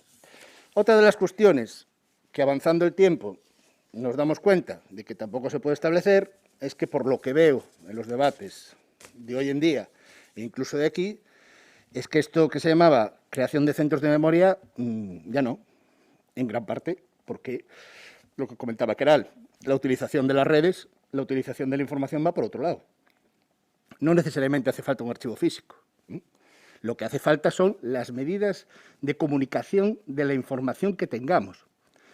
Esto va a ser lo fundamental a partir de ahora, y es las trabas que tenemos fundamentales, todos. Cuestión de protección de datos, etcétera, etcétera. Esto va a ser la clave. No necesariamente hace falta un aspecto físico. Ahora bien, no sé si llamarle centro de atención de víctimas, a las víctimas, pero alguien que comunique qué ha pasado con las víctimas de la represión franquista y con el franquismo debería hacerse. No necesariamente tiene por qué tener mucho personal, porque puede estar en red, siempre y cuando se salvaguarden las cuestiones legales para ello. Puede estar en red, se puede llegar a ello. Otra cosa es el filtro que tienes para llegar a ello. Y yo creo que eso es decir, no tanto es lo que hemos hecho, que en buena parte de las comunidades, y en muchas se está iniciando, pero en buena parte de las comunidades ya se ha hecho, sino cómo se comunica. ¿Cómo se va a comunicar a partir de ahora, en este nuevo mundo que estamos? Estos conceptos de bases de datos que ya digo, que venían de hace 15 años, 20 años, bueno, supongo que todos hemos cambiado algo y la sociedad ha cambiado algo de 15 años para aquí. Y en esto creo que hay determinadas cosas que... Bien, podríamos hablar también del concepto de víctima. También nosotros, las primeras cuestiones que comenzamos a hablar fue víctimas, porque evidentemente metodológicamente es la clave del asunto, ¿no? Pero hay un tipo de víctima, que después incidiré más en ello, de represión, que no es solo la de los papeles, que no es solo la represión física, que no es solo la que encuentras un paseado en un registro civil, que no es solo la que encuentras con la ley de responsabilidades políticas, sino que hay un tipo de víctima que afecta especialmente a un determinado porcentaje poblacional, que es la víctima de represión psicológica. Y esto provoca dos cosas. Por un lado, que el porcentaje de víctimas femeninas, mujeres, sea de un 5%, entre un 3 o un 5%, dependiendo de las comunidades, es un ítem más o menos común en todos los datos de represaliados, pero el otro 95% posiblemente podríamos jugar con otro tipo de represión, no solo, para llamarle de alguna manera, psicológica, comunitaria, presión social, no sé cómo llamarle, pero ahí sí que tendríamos que... Porque esto nos permitiría también desarrollar la interdisciplinariedad con otros, sociólogos, antropólogos, etcétera. Es decir, hay elementos de futuro en este campo de la represión sobre las víctimas que creo que no podemos pasar de ellos, sinceramente. Creo que están aquí presentes y que lo único que tenemos que hacer es acoplar lo que ya hemos hecho y leer el presente para intentar trabajar el futuro, pero intentar acoplarlo. No pensemos que por realizar únicamente frías bases de datos de números nos va a llegar. De acuerdo, gracias. Intentaré cumplir. Bien, y ya, bueno, no para terminar, porque aquí tiene ahora el resumen. Bueno, creo que este era un proyecto que se comenzó en 2006 y que tuvo su continuidad prácticamente hasta el 2009, 2010, como una cola hasta el 2013, una cola en la cual prácticamente no había actividad. A partir de ese momento, ya digo, a partir del apoyo por parte de la universidad, de los ámbitos de grupos de investigación, se intenta mantener. Como veis, está abierto, pero no está vivo, ni mucho menos, a pesar de que hay muchos esfuerzos de que eso se produzca, pero no es así. Y aquí se comienzan a producir como una especie, visto el relato que os cuento de 15 años, como una especie de olas de memoria, ¿no? Este Guadiana que os comento, ¿no? En 2017 y 2018 comienza a aparecer algo distinto, que está vinculado, que es paralelo. Comienzan a cuestionarse, por ejemplo, temas como las propiedades de los Franco, comienzan a cuestionarse temas vinculados a la represión, retomar temas de la represión. En el caso concreto de Galicia hay dos proyectos en los cuales estamos incluidos. Por parte de diputaciones provinciales, esta es la Diputación Provincial de Coruña y la Diputación Provincial de Pontevedra, en el cual hay un salto cualitativo y metodológico en varias cuestiones. ¿Por qué? En cuestión de fondo y forma. Fondo, ya no se pregunta tanto por la individualidad, o por lo menos es mi interpretación, sino que se pregunta más por el pasado democrático. Quiero decir, el proyecto está planteado, tanto en la Diputación de Coruña como en la Diputación de Pontevedra, está planteado para el reconocimiento, seguimiento, etcétera, de los miembros de las corporaciones municipales, tanto de la provincia de Coruña como de la provincia de Pontevedra. ¿Qué pasó con ellos en el año 36? 36 y siguientes, evidentemente. ¿Qué pasó con ellos? ¿Por qué? Porque hay un salto. Si bien cuando empezamos en 2006 hasta el 2009 no nos planteamos tanto esto, ahora en los tiempos en que estamos, nos estamos planteando algo de defensa colectiva, que es la democracia, y el pasado democrático de esta sociedad en la que estamos. Esa consideración de la República como democrática, esto es un salto que se ha dado mayoritariamente a partir de poco tiempo, o por lo menos que constatamos de poco tiempo. Se demandan otras cuestiones vinculadas a las víctimas. La víctima ya no es tanto la individual, que también existe, pero ya no existen hijos de víctimas, acordaros. Y por lo tanto las demandas pueden ser de nietos, pero ya está más lejos. No, ahora la víctima es colectiva, que es la democracia. ¿Vale? Entonces, esto yo creo que es un salto, en cierta manera, por ejemplo, acabo de ver el trabajo de Manuel Ortiz, se titula Transición y Democracia, en el cual también está la represión, ¿no? Bueno, esto posiblemente en el 2010 no lo hubiéramos planteado. Bien, por lo tanto hay que leer, creo que desde la perspectiva del presente esto. En cuanto al fondo, en cuanto a la forma, como comentaba que era hoy por la mañana, bueno, hoy hace unas horas, del libro a la red, se abandona el centro de memoria, se abandona el centro físico, por lo menos en principio, se abandona el centro físico, pero yo creo que la red hay que tener cuidado. A mí también me parece muy interesante estas páginas que están saliendo de repositorios gigantescos, digamos, de localización, pero yo creo que el papel cualitativo que debemos tener las universidades en este aspecto, o por lo menos el ámbito de la investigación en este aspecto, tiene que estar. ¿De qué manera? Ya digo, posiblemente de maneras distintas. Porque el problema de estas gigantescas páginas en este sentido es el filtro. Claro, si uno busca por el nombre, es igual que si uno busca, y todos sabemos los que hemos consultado este tipo de fuentes, en los archivos de la Guardia Civil o los archivos de policía, o en los archivos, algunos archivos militares. Buscas por el nombre, pero si buscas por nombres concretos a veces no te aparece lo que quieres buscar, ni tienes una explicación completa del asunto. Simplemente te quedas en la parcela concreta, ¿no? Y creo que nos interesa desarrollar, lo que nos interesa desarrollar es una explicación general, universal, para todos, consensuada, de qué ha pasado aquí, ¿no? Y esto creo que eso lo dificulta, en parte, por eso mi reticencia es eso. Por lo tanto, ya para terminar, bueno, y el salto cualitativo, hay un dato que creo que lo refleja bien claro. La ley de memoria, mal llamada ley de memoria, sabéis, del año 2007, ¿no? Del año 2007 está siendo sustituida por otra ley de memoria. O sea, no estamos en un mundo ajeno, el mundo ha cambiado. Y también ha cambiado las perspectivas de trabajo sobre esto, en los medios y en las formas, fundamentalmente. Por eso digo que no es tanto lo que se hace, sino cómo se va a comunicar, de qué manera se va a comunicar, porque eso será fundamental, con qué enfoque se va a comunicar.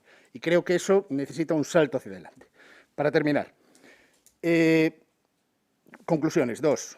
Una, y son evidentemente unas demandas personales, porque estamos, creo que en el ámbito en el que tenemos que estar, en el que estamos ahora. Creo que esa diferencia que comentaba tanto Paco como Manolo, entre el profesional de la historia y cómo el trabajo profesional de la historia se comunica a lo público, ¿no? Esas cuestiones que siempre nos afectan, ¿no?, a nosotros, ¿no? Bueno, yo creo que se ha cubrido en gran parte todo este tiempo y más allá, con un voluntarismo profesional, ya no solo de las asociaciones, sino ya también ahora de los profesionales, de los investigadores académicos universitarios, que creo que no llega. Creo que no llega porque esto lo que provoca es lo que está pasando en la actualidad, o por lo menos en este relato que os he contado de 15, 20 años, lo que ha pasado, que es que necesitamos políticas públicas, sí, pero estables. Necesitamos políticas públicas estables para varias cuestiones concretas. Una, el tema de la protección de datos. Tiene que clarificarse una vez por todas. Y esto implica también el acceso a la documentación de los archivos. Dos, la cuestión de género. La cuestión de género tiene que estar mucho más que como un apéndice en estos estudios. Y ahí tendríamos que entrar en represión psicológica, entre comillas. Pero para eso necesitamos tener también más contacto con sociólogos, con antropólogos, etcétera, que nos den esa perspectiva. Pero eso tiene que estar también en el mundo de hoy en día. Y en tercer lugar, y ya demandado desde siempre, una política de Estado. De Estado, si es posible. Porque no este tema del que estamos trabajando todos, no es posible entenderlo parcelando en provincias o en ayuntamientos. No es posible. Nada más, muchas gracias.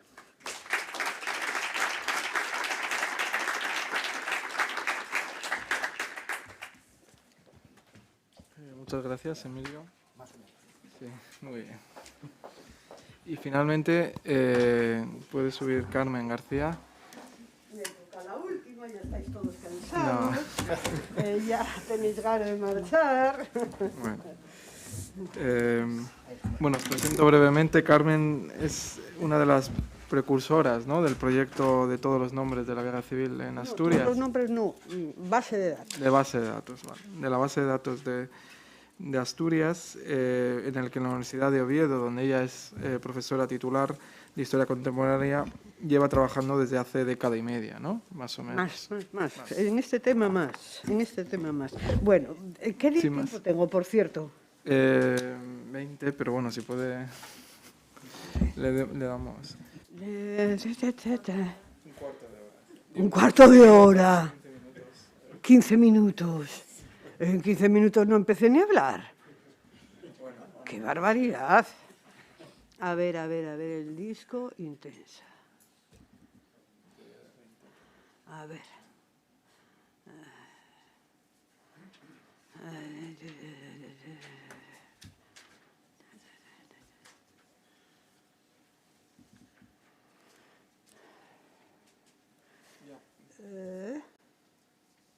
Bueno, vamos a ver. Yo, bueno, lo primero, agradecer a Gogora, a las instituciones vascas, la invitación, porque yo sí sé que hace 14 o 15 años tenía que haber estado en Santiago y no pude estar porque no recuerdo ya el motivo, pero sí fueron algunos de los investigadores, Amaya me parece que fue, y ya allí se plantearon cuestiones, ¿no?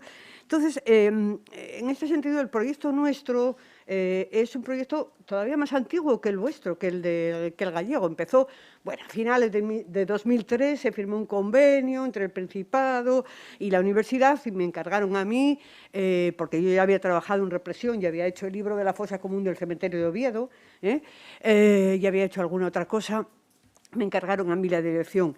Entonces, claro, empezar en el año 2003-2004 no es lo mismo que empezar en el 2015. Ojo, hay otro tipo de fuentes y demás. Entonces, era impensable todavía los archivos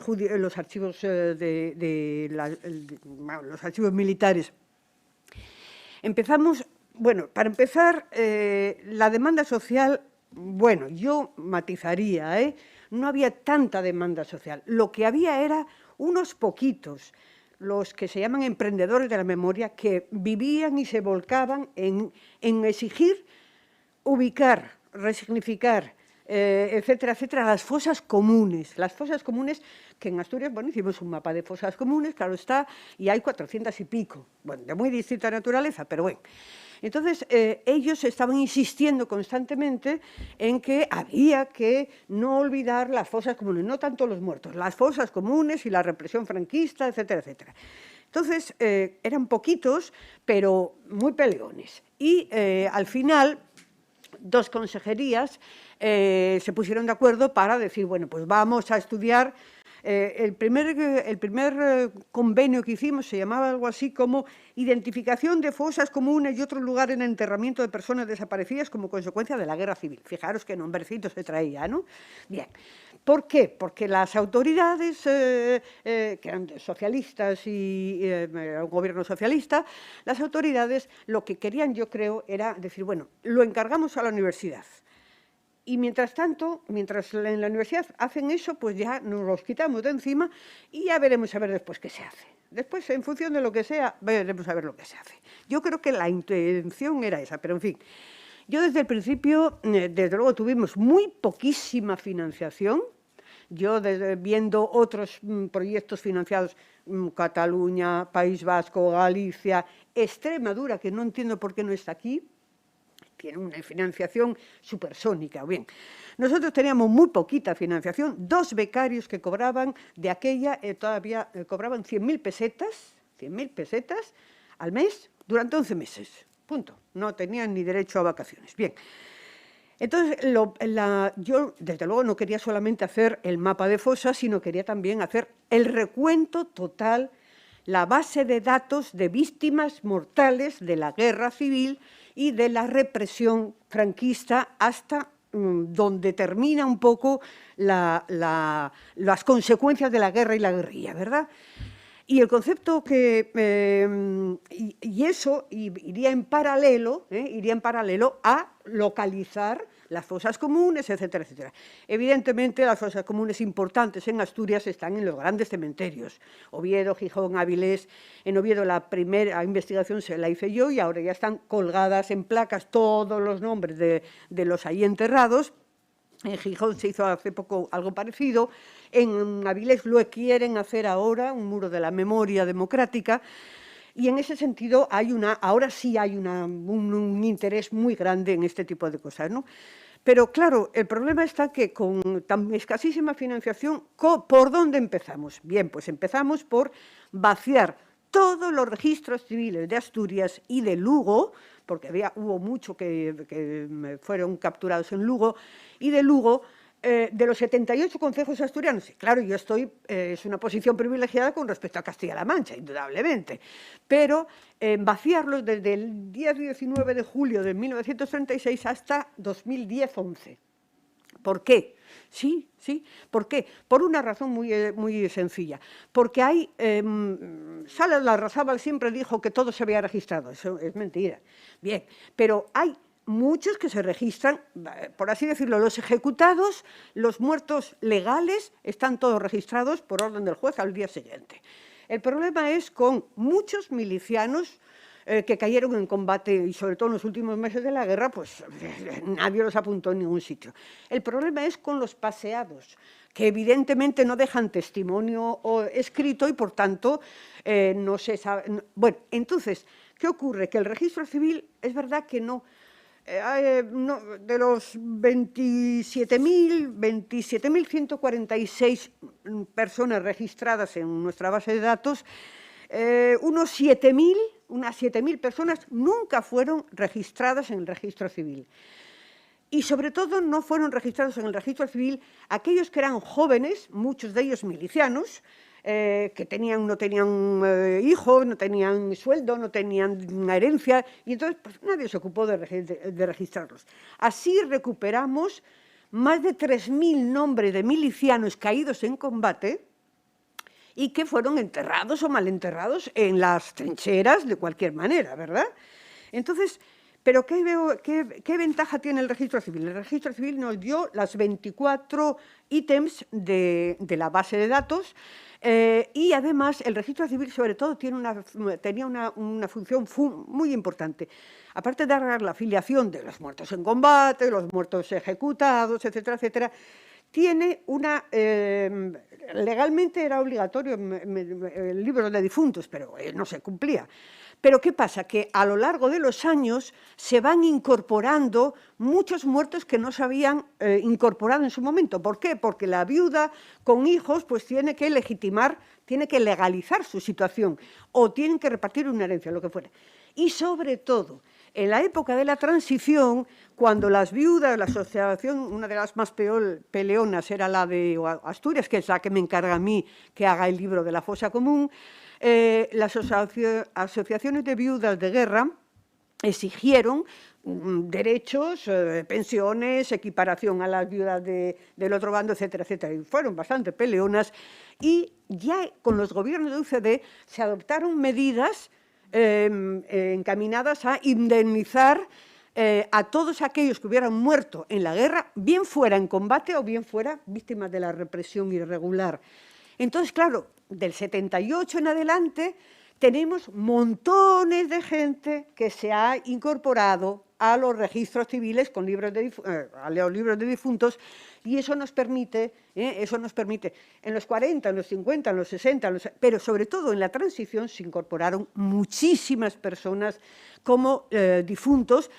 Tenían que llevar 2 testigos, había un proceso, un pequeño proceso con un juez mediante, y se incorporaban personas diciendo murió tal fecha, tal otra, fulanito de tal fue testigo de que le vio tirado en una cuneta o lo que fuere, ¿verdad?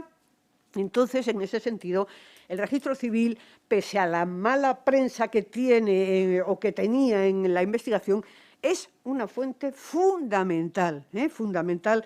Y como digo, inicialmente los campos de nuestra base de datos eran los campos del registro civil, más después, claro está, otros campos que añadimos, fuentes, las fuentes, observaciones, por si hay alguna cosa que añadir, y desde luego los conceptos, el concepto por el cual, en qué categoría metíamos a cada persona, ¿verdad?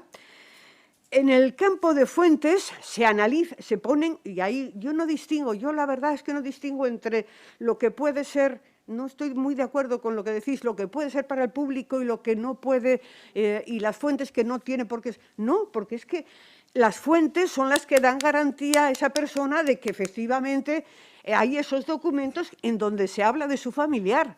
Entonces, nosotros en la ficha ponemos todos los campos del registro civil, más observaciones, más citas registrales, más fuentes, más concepto de la muerte.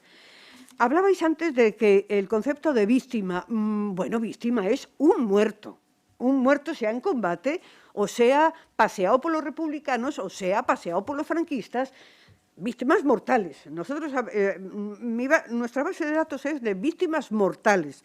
No entramos ni a tantos años de cárcel, ni pena de muerte, pero conmutada, no, porque había que fijar unos criterios. Entonces, el criterio fue una base de datos de las víctimas mortales de la guerra, víctimas mortales violentas, derivadas de la guerra y de la represión posterior. Y entonces analizamos los criterios en los conceptos, que ese es el trabajo también nuestro también, es víctima civil, acción de guerra, víctima civil, represión republicana, represión franquista. Decimos represión republicana y represión franquista cuando nos referimos a paseos, sacas, es decir, cuando no media proceso judicial alguno, por muy falso, por muy estrambótico, excepcional o erróneo que sea ese proceso judicial. Porque para nosotros, para los historiadores, hay una diferencia muy sustantiva, y es que en las ejecuciones bajo la legalidad, con todas las comillas que queramos ponerle, tenemos toda la documentación del mundo, el consejo de guerra, el registro de la persona en el registro civil, el expediente de preso, todo lo que queramos y más, incluso la prensa, porque muchas veces en plan de sembrar pues, el miedo y la zozobra, se comunicaba quiénes habían sido reos y quiénes habían sido condenados y ejecutados en el paredón, tal. Es decir, en el caso de la represión reglada, que nosotros llamamos ejecutado por los republicanos o ejecutado por los franquistas durante la guerra y después ejecutado por los franquistas después de la guerra, ahí tenemos todas las fuentes del mundo. En el caso de la represión, bueno, ahí es donde las fuentes son mucho más complejas, ¿no? Tenemos otro campo que es prisionero de los republicanos, otro prisionero de los franquistas, y tenemos también otro nuevo campo, represión guerrillera, porque en Asturias la guerrilla son 350 personas, me parece, unas 350 personas, pues somatenes, falangistas, enfrentamientos, etcétera, etcétera. Es decir, es una cantidad bastante importante, ¿no? Y tenemos al final otro concepto, que es el de causa no determinada. Causa no determinada porque las fuentes son contradictorias o las fuentes no aclaran exactamente en qué circunstancias se produjo la muerte de esa persona. Y pese a que vamos puliendo y que la base de datos ahora no existe ya, bueno, ya hace años que no se financia en nada, pero sigo yo trabajando en ella y actualizándola constantemente, ¿no? Entonces, muchas veces ya determinamos por otras fuentes de información o por otra documentación o por otro testimonio o por otro informante, determinamos alguna causa no determinada, pero en otras ocasiones no, todavía tenemos. Y ahí tenemos 1.200 y pico personas en la que es una muerte violenta, pero no sabemos en qué circunstancias se produjo. Claro, también llama mucho la atención el hecho de que, por ejemplo, se dice murió en enero del 39 en la guerra. ¿Pero qué guerra? Pero si en Asturias termina en octubre del 37 el frente.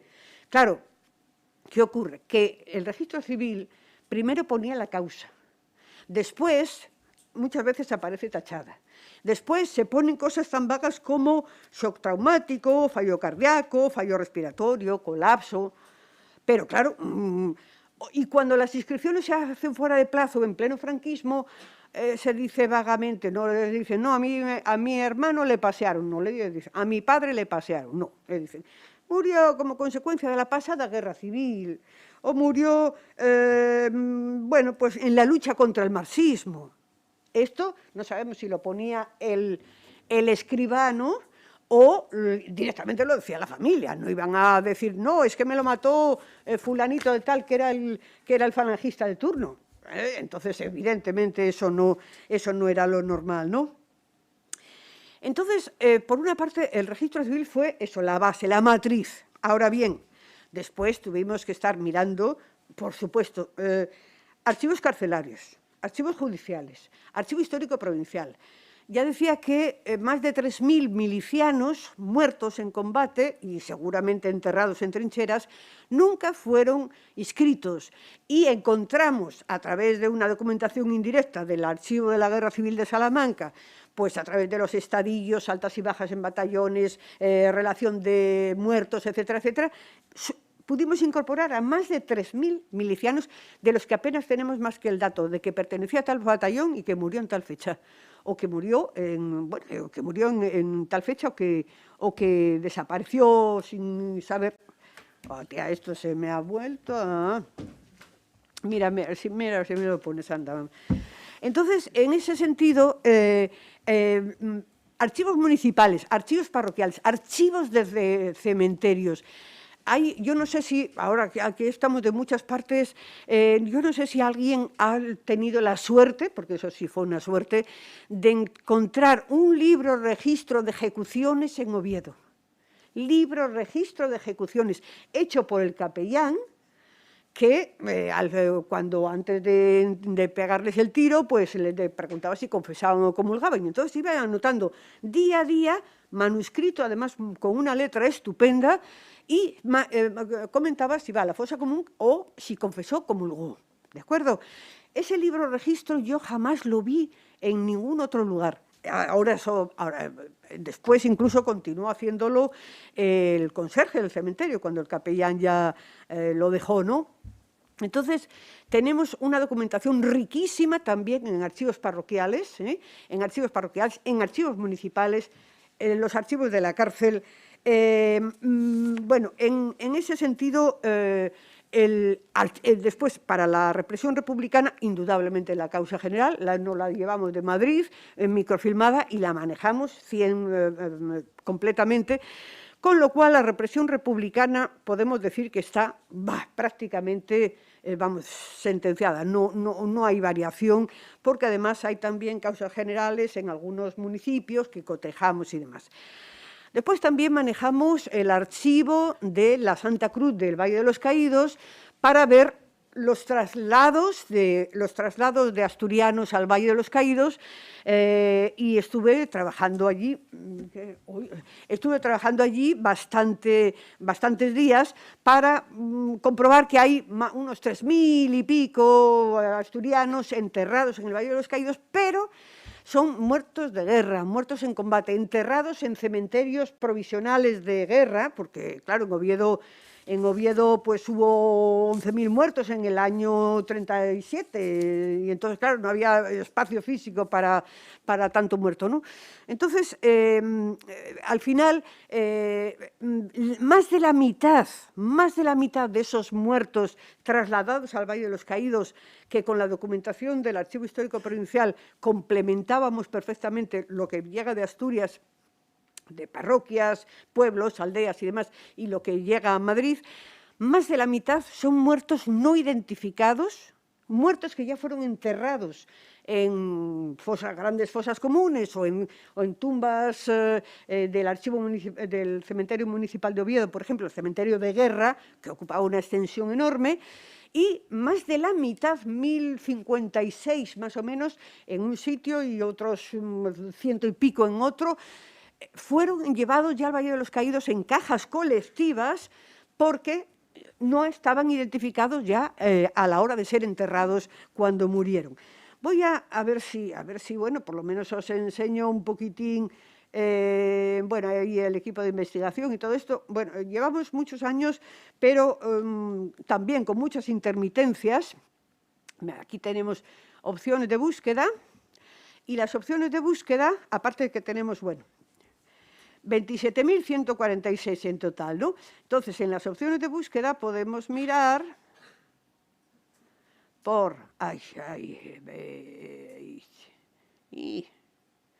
¿qué más me da a mí? Por localización, nombre, apellido, alias natural, domicilio, profesión, por alguna de esas. También tenemos ya desglosadas las mujeres, que quería decir un par de cosillas. Eso. Y tenemos también... Dios, ¿dónde anda el ratón? ¡Ay, señor! Entonces, bueno, lo que yo quería decir es que sí tendríamos que ponernos de acuerdo a la hora de unificar las bases. A ver, para abajo.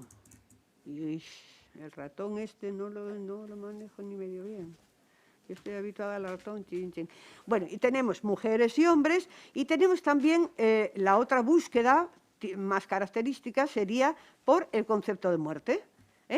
El concepto de muerte y represión, todos los conceptos que os había dicho, y como digo, pues, por ejemplo, causa no determinada. Causa no determinada, pues salen al final.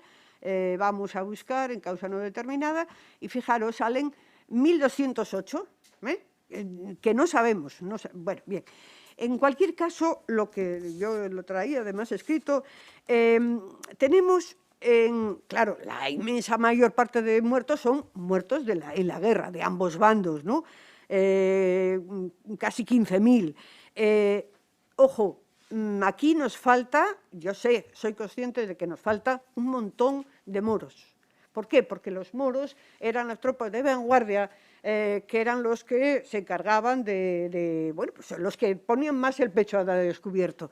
Entonces, es verdad que había un cementerio de moros en el Naranco y otro cementerio de moros en Barcia, pero la documentación no se conserva y parece ser que, yo esto tendría que hablarlo con el Ministerio de Defensa, me imagino, parece ser que los soldados, los que eran soldados, solamente se comunicaba la muerte a sus pueblos de origen, y solamente se registraban, y tengo algún caso de moros, solamente se registraban en España los que eran ya mandos.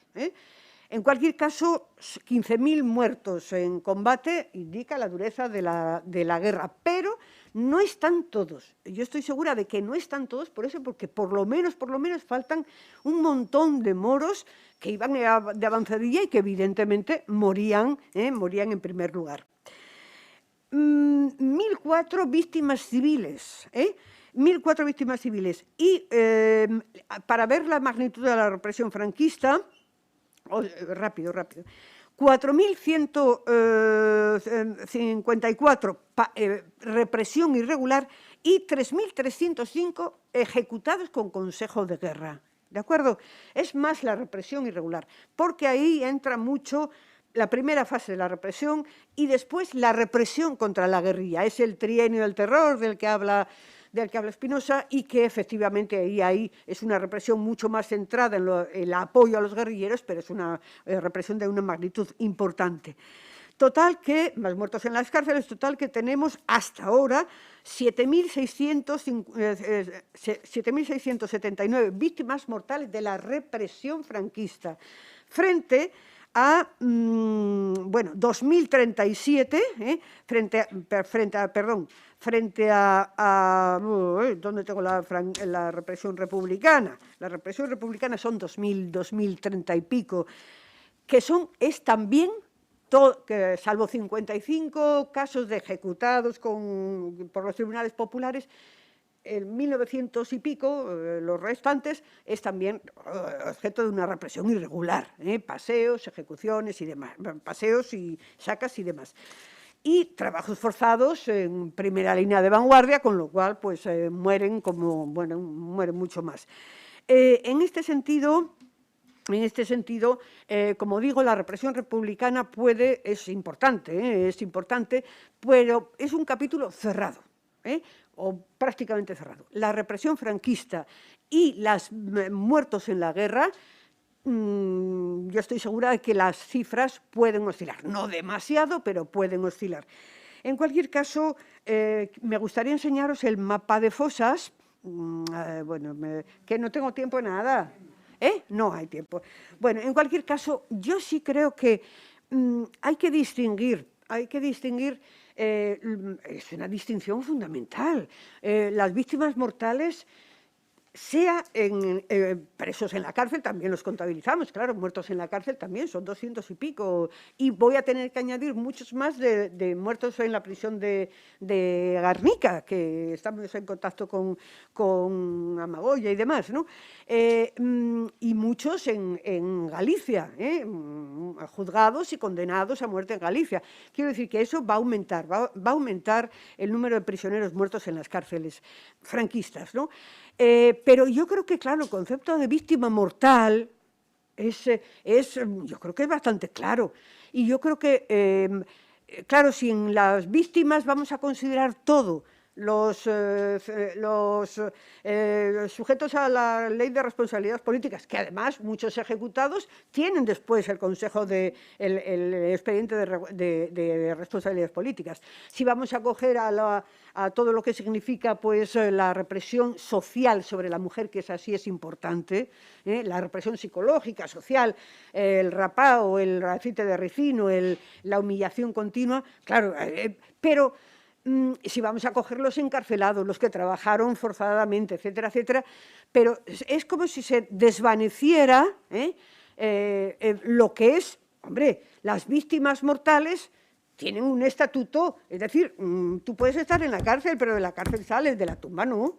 Es decir, que no, si además encima te sacaron de casa, te llevaron a un descampado, te pegaron una paliza y te pegaron un tiro, hombre, eso es definitivo.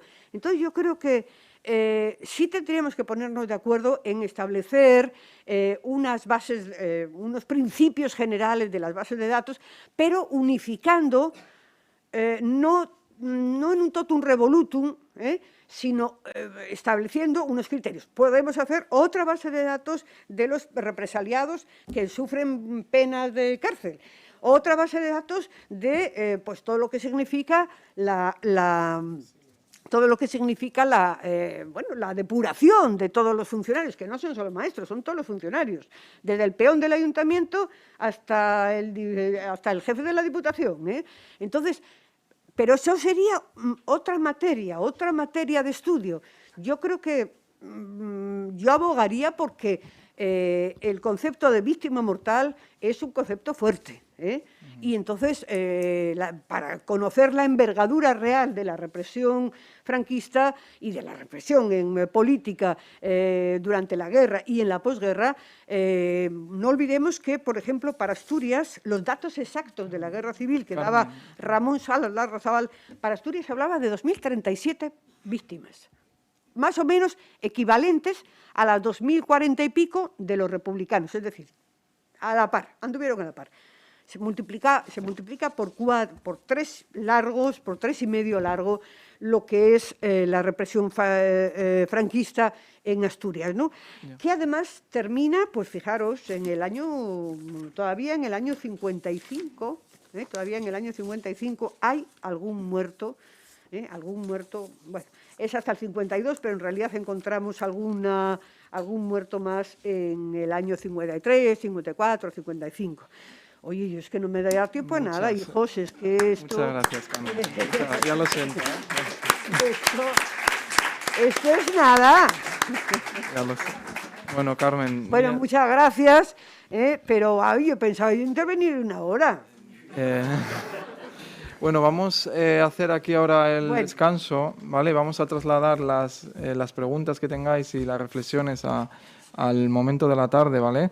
En la mesa redonda, así que nos volvemos a ver aquí a las 4, y bueno, con la mesa redonda y repito, todas las preguntas y dudas que tengáis las podéis trasladar, Muchas gracias.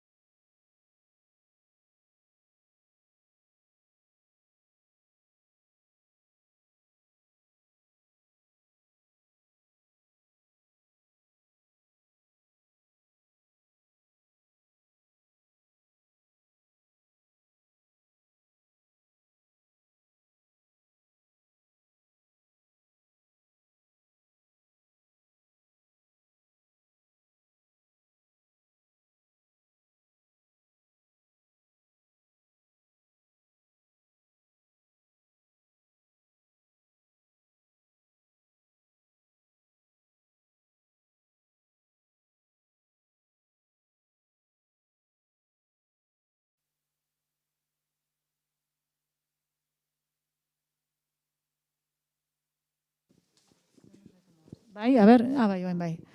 Bueno, Arratsaldeon, buenas tardes otra vez a todas y a todos. Ahora, bueno, después de la sesión un poco maratoniana de la mañana, en el que hemos conocido, aunque sea brevemente y resumidamente, las distintas iniciativas que se llevan a cabo, bueno, pues en las distintas comunidades autónomas. Quería empezar esta mesa redonda o este coloquio, no sé, entre todos, no solo los que estamos aquí, sino yo creo que entre todos y todas podemos pedir la palabra y bueno, pues opinar. Primero dándole, bueno, pues la oportunidad al que más veces ha sido interpelado durante esta mañana, que es, como es lógico, es el propio Gobierno de España. Aquí se hablaba, Diego Blázquez, bueno, ya le presento, es director general, lo hemos dicho esta mañana, que ha venido y que estamos encantados de que estés aquí, escuchándonos y ahora compartiendo este espacio. Una de las palabras que más se ha repetido, yo creo, o por lo menos lo he apuntado, y yo creo que todos nos hemos quedado con ella, es esto de que esto no sea un bucle, ¿no? O un Guadiana o algo que se hace de vez en cuando y luego no tiene continuidad. Entonces, bueno, sí que te pediría también brevemente, para introducir esta sesión, que nos cuentes un poco cuál es el siguiente paso en el que está pensando el Gobierno. Gracias, Arratsaldeon, boa tarde. Creo que estaba Oriol. Buena tarde. Bueno, buenas tardes a todas y a todos. Gracias, Aitzane. Bueno, para mí, en primer lugar, lo que tengo que hacer es agradecer a Gogora y agradecerte a ti la convocatoria, la iniciativa, a todo el equipo que ha hecho posible el encuentro y el diálogo, porque efectivamente nosotros consideramos que es un elemento absolutamente necesario ponerse a trabajar en esta cuestión de un censo de las víctimas de la guerra civil y la dictadura. Tan consideramos que es una prioridad, que es una de las cuestiones que, si miráis todas nuestras notas de prensa, los resúmenes, siempre destacamos como una de las novedades y una de las apuestas principales del proyecto de ley que está ahora en el Congreso. Luego entraré en esto. Tú decías que una de las cosas que tú habías anotado como que más se había repetido era lo de que esto no es un bucle y tal. Bueno, yo he sido un poco más positivo. Entonces, bueno, yo la primera palabra... Sí, la primera palabra que... Pero bueno, está relacionado. ¿Qué podemos hacer para que no sea un bucle, ¿no? Yo eso ya lo he dado por hecho. Hay mucha gente que está aquí, que tiene una trayectoria en el movimiento memorialista y en la gestión también de las políticas públicas de memoria mucho más amplia que yo. Entonces, bueno, yo he dado por supuesto que lo que no quiero es caer en ese bucle, ¿no? O por lo menos mientras esté yo trabajando en el equipo que está ahora en la Secretaría de Estado. Por lo tanto, ¿qué es lo que me he fijado que era lo más importante que todo el mundo ha puesto de manifiesto? Que es que si todos coincidimos en que esta es una cuestión prioritaria, esencial y que exige esa política de Estado, lo primero que tenemos que establecer mecanismos de colaboración y de coordinación. Y yo la palabra que me he apuntado aquí es eso, cooperación, la primera. Yo creo que eso es lo básico. Entonces os cuento qué es lo que cómo estamos trabajando nosotros. Algunos ya lo sabéis porque tanto a nivel institucional o asociación o por vuestra experticia académica, pues habéis tenido contacto con el trabajo que hacemos. Nosotros, como os decía, hemos planteado como una de las novedades principales en el proyecto de ley la creación de ese censo estatal que se va a surtir de la creación de un registro que va a tener unos datos mucho más complejos que servirán para determinar o para realizar determinadas decisiones de políticas públicas y un resultado de ese registro será la elaboración del censo. Nosotros queremos ir hacia un censo también es una idea que se ha repetido bastantes veces, aunque entiendo que hay distintas visiones y es una polémica, pero nosotros queremos ir hacia un censo que sea sencillo, porque para la explotación de otros datos tendremos el registro, entonces podremos saber pues cuántas creo que había sido, no, Francisco ha sido que ha hecho la necesidad de búsquedas cruzadas, etcétera. Bueno, eso sí que, digamos, a efectos de gestión pues nos viene mejor, pero el efecto principal del censo tiene que ser reparador y de revelación pública de la verdad, que es el mandato que tenemos dentro de los principios de verdad, justicia, reparación. Entonces, tiene que ser un censo sencillo de datos que sean accesibles, que sean simples y, por otro lado, pues se irá construyendo. La segunda característica es que se tiene que ir construyendo de manera progresiva. Estamos hablando de una ingentísima cantidad de datos, una gran cantidad de fuentes documentales, una gran diversidad de esas fuentes documentales, no solo diversidad interna, sino también diversidad en lo que se refiere a la base del mismo. Hay mucho en papel, hay partes que se han digitalizado y otras que no. Dentro de la digitalización hay algunos fondos que son explotables y otros que no. Otros que la digitalización es básica y simplemente tienes el documento en papel, pero hay que leerlo, no se puede tratar de ninguna manera. En fin, una situación muy compleja. Acaba de entrar Queralt. ¿Cómo hemos hecho? En principio, pues bueno, es igual que hicimos con toda la política de exhumaciones, bueno, pues hacer primero cuál es un estado de la cuestión. Es un informe en el que también contribuye la doctora Errasti, que publicó el Ministerio, en el que, entre otros, igual que hay un artículo sobre la situación de todas las exhumaciones realizadas con metodología científica desde el año 2000 al 2020 y que nos sirve como punto de partida para comenzar una política pública, que es la que estamos haciendo ahora, pues lo mismo con los censos, que es el que hizo Queralt. Siguiente paso que hemos dado, pues necesitamos una base para crear ese registro administrativo, esa base de datos, pues necesitamos una base jurídica, estamos haciendo la ley y ahora que es la situación en la que estamos, bueno, pues ahora lo que tenemos es que una vez que tenemos identificado o creemos tener identificado las diferentes experiencias, que están todas aquí presentes, tenemos que ir pensando también en base a experiencias internacionales, a buenas prácticas internacionales y un análisis de benchmarking, que es, digamos, cómo vamos a conceptualizar esa base de datos, teniendo en cuenta toda la información que tenemos ahora. Eso hemos pedido a Gerald, que estaba también por aquí, Corbella, hasta aquí, que por cierto aprovecho para pediros que cuando os pida que colaboréis, que colaboréis con él, que nos está ayudando con esto. Bueno, pues vamos a intentar hacer una primera conceptualización de cómo podríamos trabajar. Mi oferta sería, para no entrar en ese bucle, vamos a esperar a tener ese documento, vamos a trabajarlo nosotros también. También tendremos ya la base legal necesaria. Y yo le comentaba a Itzane que yo creo que esto tiene que ser el punto de partida de un trabajo ya más profundo. Mi idea es que podamos tener algún tipo durante el primer semestre del 22, o ojalá fuera el primer trimestre. Vamos a intentar que fuera el primer trimestre del 22, tener una primera propuesta que podamos compartir, porque al final, como dice la propia ley, nos vamos a surtir de todas las experiencias, de todos los fondos que hay ahora. Entonces tenemos también que el resultado de ese trabajo todo el mundo se sienta cómodo. Porque va a ser también más fácil para todos pues, poder trabajar. En definitiva, y con esto ya termino, Aintzane, también hemos aprendido un poco de la experiencia de la elaboración del mapa de fosas. Un elemento básico que tenemos que hacer es, por ejemplo, la interoperabilidad, o sea, establecer ya sistemas que nos permitan la actualización mutua,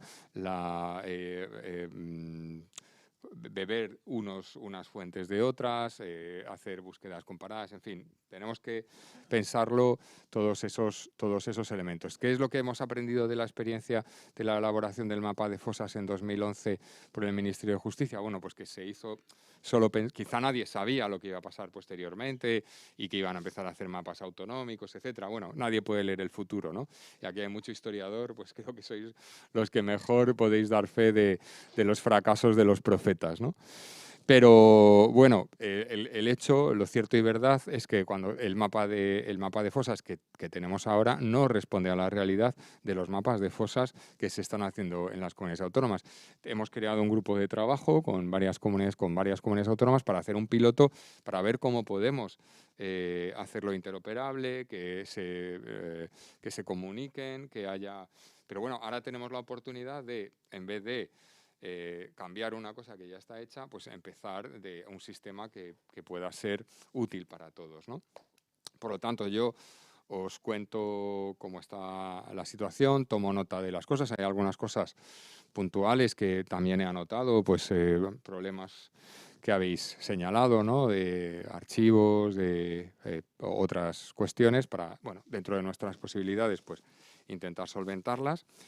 Y yo diría que si nos dejáis ese plazo, ¿no? Del primer trimestre del 22 y que tengamos la base legal también para poder poner en marcha el censo, el registro y el censo, pues bueno, os compartiremos, podremos a través de las comunidades autónomas que nosotros trabajamos, estamos muy contentos y muy orgullosos del trabajo que hacemos con las comunidades autónomas, pues a través de las comunidades autónomas pues podremos establecer algún tipo de grupo de trabajo, de grupo técnico, de grupo de reflexión o de discusión que nos permita avanzar en esta cuestión. Y bueno, han salido otras muchas cosas, pero en fin, no quiero monopolizar el uso del micrófono y del tiempo de debate. Encantado de responder o de discutir otras cuestiones. Gracias. Gracias, ya tenemos el primer titular de la tarde, ¿no? En primer semestre del año que viene seremos convocados. Pero bueno, más allá de eso, que te agradezco la claridad, yo sí creo que aquí, independientemente de que evidentemente ese diálogo tendrá que empezar sobre algo que esté negro sobre blanco, aquí sí han ido saliendo cosas, ¿no? De qué universo estamos hablando, de qué periodo temporal, si hablamos solo de muertos o de otro tipo de víctimas también, de la importancia de incluir biografías, fotografías, mapas, etcétera, y sobre todo también el acceso a los archivos. Han salido cosas que yo, bueno, creo que sí habréis apuntado, pero que igual ahora vosotros queréis, bueno, reafirmar. No sé si alguien quiere incidir en alguna de estas cuestiones. Por aquí, por ejemplo, se decía que primero igual deberíamos de hacer, y así lo hemos hecho también en Euskadi, una base de datos de solo muertos y luego avanzar. Hay otros que no son de la misma opinión. Bueno, podríamos empezar por ahí también el tema del periodo histórico. Obviamente está la guerra y está todo el franquismo. O sea, como... No sé si tú quieres decir algo, si el resto... No, nosotros para pues, de estas dos cuestiones, bueno, una ya la he señalado, que nosotros nuestra idea es que sea un material tratable, porque el objetivo no es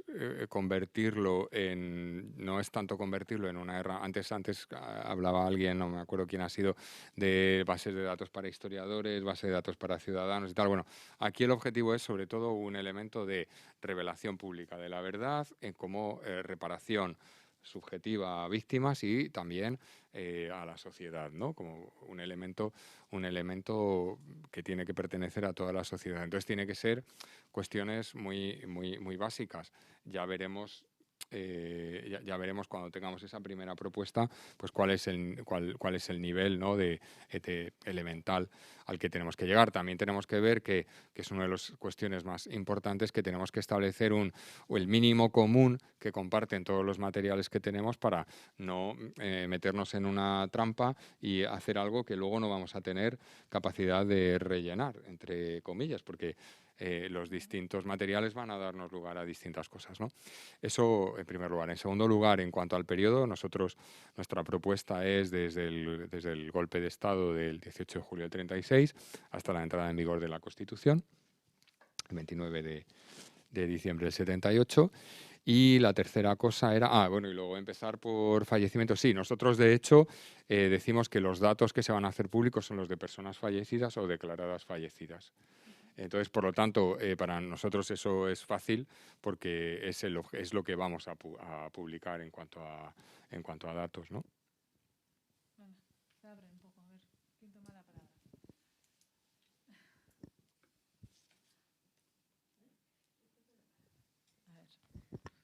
No, yo es que además, como me tengo que marchar pronto, ¿dónde lo enchufo, hija? No sé. Está allá, ¿no? Está. Como me tengo que marchar antes, ¿se oye? Sí, sí. No, pero creo que es para que se grabe. Bueno, vale. Yo sí estoy de acuerdo en que, además, viendo esta mañana el desajuste que hay entre las distintas comunidades en cuanto al avance en la base de datos de muertos y demás, y eso, sabiendo pues eso que Castilla-La Mancha y me imagino que Castilla y León y otros lugares pues van a tener los trabajos muy atrasados. No es el caso de otros territorios como el País Vasco, Cataluña o Asturias incluso. Pues yo creo que lo lógico sería hacer el censo de las víctimas mortales durante la guerra, durante la guerra, después de la guerra la represión, poniendo como fecha tope, pues por ejemplo, el primer franquismo, por una razón, lo digo por una razón, el primer franquismo, bueno, hasta el 59, por ejemplo, vamos a poner, ¿no? Por señalar un poco el primer franquismo y el tardofranquismo, por una razón práctica, no porque no sea importante el otro.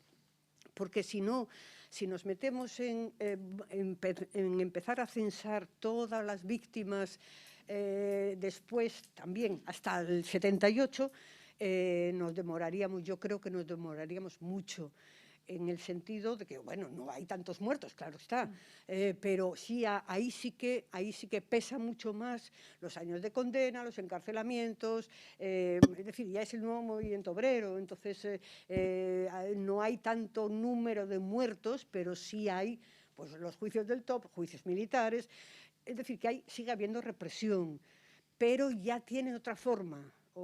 Es decir, no hay miles de muertos, no hay miles de asesinados. Entonces, yo diría que la primera etapa, el primer jalón, podría ser eso, el censo de las víctimas mortales derivadas de la guerra, durante la guerra y en la represión, tanto la republicana como la franquista. Y la lucha contra la guerrilla, que es otro jalón, son un periodo también de muy intenso enfrentamiento armado, y podríamos situarlo eso hasta el 59, por señalar una fecha. Y después, claro, ponerse a la tarea de analizar, algo hay hecho, hay ya trabajos hechos, pero todo lo que son las sentencias del top, todo lo que es la represión sobre el movimiento obrero, sobre el movimiento estudiantil, es decir, pero que son formas de represión crueles y brutales, pero ya no es la condena a muerte. Podríamos decir, bueno, Julián Grimau, por poner un tipo, hasta Julián Grimau, que además es cuando se deja de ver tribunales militares para causas sociopolíticas y empieza a funcionar el top después de la muerte de Julián Grimau, ¿verdad? Pues podríamos poner como fecha eso, hasta la muerte de Julián Grimau en Consejo de Guerra, que es la última deriva de la guerra. Y hacer el censo hasta esa fecha y a partir de entonces plantearse hacer estudios ya monográficos de la represión por regiones, por comarcas, por ciudades, de la represión ya sobre nuevos elementos que son los que van a dar lugar al nuevo movimiento obrero, al movimiento estudiantil, vecinal, etcétera, etcétera. Me parece a mí que esa podría ser una propuesta de mínimos. Vale, gracias. Bueno, pues buenas tardes y bueno, yo lo primero que diría es que estamos ante buenas noticias, ¿no? Ante buenas noticias por parte del representante de Diego, del representante del Gobierno, y estamos hablando ya de avances importantes. Y bueno, yo creo que antes también Emilio lo ha dicho, estamos ante ya una cuestión de una vez por todas. No digo cerrar todo el ciclo de las políticas de la memoria, pero por lo menos en lo que es la cuantificación de la represión, sí que estamos en un momento, yo diría, un poco decisivo. Entonces, ante ese momento decisivo, creo que lo que hay que hacer es poner los cimientos de algo que ya se verá hasta dónde crece.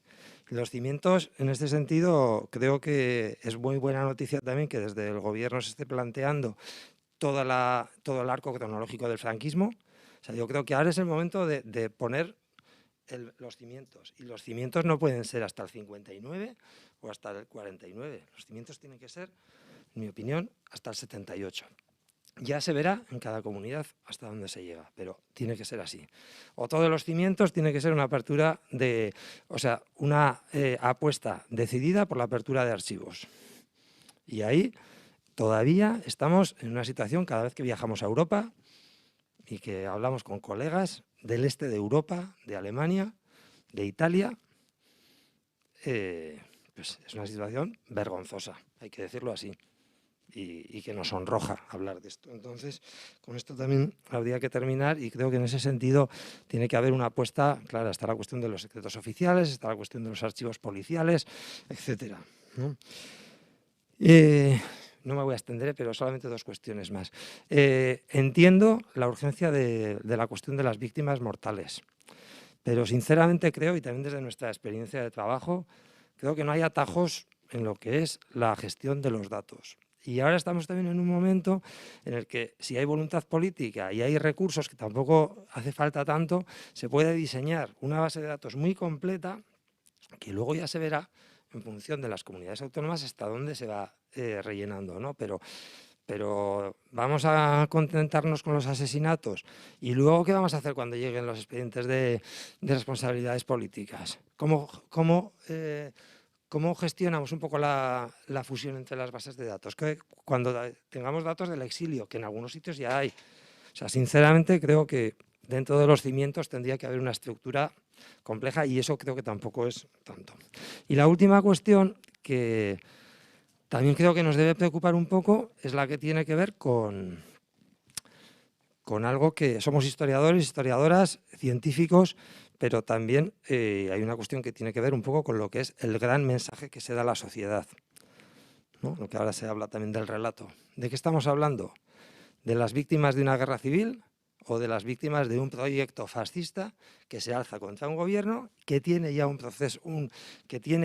proyecto de eliminación física de gran parte de la población, sobre todo de la población movilizada políticamente, y que por supuesto que una vez que se da la gran matanza inicial, pues luego eso baja, pues sigue manteniendo una violencia muy fuerte, ¿no?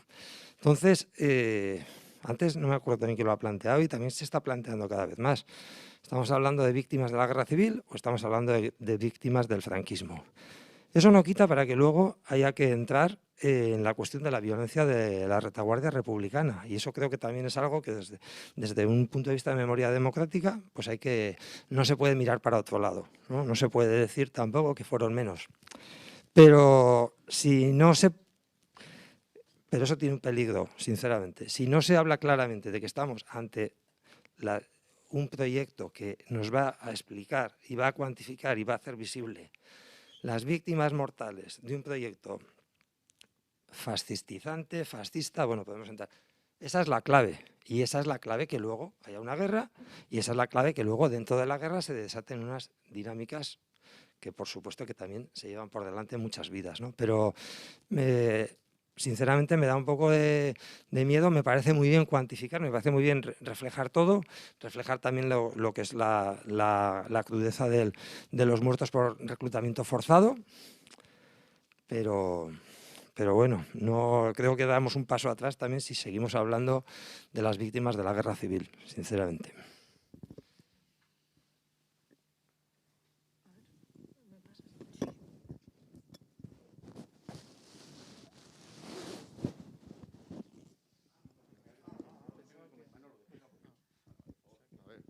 Estamos en casa.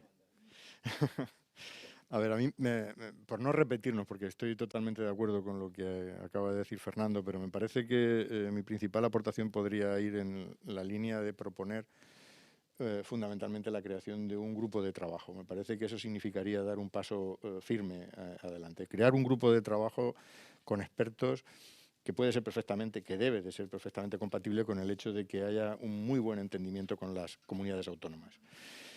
Lo he dicho antes en mi intervención, ¿no? Creo que cada comunidad autónoma, pues eso, es autónoma.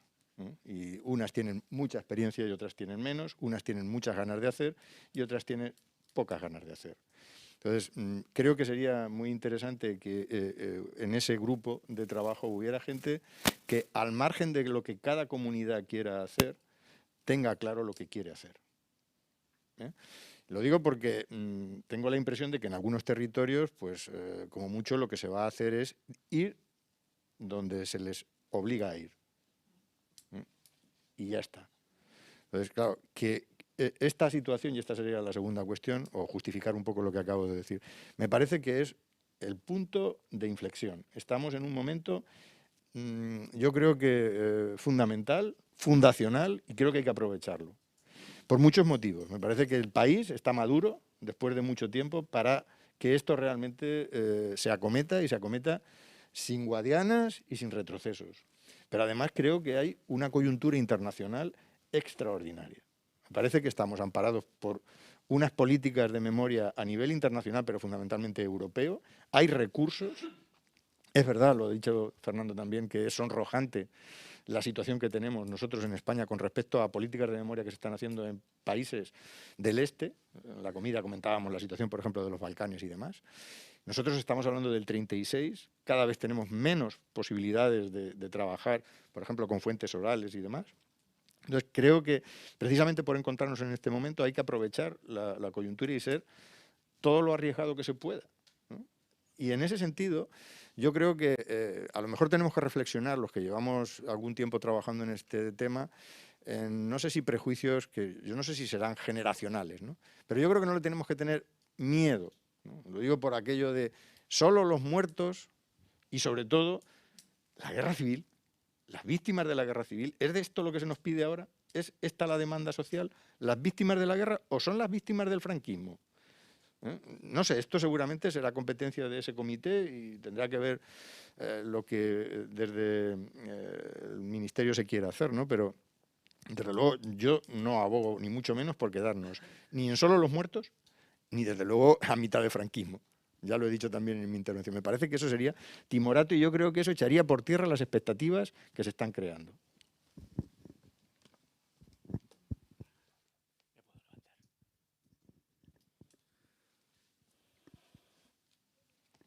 Buenas tardes, en este caso. También quiero ser breve. Se habla de un censo estatal, cosa que ya se habían avanzado los medios de comunicación acerca del trámite del proyecto, basado en un registro. Y este registro, y es aquí la clave, tiene que alimentarse de una base de datos. Dos preguntas o dos reflexiones al respecto. ¿De qué hablamos? Y ese es ahora mismo el debate que está saliendo aquí. Yo he dicho en mi intervención, cuando he empezado, que todo empezó reflexionando sobre el concepto de víctima. Es decir, no se puede meter datos de ningún tipo, a menos inicialmente, sin saber de qué hablamos. Es decir, ¿qué conceptuamos por víctima? ¿Para qué periodo y qué circunstancias? Creo que eso es clave. Ya no voy a decir que sea un criterio u otro. Yo he manifestado esta mañana qué criterio es el que ha alimentado esa base de datos y cómo no nos quedamos en la guerra y la inmediata posguerra. Pero creo que esa reflexión, más allá de concebir el proyecto, hay que concebir el concepto de víctima, que va a alimentar los datos que irán formando parte de ese registro. Y eso es clave. ¿De qué hablamos? Cualquier diálogo platónico acaba con esa pregunta: ¿de qué hablamos cuando hablamos de virtud? Tú dices que es esto, este dice que es esto. Es como hablar de la naturaleza del franquismo. ¿De qué hablamos? ¿Un fascismo? ¿Una dictadura militar? ¿Una dictadura conservadora?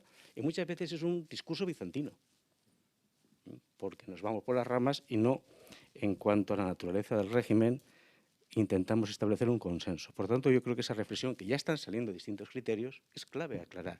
Para ampliarlo siempre hay tiempo, pero hay que partir de un criterio. Segunda cuestión, y eso es muy prosaico, porque lo he sufrido en esta experiencia mía con esta base de datos, este proyecto, la memoria recuperada desde la Universidad de Alicante para la Comunidad Valenciana. ¿Cómo se va a ejecutar? ¿Cómo se va a ejecutar? La pela es la pela, vamos a hablar castellano. Es decir, ¿qué política de subvenciones se van a establecer? Que sean ajenas a las circunstancias. Si usted me va a sacar una convocatoria en enero que va a resolver en febrero o marzo y me va a dar tiempo para ejecutar en noviembre, usted ya me está haciendo polvo. Necesito una política de subvenciones plurianual, como un proyecto de investigación. Y esto es clave, porque si no vamos a estar en las mismas. Y además un proyecto plurianual me asegura que al menos salvo a medio plazo las circunstancias. 2011 pedimos la subvención, finales de 2011 cambia el gobierno, se acabó.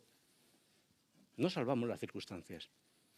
Por tanto, yo creo que eso, que parece obvio, no es tanto. Hay que aclarar cómo se va a financiar esto. Tercero, efectivamente coincido. ¿A través de qué equipos? Institucionales, académicos, ¿a qué nivel nos vamos a mover? Por tanto, es otro criterio que hay que resolver. Y tercero, por supuesto, los archivos son públicos, pero de ahí al acceso a la documentación y a la reproducción es otro problema. ¿Cómo se va a solventar eso? Usted me subvenciona, me asegura un plazo plurianual, me forma un buen equipo y me voy al archivo y me doy de puertas contra... Él hablaba de la experiencia de los CETES, que estamos igual y está reproducido. ¿Qué hago? Si no accedo o no accedo con la prontitud que debo a la documentación, no hago nada. Es un lugar común que había que reflexionar mucho. ¿La historia se hace con documentos? Sí. Otra cosa es que es el concepto de documento, pero tengo que tenerlos. Tercer nivel. Cuarto, pero esto ya es a otro nivel, que todos hemos chocado. ¿Y qué es eso de la protección de datos? Una vez que se haga público y se dé publicidad, la protección de datos. Yo en su momento, cuando entró la ley, pues chocamos. Tuvimos que ir a los servicios jurídicos de la universidad, menos mal que no nos fueron muy restrictivos, y donde pone contacto, finalmente tenemos una coletilla donde se dice que aplicamos la ley, quien quiera que no figuren datos personales o de otro tipo de su familiar que nos escriba. Pero es una circunstancia importante de cara a esa publicidad, esa política de memoria pública o uso público de la historia. Yo me movería en estas reflexiones.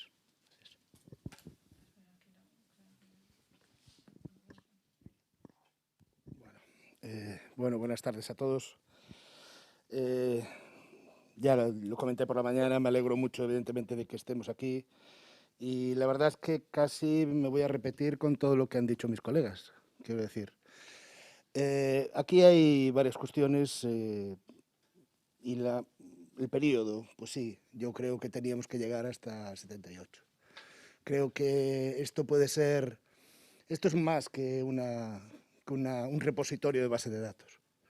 Esto significa explicar qué fue el franquismo. Que personalmente, y creo que bueno, por buena parte de los colegas que estamos aquí, creo que tenemos serios déficits a la hora de explicarlo. Y esto, por lo menos, conceptuar de dónde salimos, pero hasta dónde llegamos, hasta dónde llega, creo que sería muy útil para todos. Posiblemente, si nos vamos a mínimos, lo lógico es la propuesta de Carmen. Vamos a las víctimas y ya está. Esto prácticamente casi todas las bases de datos, en principio, podrían ofrecer de salida un proyecto sólido. Pero de verdad, como decía Manolo, ¿de verdad queremos eso? Entonces, política de archivos, lo mismo.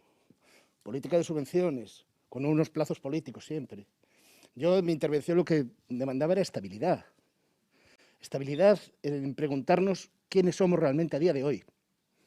Y si realmente queremos explicarnos en clave de memoria democrática.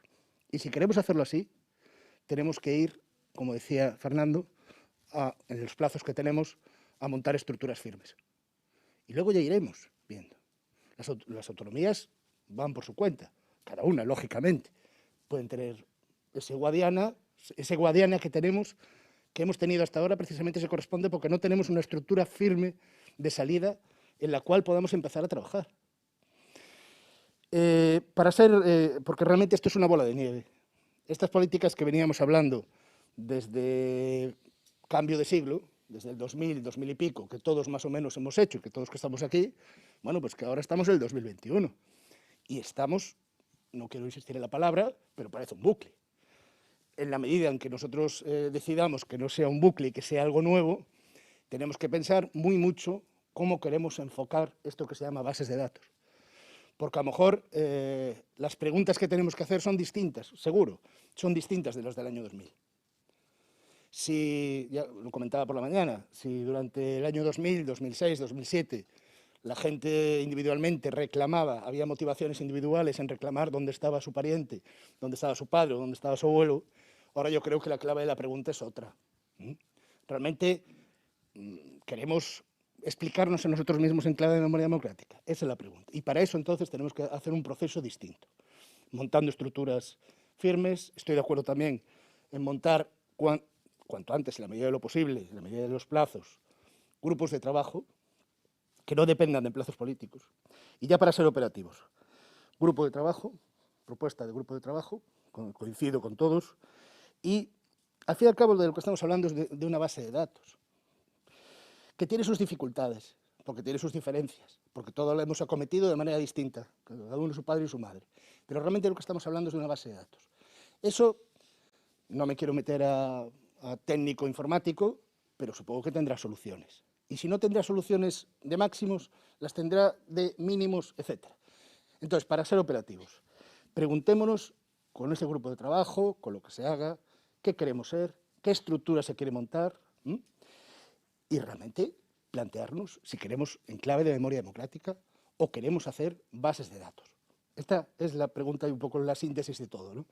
Si queremos afrontarlo de manera distinta, por decirlo de alguna manera, distinta de la experiencia del 2011, pues tendremos que afrontarlo de manera distinta también.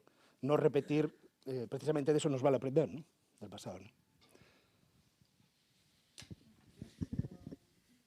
Yo quiero dar el ejemplo de lo que hemos hecho aquí, o sea, porque creo que tanto la propuesta de ella como la vuestra no es incompatible. O sea, una cosa es plantear, lo voy a decir, nuestro ejemplo, un convenio, estabilidad, convenio con la universidad y con la Sociedad de Ciencias Aranzadi junto con la institución. Es decir, universidad, sociedad civil académica, pero fuera de la universidad, y institución. Un convenio que tiene como objetivo estudiar la vulneración de derechos fundamentales desde el 36 al 78. O sea, que ya estableces el marco general. Ahora bien, trabajar por fases, de forma ordenada.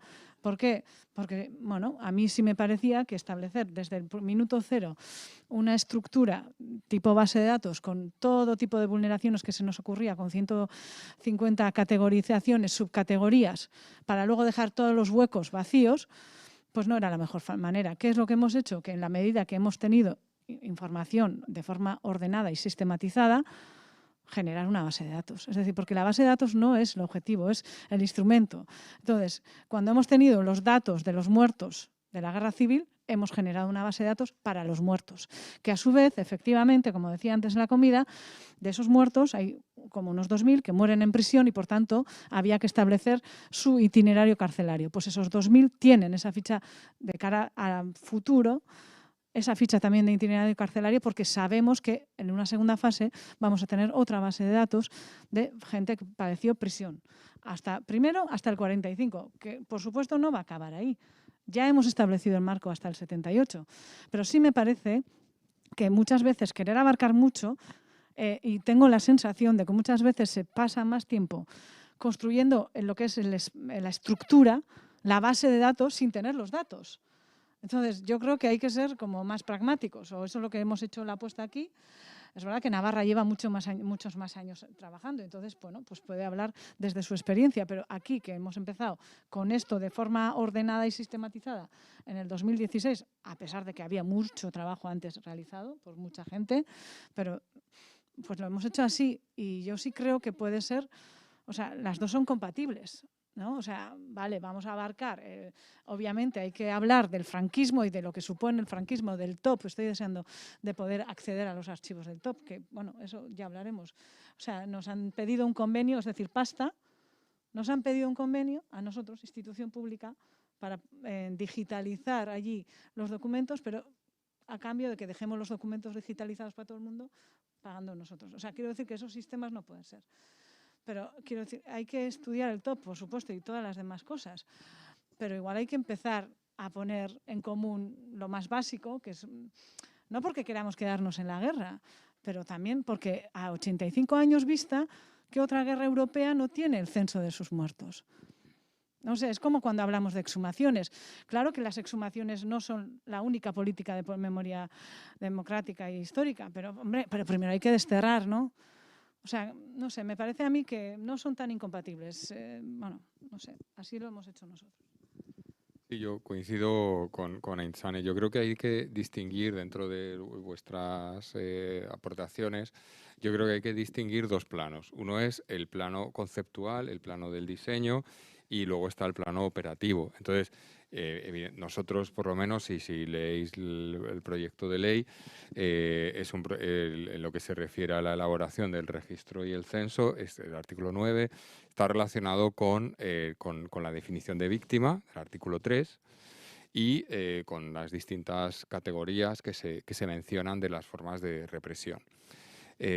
Por lo tanto, el concepto es que será un censo muy amplio que afecte tanto a las víctimas de la guerra civil como a las víctimas del franquismo en toda su extensión, desde el 39 o incluso en las zonas víctimas de, o sea, digamos, donde entró la ocupación del ejército alzado, pues directamente, ¿no? Bueno, pues entrará todo, ¿no? Y luego otro plano es el cómo se va a operar, cómo se va a poner eso en marcha. Entonces, bueno, ahí lo estaba explicando muy bien Aitsan, es que caben distintas opciones. Yo decía que a nosotros no nos costará trabajo empezar por los fallecidos de de cualquiera de las formas de represión, de cualquiera de los momentos, porque nosotros sí que hemos dicho que publicar, no es que solo recojamos datos de los fallecidos por la guerra, sino que solo se publicarán los datos de las personas que ya han fallecido, fallecieran como consecuencia de la guerra o se murieran en su casa, en su cama, mucho más tarde. O sea, solo se harán públicos los datos de personas fallecidas, ¿vale? Ese es el matiz. Y yo lo que decía es que no nos costará trabajo empezar por ahí porque al final eso es lo que vamos a publicar.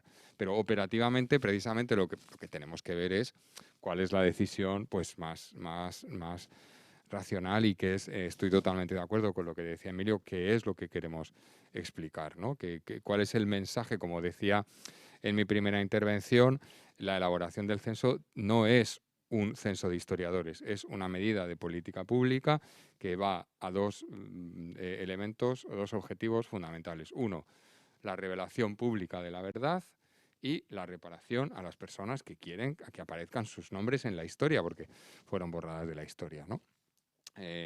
Eso en primer lugar. Segundo lugar, bueno, para responder a las preguntas de Francisco, la definición de víctima, en realidad la definición de víctima que nosotros utilizamos y que es la que se va a poner en el censo es muy cercana a la que tú has dicho, las víctimas de violaciones de derechos humanos, de lo que ahora consideramos violaciones de derechos humanos durante la guerra civil y la dictadura.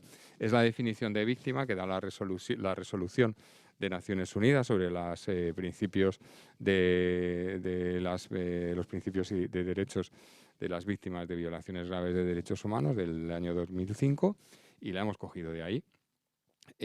Por lo tanto, lo tenemos claro. Y luego lo que hacemos en la ley es señalar algunas de las formas especiales o más singulares de esas víctimas, pero no con un ánimo de lista cerrada de números clausus, sino simplemente exponer las principales, ¿no?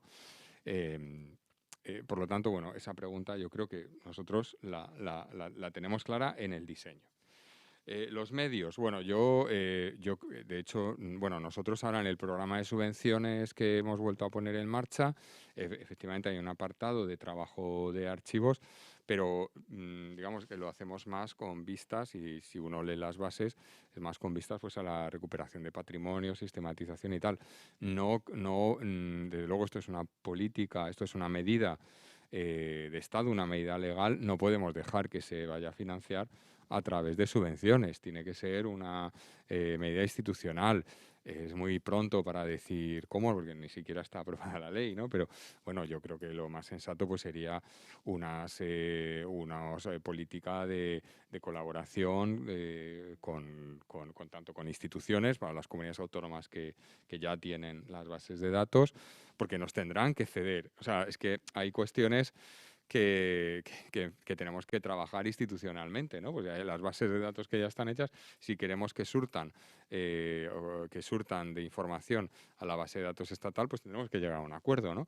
En los sitios donde no hay, pues habrá que trabajar con las universidades, con grupos de investigación, con expertos, etcétera.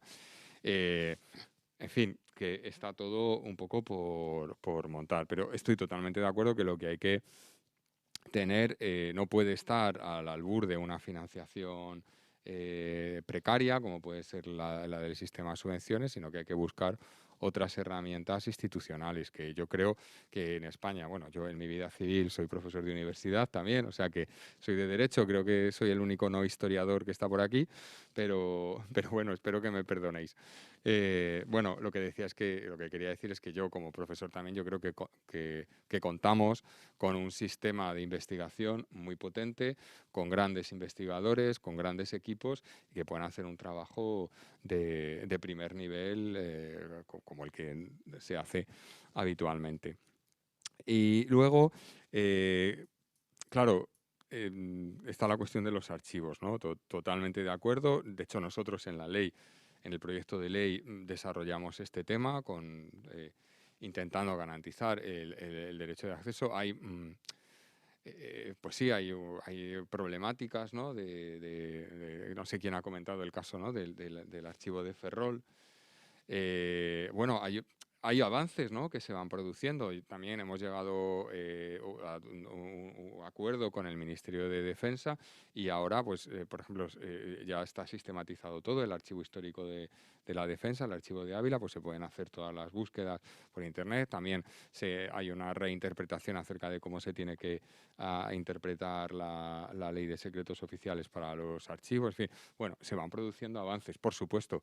Hay muchísimo... No, con esto no quiero decir que esté todo arreglado. Si estuviera todo arreglado no habríamos dedicado 6 artículos a política archivística en la ley, ¿no? Hay que seguir trabajando y necesitamos esas nuevas medidas legales, entre otras cuestiones, pues el derecho de acceso. Pero hay otras cosas que no son medidas legales y ni siquiera son medidas... ni siquiera son medidas que podemos enmarcar dentro de memoria democrática, sino que son de política archivística. O sea, bueno, como he dicho antes, la mayoría de vosotros sois historiadores y conocéis perfectamente los problemas de plantilla que hay, los problemas de medios que hay en los archivos. Bueno, hay que si realmente... Como dice el libro este famoso, ¿no? de los amnésicos, ¿no? Si los archivos son las murallas contra la amnesia y la garantía de la memoria, pues hay que reforzar. O sea, no puedes tener unas murallas sin soldados y unas murallas que todos los días se caen 4 ladrillos. Yo soy de Ávila, o sea que sé lo que es una muralla buena. Bueno, lo que quiero decir es que hay cosas que no son, que al final... no se pueden solucionar ni con la ley, sino que son digamos, de un rango de gestión superior, ¿no? de inversión de recursos, no solo para esto, porque mejorar un archivo no solo va a beneficiar a los investigadores de este tema o a las familiares o las asociaciones memorialistas, sino, en fin, como sociedad, pues en esto que llamamos la sociedad del conocimiento, pues es que el conocimiento básicamente está en los archivos y en las bibliotecas. No, algunos tenemos un poco en la cabeza, pero sobre todo hay en los archivos y en las bibliotecas, ¿no? Y luego, finalmente, el tema de protección de datos, bueno, nosotros lo hemos trabajado mucho. Hay una parte que es clarísima, que en eso también tenemos la experiencia entre otros, del caso de la experiencia de Euskadi, de Gogora. Sabemos que publicar, o sea, lo que tenemos la seguridad, y termino como empezaba, ¿no? La publicación de personas que han fallecido, lo cual no significa que tú solo vayas a investigar. Por eso se distingue entre registro, entre base administrativa, digamos, y la base pública y la base de datos pública. Tú no vas a publicar los datos de personas que han fallecido, independientemente si fue por una razón o por otra, está protegido. Aún así, si os fijáis, el proyecto de ley tiene una disposición adicional muy extensa, la disposición adicional 10ª, en la que por ejemplo, tanto el informe del Consejo de Poder Judicial y el informe de la Agencia de Protección de Datos, pues lo han visto muy bien, porque hemos desarrollado una técnica, es un elemento nuevo de la gestión jurídica y política que hay que tener en cuenta, no solo para esto, sino para otras muchas cosas, ¿no? Bueno, pues hemos desarrollado una disposición adicional muy extensa, muy minuciosa, muy detallada, para poder atender y poder solucionar todos los problemas que puede plantear el Reglamento de Protección de Datos de la Unión Europea. Y termino con la protección de datos. También hay que ver los avances, ¿eh? Con esto no, o sea, yo sé que, como decía Emilio, ¿no? Que podemos estar, sobre todo los que lleváis trabajando mucho tiempo, en una situación de bucle, pero ha habido avances. Las recientes resoluciones de la Agencia Estatal de Protección de Datos, con el caso de Miguel Hernández, que luego también han tenido reflejo judicial y tal, pues bueno, están dando resultados. O sea, yo creo que hay un cierto cambio, ¿no? de paradigma, vuelvo a decir lo mismo, no significa que todo haya cambiado, porque entonces no tendríamos que estar en estas, ¿no? Pero bueno, intento también reflejar un poco que dentro de, no sé quién decía, ¿no? Que la historia al final es poco, no sé si bucle, pero bueno, espiral. Pero la espiral es que, bueno, un poquito vas avanzando, claro. Hay veces que la espiral es tan cerrada que te da la sensación de que siempre estás dando vueltas, ¿no? Pero bueno, se avanza poquito a poco. Y bueno, espero haber respondido a todas las cuestiones, pero bueno, he tomado nota de todo. Y una cosa que sí que es cierto, que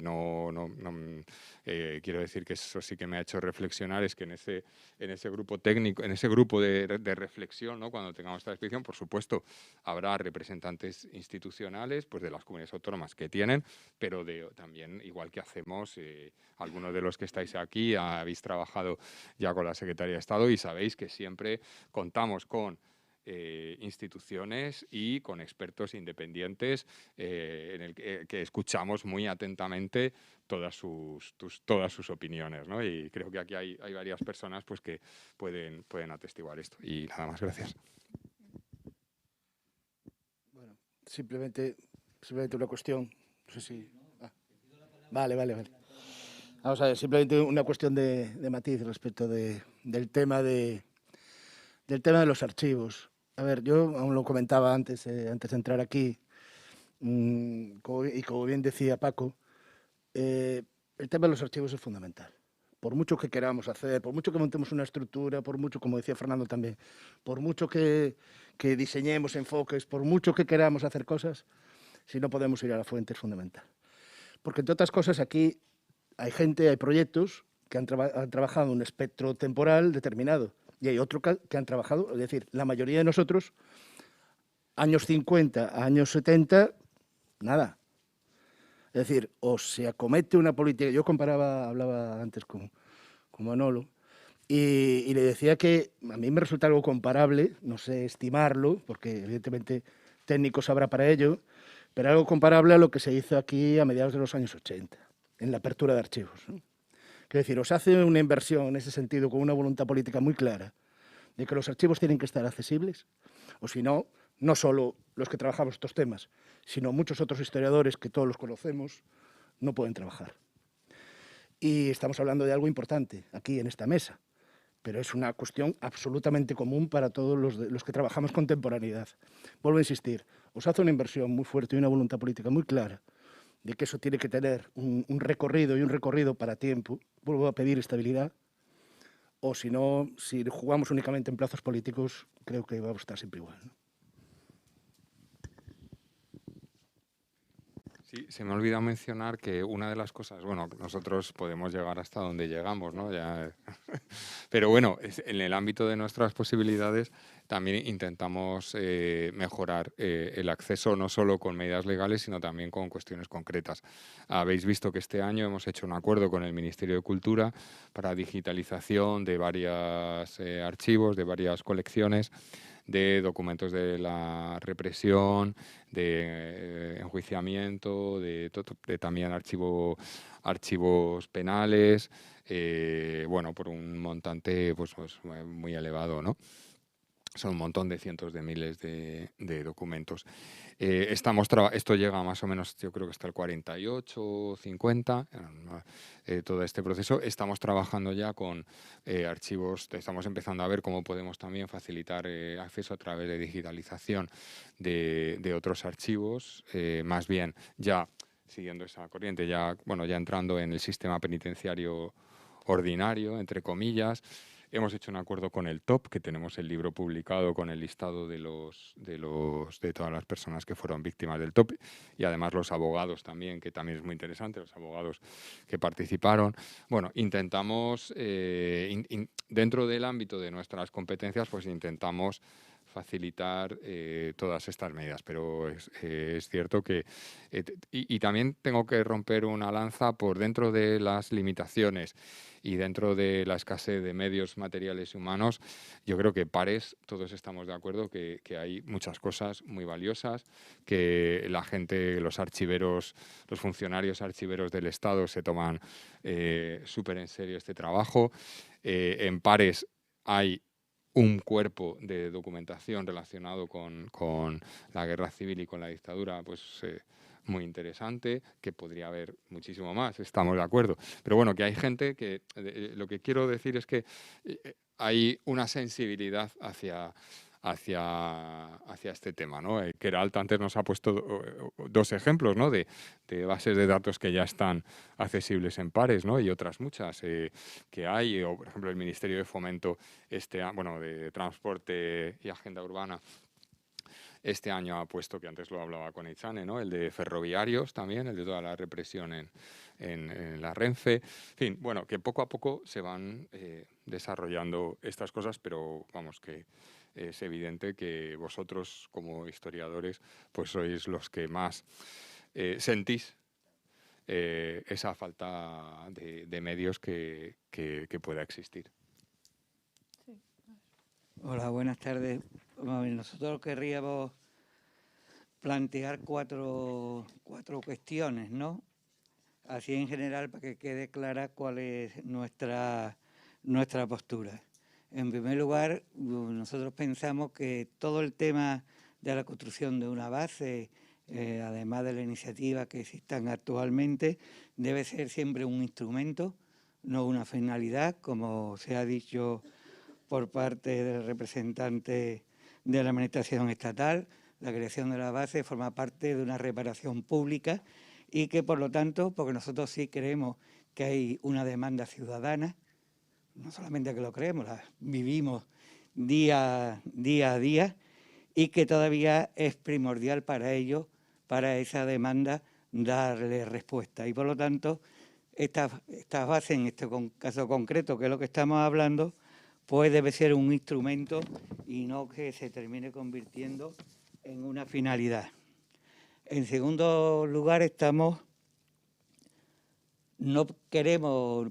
que no debemos incorporar las víctimas de combatientes en guerra ni las víctimas de la zona gubernamental, por una razón que ya ha apuntado Fernando con anterioridad, y es que para no diluir el trabajo que se está haciendo un trabajo de denuncia, un trabajo de poner en cuestión, de hacer público lo que se produjo a partir del golpe de Estado del 36 y siguió durante todo el régimen franquista hasta el final. Se ha dicho esta mañana, creo, que siguió matando. La represión fue un elemento constitutivo del régimen franquista y, por lo tanto, no se debe diluir y no se debe incluir, porque de alguna forma estaríamos haciendo juego a esa vieja idea de, una vez que sustituyó a la cruzada, la de los dos bandos, los dos mataron igual, los dos fueron responsables. No, aquí hubo un golpe de Estado contra un gobierno, que a uno le gustaría más, a otro menos, y a partir de ahí la responsabilidad de lo que pudiera ocurrir parte de ese golpe de Estado. Por lo tanto, la responsabilidad evidentemente no es la misma. En tercer lugar, estamos, y ya se ha manifestado el representante de la Administración, que sea el Estado el que debe realizar esa base. El Estado con su personal, abandonando, es decir, hacer una política realmente activa y pública, entre otras cosas, porque son los responsables de la conservación de los archivos de la represión y de los datos con los que, de una manera u otra, en su mayoría, elaboremos los datos. Lo cual ello no significa que se deba tener en cuenta y que, como bien dice, dentro de una política de colaboración, pues a las actividades, a las iniciativas que han existido y que existen actualmente, con las cuales se podría llegar a tipos de acuerdos determinados para ejercitar los mecanismos oportunos de incorporación. Y finalmente lo que para nosotros representaría una auténtica voluntad de hacer esa política de reparación pública, y es que la creación de esa base debe ir unida, y ya lo dije esta mañana, a la creación de una auténtica oficina de atención a las víctimas del golpismo y del franquismo. No puede quedar en un mero instrumento administrativo, burocrático, debe dar respuesta, y yo estoy seguro, si eso no ocurre en Andalucía, estoy seguro, porque es que además de rebote nos llegan demandas de otras comunidades. A nosotros no solamente no nos escriben personas, sean de Andalucía o que vivan fuera de Andalucía o incluso fuera del Estado, pidiendo información, sino que a veces pues, nos piden información de personas de Madrid, de Cataluña o del País Vasco, ¿no? Y en ese sentido creemos que esas personas, si nos llevan, es porque están desesperadas. Es que son personas que han estado dando bandazos de un lado para otro y al final dice, oh, mira, me han hablado un enlace. Esta gente responde, esta gente no sé qué, y le escribo a ver lo que pasa. Que nosotros normalmente lo derivamos. Aquí en Gogora tenéis algunos ejemplos que os hemos mandado y que a mí me llama la atención de que no esté aquí porque normalmente tenemos bastante contacto con ellos, como es Extremadura. Con el caso de Extremadura, porque nosotros la incorporamos en un momento a la base en la que no existía el centro de Extremadura, la oficina de Extremadura, y ahora pues seguimos con nuestra base, pero tenemos una relación con ellos que le mandamos mutuamente, los cambiamos mucha información. Esa oficina es la que de alguna forma debe dar esa respuesta pública y solucionar el problema del ciudadano, ¿no? Porque estamos hablando de la ciudadanía de este país, no estamos hablando ni de hechos históricos, ni de una construcción de que sí, que para mí es muy importante, pero en este caso no es lo más importante, de que sea la única guerra que no tiene hecho un censo. Pues sí, es una vergüenza para este país que eso ocurra, pero además de ser una vergüenza, es una vergüenza que haya miles de familias que tengan que estar tecleando, llamando por teléfono. Y por eso, ya que hay esa iniciativa desde el punto de vista del Estado, pues la creación de esa auténtica oficina, y digo auténtica oficina, y voy a terminar porque tenemos el recuerdo de cuando en el gobierno Zapatero se creó la oficina de atención a las víctimas, no sé si lo recuerdan.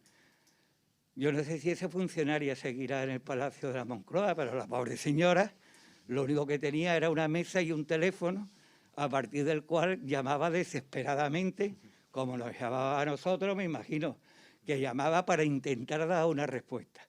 No estoy hablando de eso, estoy hablando de una oficina con su material, su personal y su capacidad de que sea capaz de dar respuesta a las demandas o de gestionar la salida administrativa que tenga sus peticiones. Y ya termino de verdad con un último ejemplo. Nosotros finalmente hemos decidido por derivar muchas de las demandas que nos hace, que ya vienen rebotadas de las administraciones, a los defensores del pueblo, por lo menos el caso andaluz. El caso andaluz ya he hablado con el ayuntamiento, he hablado con la Junta, he escrito no sé dónde, me han dicho no sé qué. Pues mira, haz un escrito con todo tu relato, preséntalo al defensor del pueblo y el defensor del pueblo que te responda o que informe a la administración de que tú le has pedido o que se le ha presentado esta demanda.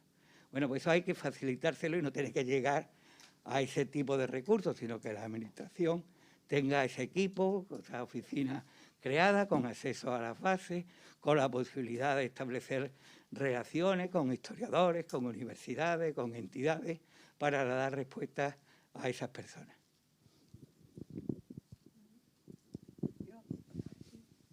Bueno, estoy de acuerdo con lo último que decía el compañero, en el sentido de que sí es verdad que yo llevo 2 décadas haciendo de oficina de la memoria en Asturias, o sea, y la lluvia de correos y a gente que va, gente que me pregunta, peticiones de todo tipo, la oficina de la memoria soy yo, es decir, yo en mi puesto de trabajo, claro.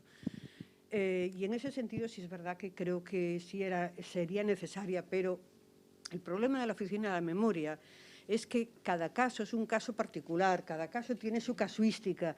Y entonces, si no es una persona, yo diría que tiene que ser por fuerza un historiador, porque si no conoce el tema, si no conoce los vericuetos, si no conoce el tipo de fuentes y demás, o un historiador o un equipo de historiadores, si no, no va a poder dar respuesta. Un funcionario, por muy bien formado que esté, o le remite a la comunidad en la que, o al centro de estudios donde se hizo tal investigación, o no le puede dar, no puede dar más de sí, más que ser amable y demás.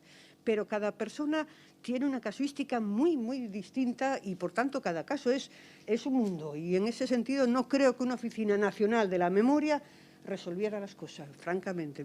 Yo creo que tendría que ser algo mucho más descentralizado. Ahí sí descentralizado. Por ejemplo, voy a las comunidades y demás, y desde luego no se trata de poner funcionarios, sino, en todo caso, historiadores o equipos de historiadores al mando o al gobierno de ese tipo de oficinas. Bien, con lo que, si es que es posible que haya algún fondo, pues no para crear funcionarios de la nada, sino para establecer una serie de personas o una serie de personas que en un momento determinado, unos días a la semana o lo que fuere, que contesten. Incluso el Archivo Histórico de Asturias, por ejemplo, que tiene la base de datos, no saben manejarla. Y como no saben manejarla, pues no dan respuesta a la gente que va y me los remiten a mí. Y eso que tienen allí la base de datos. Es decir, que no es tan sencillo. Pero bueno, bien, esto es una cuestión aparte. No estoy de acuerdo con lo que decía de no poner a las víctimas de la guerra civil. Hombre, señor mío, bueno, yo creo que es mejor hablar de la guerra de España, mejor que guerra civil, pero bueno, sabiendo perfectamente quién es el que inicia la sublevación, quién es los faciosos, el ejército insurrecto, utilizando correctamente los términos, claro que hay que hacer un censo de los muertos en la guerra civil, de los combatientes, claro que hay que hacerlo, de las víctimas civiles, o esos no importan. Por supuesto que hay que hacer el censo de los muertos de la guerra civil, por supuestísimo. Primera cuestión. Y de las víctimas civiles, lo mismo, exactamente igual. O es que no tienen derecho a tener una filiación, su identidad, etcétera, etcétera, un niño de 14 años o 120 personas que murieron en un bombardeo y que, en una bomba que cayó en un sótano y que mató a todos los que se habían refugiado allí. Yo creo que eso pues eso me parece del ABC. Y después, con respecto a las víctimas de la represión republicana, yo creo que también hay que hacerlo. También hay que hacerlo. Y no es cuestión de equiparar bandos en absoluto, en absoluto. Se trata de ver cuál fue la represión en la retaguardia en los dos, tanto en España leal como en la España faciosa. La represión en la retaguardia y después la represión franquista una vez terminada la guerra. Yo me parece que es una cuestión absolutamente de rigor, de objetividad y el historiador no puede prescindir de esas cosas. No puedes hacer una historia de parte, no puedes hacer una historia panfletaria, no puedes en absoluto. Eso yo creo que ya está fuera de toda discusión. Entonces me parece que... Sí, me parece... Sí, directo que tengo que responder. Pero no termine. Me parece que la represión de la retaguardia republicana tiene su lugar, su momento, además está estudiada, además está la causa general, además se puede acceder a ella y, por tanto, debe ser incorporada al censo de víctimas de la guerra civil o de la guerra de España. Llamémoslo como queramos, sabiendo claramente quién es el insurrecto, quién es el que es traidor a la República y de dónde está, por así decirlo, la razón jurídica, política, moral y social. Pero en cualquier caso no se puede obviar los puntos negros, ni presentar a una república edulcorada como tantas veces he visto.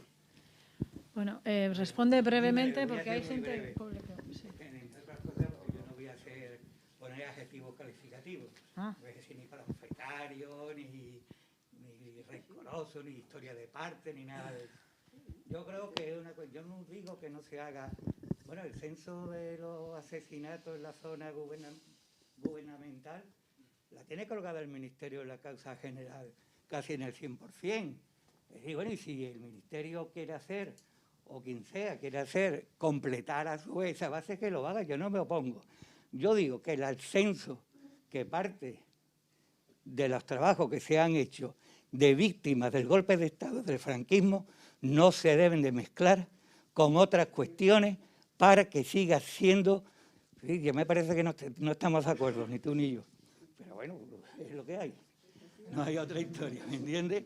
Entonces no se deben mezclar, porque es que si no siempre acabaremos los mismos. Acabaremos de la misma historia. Yo sé en Andalucía, o en Andalucía se sabe el 90% de los asesinados por las hordas rojas. Se saben desde el 37 y se han ido recuperando.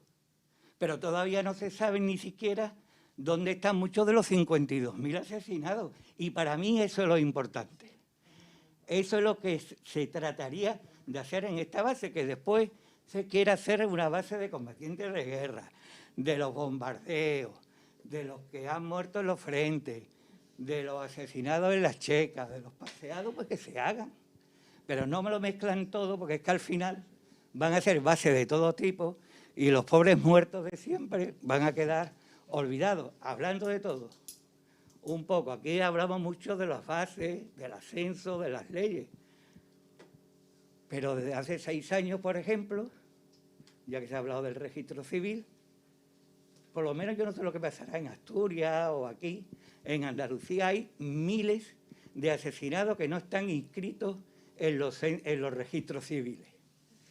Bueno, pues me imagino que sabréis que a partir de la reforma del Código Civil de 2015 hay una adicional que permite que a instancias de una entidad se pueda inscribir a desaparecidos no escritos, a víctimas no escritos en los censos. Yo no sé en otras comunidades. En Andalucía, a pesar de una campaña que hicimos, que firmaron más de 60 ayuntamientos de Andalucía para esa adicional, ni siquiera los censos, los 60 que firmaron la campaña, han ejercitado ese derecho a pedirle a los registros civiles que abran el expediente a través del fiscal para la inscripción. Es decir, hay una problemática tal que vuelvo a decir y ya cierro. A partir de ahí, yo creo que, por favor, no hagamos un poquito de ponerlo por una vez en la que se nos muere la boca, se nos cae la boca de dignidad y de historia. Vamos a tener nosotros la de dignidad de dedicarle el tiempo preciso y necesario y los instrumentos para que eso se haga y no mezclemos a churra y con merina. Yo no creo que sea... Tú me has atribuido unas intenciones que yo te agradezco y reflexionaré esta noche si realmente yo tengo esa intención de ser sectario, de no querer hacer un estudio de la realidad, etcétera. Pero desde luego, lo que yo creo que la gran mayoría de los que estamos aquí, cuando nos hemos metido en estos follones, no ha sido precisamente por sacar a los que nunca tuvieron voz ni nombre. Y en eso estamos, y no vayamos nosotros mismos a diluirlo en el tema, ¿no? Vale, buenas tardes. Yo voy a cambiar un poco el tercio, me ha parecido muy interesante todo este tema de conceptualización y bueno, también creo que está sobre la mesa esta cuestión de que tenemos muchas bases de datos diferentes, hemos ido viendo a lo largo de la mañana por comunidades y me ha parecido también pues, muy interesante la aportación del director general y los compromisos que asume la Secretaría de Estado. Yo quería poner, bueno, desde la experiencia nuestra del Instituto Navarro de la Memoria, también otro tipo de problemas quizás sean más técnicos, pero que tienen que ver también con la relación de esto, que es una de las políticas de memoria, con otras cosas que también desde la Administración hacemos. Y que a veces nosotros tenemos la experiencia de que, bueno, nos hemos generado nosotros los propios problemas, ¿no? Yo creo que el director general, por ejemplo, ha hablado del mapa de fosas, ¿no? Nosotros la experiencia que tuvimos es que tanto el Fondo Documental, sobre todo que es el gran instrumento que hemos tenido durante toda esta década, pero en paralelo había un mapa de fosas también muy importante y muy actualizado.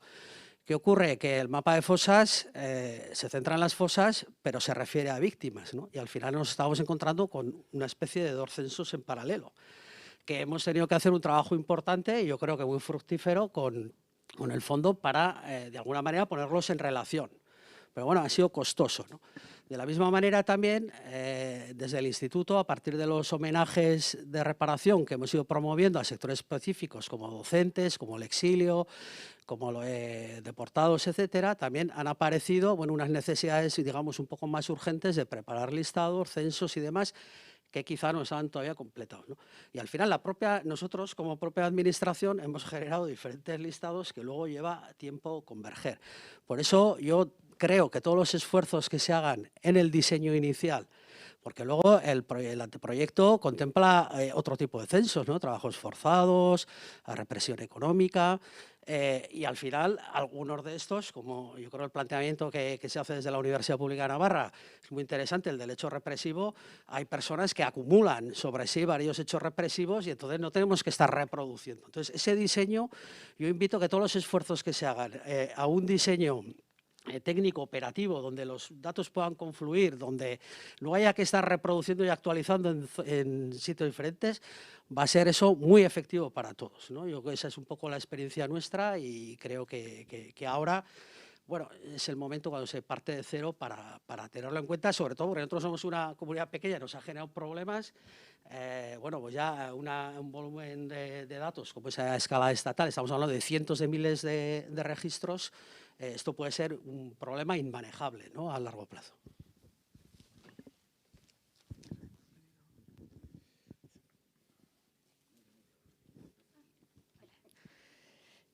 Buenas tardes. Yo quería, al hilo de lo que estáis diciendo y desde un corpus muy concreto que es el de los prisioneros republicanos que murieron en el Hospital Militar de Prisioneros de Guerra de Guernica, que son 269. Estamos realizando un cotejo, contraste y documentación de dichos fallecidos en Guernica, 269, de los cuales son 70 y pico asturianos, 40 y pico catalanes, 4 gallegos, por ejemplo, pero hay 30 y pico andaluces, y así suma y sigue hasta uno de Ceuta incluso. Es decir, que hay de todas las comunidades prácticamente, salvo las islas y Navarra. De todo el resto hay gente. Entonces, ocurre que, claro, en su día, toda la documentación, tanto el registro civil, ayuntamiento como la iglesia, son manuscritos. Y entonces, cuando se ha hecho una primera lectura de ese tipo de textos, simplemente una lectura, interpretación del manuscrito, pues claro, primero, el que en su día escribió aquello, el escribano escribiente, según le sonaba, escribía el nombre tal, de tal forma que donde en realidad era Cándido Arnaldo Cachero, resulta que escribió Cándido Hernando Achero, por ejemplo, ¿no? Y cosas de este tipo. Entonces, a mí me parece también que es importante que las listas que se vayan publicando y que se vayan compartiendo, que sean correctas, lo más correctas posible, y que haya una documentación que de alguna forma le dé fuerza a ello, ¿no? Y lo digo porque, claro, nosotros hemos tenido que, con tanta dispersión en todas las autonomías, hemos manejado pues listas que habéis mencionado a la mañana. Y hemos visto que hay en algunas listas en las cuales, por ejemplo, en Galicia, porque me he molestado otra vez en mirarlo, pues aparece uno de los que está muerto en Guernica, Alejandro Silva Triñanes. Pero ¿qué ocurre? Que aparece que tiene un juicio de no sé qué, sobreseído, nada más. No aparece nada de que murió en Guernica. Pero es más, la familia de Alejandro Silva Triñanes se ha enterado en julio de que su pariente, que pensaban ellos que andaba por Burgos, como que le perdieron la pista y tal, y ha aparecido ahora mismo. Y no es el único caso. Entonces, en la lectura de en la documentación de estos propios fallecidos, hay que ir corrigiendo las inscripciones que en principio se han leído de determinada forma. Entonces, esto de la lectura y del buen esto, pues me parece que son prácticas que nos tiene que permitir también actualizar. Quiero decir que hay datos de los de 269 de Guernica que están ya incorporados en otros sitios, pero que nosotros en este momento, al nivel que hemos trabajado el tema, con muchas horas en muchos juzgados y dependiendo también de turno para que nos facilite el acta de nacimiento o lo que sea, pues bueno, hemos visto que realmente hay un problema de corrección de datos. Entonces es importante también que los datos cuanto más correctos mejor. Es decir, que por ejemplo, en cuanto al sitio también, donde dice Borjas, provincia de Lugo, no hay un sitio que se llame así. vas a Zaragoza, vas a no sé dónde y tal, y resulta que finalmente es un pueblo que se llama As Barsas, que es una parte de otro municipio, de Quiroga, ¿no? Por ejemplo. Y así pues suma y sigue. O otro tipo, La Murana, y resulta que es La Musara, en Cataluña. Entonces, os imagináis que con los apellidos catalanes, y eso también ha habido sus más y sus menos, ha sido difícil. Donde decía Santa María de Ordás, provincia de León, resulta que era, o sea, se ha leído Santa María de Orts, provincia de, creo que han puesto Lérida, no lo sé. Quiero decir, en Cataluña. Con lo cual hay datos que hay que ir corrigiendo. Entonces, a mí lo de establecer una base única, o por lo menos que se compartan, imprescindible. Y que, bueno, esa posibilidad de actualización, porque el trabajo histórico inicial de esto se hizo en el 2003, se publicó con lo que entonces se pudo ver y tal, pero bueno, en este momento estamos en una fase diferente y entonces también es un poco el aportar y el que se reciba, dijéramos, datos con una corrección y con una documentación que lo sustentan. Muchas gracias.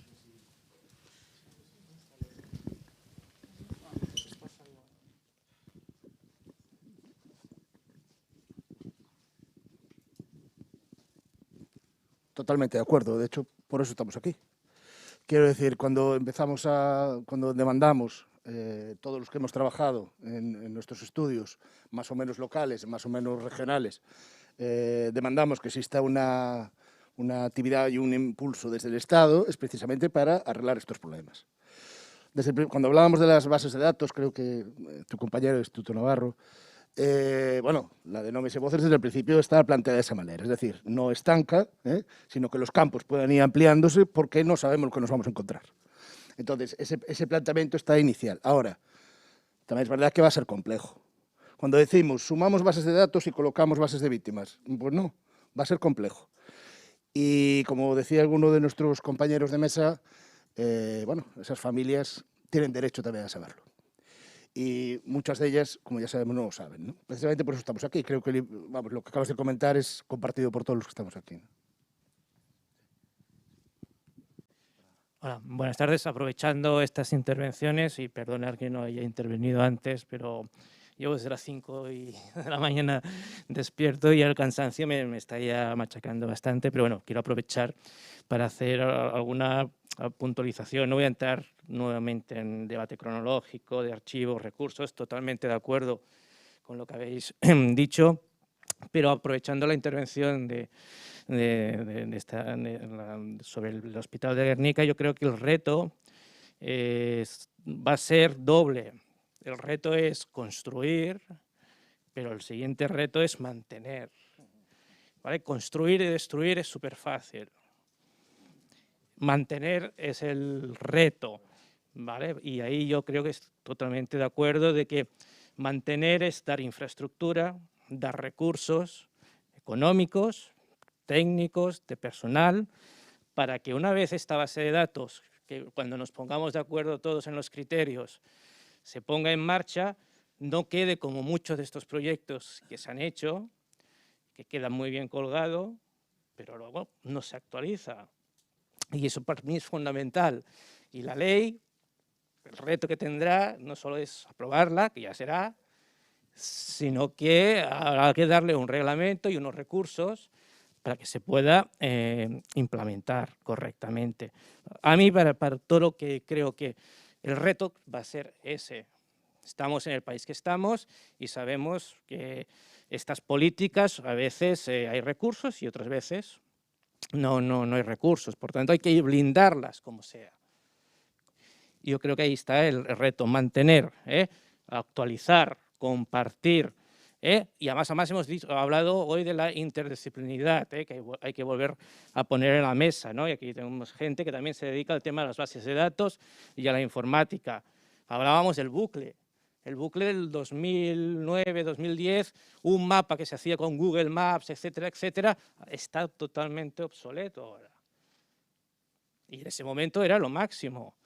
Por tanto, hay que tener recursos para que esto se actualice.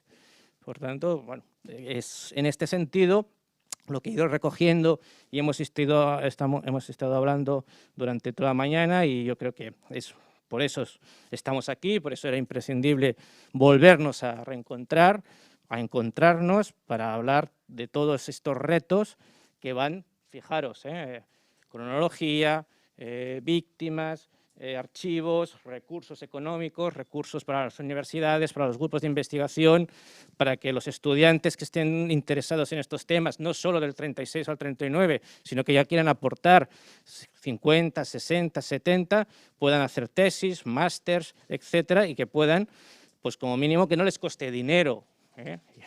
Mire qué mínimos hablamos, que no nos coste dinero hacer investigación. Nada más, gracias.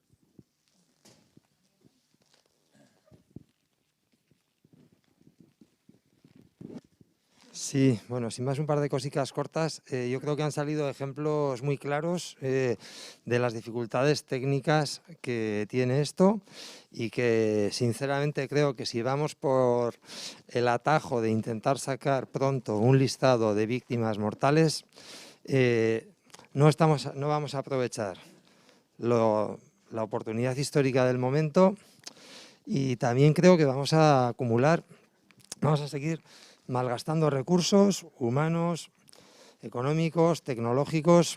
O sea, simplemente en Navarra hemos tenido que eliminar cientos de personas, porque estaban escritas de manera diferente. Cientos de personas. Hay que hacer un trabajo de minería de datos y hace falta un equipo potente que trabaje sobre esto. Hay que crear una tabla de todo el estado de municipios, porque nosotros tenemos una tabla estable de municipios ahora, pero de Navarra. Y sin embargo, es que es lo que nos pasa, que cuando tenemos municipios de otras provincias, pues lo hemos intentado hacer lo mejor posible. Hay que crear una tabla estable de centros de reclusión, porque tenéis el hospital de prisioneros de Guernica, pero es que a mí igual me sale en una fuente que dice Hospital Disciplinario de Guernica. Y cuando vayamos a intentar, pues van a ser 2 centros diferentes. Y si además esa persona su apellido está escrito un poco diferente de la otra, resulta que nunca se hace falta diseñar estructuras fuertes de informáticas que contemplen todos los aspectos de la represión. Luego ya veremos cómo se van rellenando. A mí me parece una buena idea también lo de tener un censo público y una base de datos, un registro, que luego ya se va avanzando sobre él. Pero hay que invertir tiempo y recursos en esta cuestión. Y bueno, esto por un lado. Luego, por otro lado, el tema de la definición de víctimas. Nosotros también le dimos alguna vuelta a esto y seguramente sobre esto, digo, tú sabes mucho más que nosotros, pero en lo que es la teoría internacional de derechos humanos cada vez se habla de tener en cuenta no solamente los derechos civiles y políticos, sino también derechos económicos, sociales y culturales, ¿no? Las personas que murieron de hambre, que además eso en Andalucía se está en Granada, hay un equipo muy potente que estaba trabajando sobre esto, que murieron de hambre en los años 40, realmente fueron víctimas del franquismo. Ahora, ¿los vamos a incluir en una base de datos de este tipo? Pues ya, sinceramente, no tiene... Entonces, por eso también elaboramos un poco y planteamos la necesidad de trabajar sobre hechos represivos concretos. Si a alguien le castigan por no ir a misa, pues entonces igual entra en la base de datos. Si va todos los días a misa, a pesar de estar todos los domingos, a pesar de estar harto y además eso le supone, pues esa persona no va a entrar en la base de datos, ¿no? Pasa lo mismo con las vulneraciones de derechos lingüísticos. Hay miles y miles de personas que dejan de hablar, dejan de transmitir el euskera, el catalán, el galego, otros idiomas. ¿Los vamos a incluir a todos? No. Ahora, si son castigados por utilizar un idioma... Entonces, también un poco esa idea de... Está bien la idea de víctima, pero también si tenemos en cuenta que los derechos humanos, tal y como se conceptualizan actualmente, pues no son solamente los civiles y políticos, pues igual nosotros desde luego apostamos más por ir un poco a captar la actitud activa por parte del Estado, ¿no? Y cuando hay un castigo, entonces hablar de eso. El exilio no es así. Los suicidios no son así. Es verdad que aquí hay o sea, quiere decir que las líneas no son rígidas, ¿no? Pero bueno, sí que creemos que tiene sentido sobre todo fijarse en la actitud de quien quiere castigar.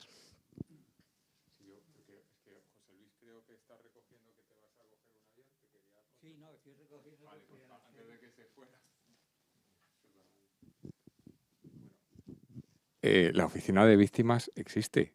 se llama Dirección General de Memoria Democrática. Entonces, cuando a nosotros nos podéis enviar los casos que no podéis resolver y nosotros intentaremos ayudar. Tenemos un equipo, esa funcionaria que estaba ahí, como dices tú, ya no está, pero hay otro equipo fantástico de gente y de altísimo nivel que está trabajando. Habrá temas que podamos resolver y otros temas que no, pero es que, bueno, es un mensaje que se repite, no sé, pero la oficina se llama ahora Dirección General de Memoria Democrática, depende de una Secretaría de Estado dentro del Ministerio de Presidencia. Hay una serie de funcionarios que están ahí y tienen sus mesas, sus teléfonos. Hay además un grupo de asesores de la Secretaría de Estado de primerísimo nivel, nacional y me atrevería a decir también internacional. Y bueno, estamos allí a la disposición.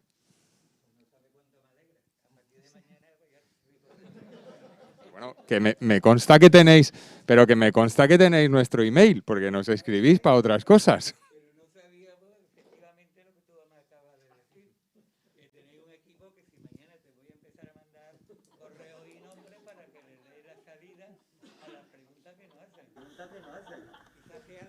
Esa sea la idea que teníamos nosotros de la Dirección General de Andalucía. Esa es la idea, pero ya está claro. Y cojo la palabra sin problema.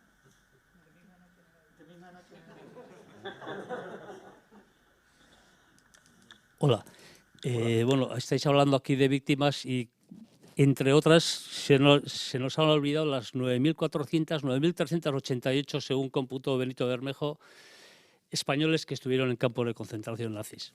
Entre ellos estuvo mi tío Ángel Lecuona, estuvieron un montón de ellos, sobre todo en Mauthausen. Mi tío estuvo en Flossenburg y después fue asesinado en el campo de Radisko, cerca de Praga. En unas investigaciones, yo llevo unos 20 años haciendo esto poquito a poquito y he descubierto que las bases de datos se van alimentando y realimentando y cada vez son mejores. Me gustaría que se unificaran todas las bases de datos, o sea, no centralizar, pero que hubiera una coordinación de bases de datos, un volcado de datos general o lo que fuera.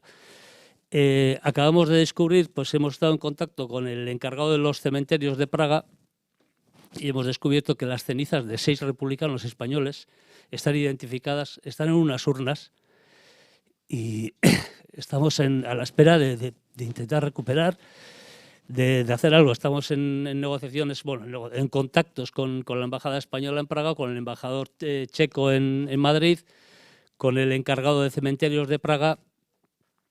Pero claro, estos asuntos a mí se me escapan de las manos. Yo ya cuando llego a un nivel político, yo puedo estar delante de un ordenador y empezar a rebuscar y mirar y remirar y bueno, y busco todas las variantes que pueda haber para encontrar a mi tío Ángel Lecuona y lo encontré. Y así todo, además de este, pues están Pedro Raga, que era de Uldecona, que según en qué base de datos puede ser Roga, Rogo, Rago, pero es de Uldecona, Tarragona. Eso sabemos fijo. No hemos encontrado a su familia, pero no vamos a cejar en el empeño, desde luego. Está Antonio Medina, que era de Motril, creo que es Granada, o Málaga, no sé, de Motril. Bueno, es San Lalu de Motril. Enric Moner, que era de Figueras. Ángel Lecuona ya he dicho, y Rafael Moya, que es de un sitio de las Islas Baleares que tenemos localizada a su familia, creo que tenemos medio localizada a su familia. Formaos, sí, no, este sabe más que yo, que no es de mi grupo, creo.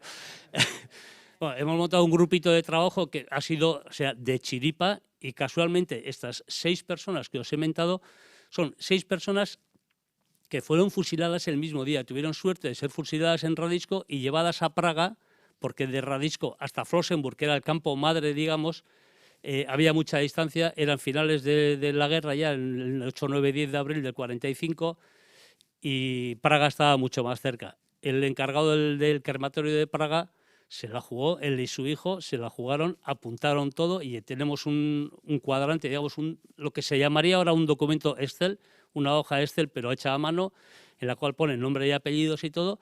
Y está en la urna 62.500 no sé cuántos, está este señor, la 62.559, que es lo que está en mi tío, ese es el número que me acuerdo, voy a comprar un billete de lotería con ese número. Y en eso estamos. Y yo, desde luego, os animo para que todas esas bases de datos que tengamos, que son vivas, para mí son vivas y tienen que seguir vivas, porque yo consulto muy a menudo bases de datos y voy encontrando novedades y encuentro más cosas. Yo llevo 20 años como afición, como otros hacen piezas de Lego, yo me dedico a esto y de vez en cuando me tomo unas cervezas también, pero bueno. Y he encontrado grandes amigos en este camino y espero seguir encontrándolos eso. Y desde luego os animo a todos para que esto verdaderamente llegue a buen término y eso.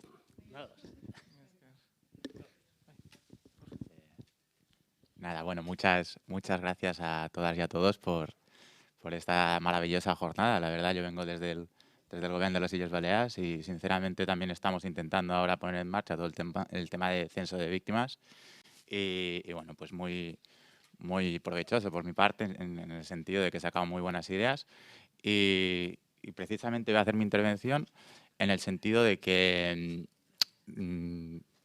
quería preguntar también a la Dirección General del Estado si existirá esta flexibilidad una vez se publiquen estos datos para que se pueda ver un feedback por parte o bien de la ciudadanía o de las instituciones para hacer según qué correcciones. Precisamente porque cuando recibimos la noticia hace año y pico de que en el BOE salían unas determinadas víctimas de campos de concentración nazi, nosotros lo que hicimos, pusimos en marcha un grupo interdisciplinar en nuestra comisión. Es una comisión técnica donde hay historiadores, juristas, abogados, entidades memorialistas y la verdad que el resultado fue muy bueno porque precisamente en ese BOE, tú seguro que lo sabes muy bien, había bastantes errores. Era un listado de víctimas, creo que de los años 50, si no voy mal.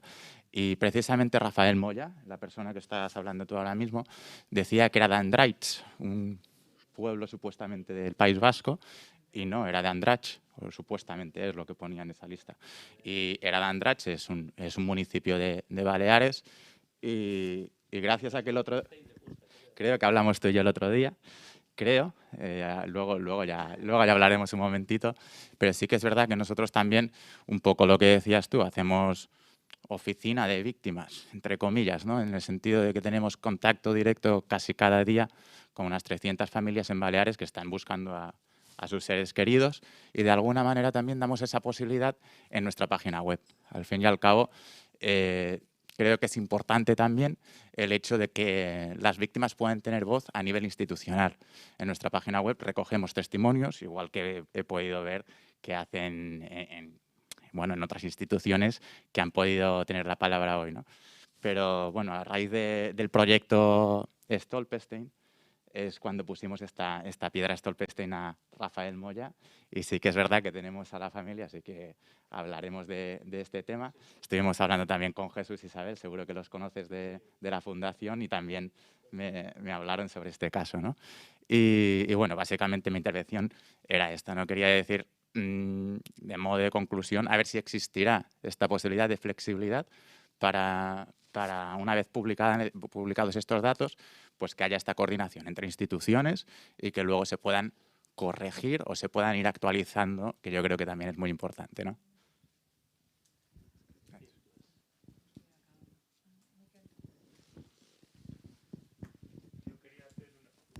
Yo quería hacer una puntualización sobre el acceso a la documentación. Yo tengo la suerte de poder dedicarme a la historia y entonces no tengo problema en lo que llamamos acceso a la documentación porque al fin y al cabo la gran mayor parte de los archivos a los que vamos son accesibles. Tengo más problema para trabajar esa documentación. Yo antes, cuando trabajaba de camarero y no de historiador, yo hacía las investigaciones por la noche. Ningún archivo está abierto por la noche. Yo necesito trabajar desde mi casa a la 1 de la mañana y lo que necesito es que en un archivo me dejen meter la cámara de fotos y sacar fotos. Por ejemplo, cuando hemos estado haciendo la base de datos para Gobierno Vasco, hemos tenido un problema de reproducción enorme. Todos los registros civiles de Álava los pude hacer en una semana porque en todos me dejaron hacer fotografías. En cambio, el Partido Judicial de Guernica no me querían dejar hacer fotocopias.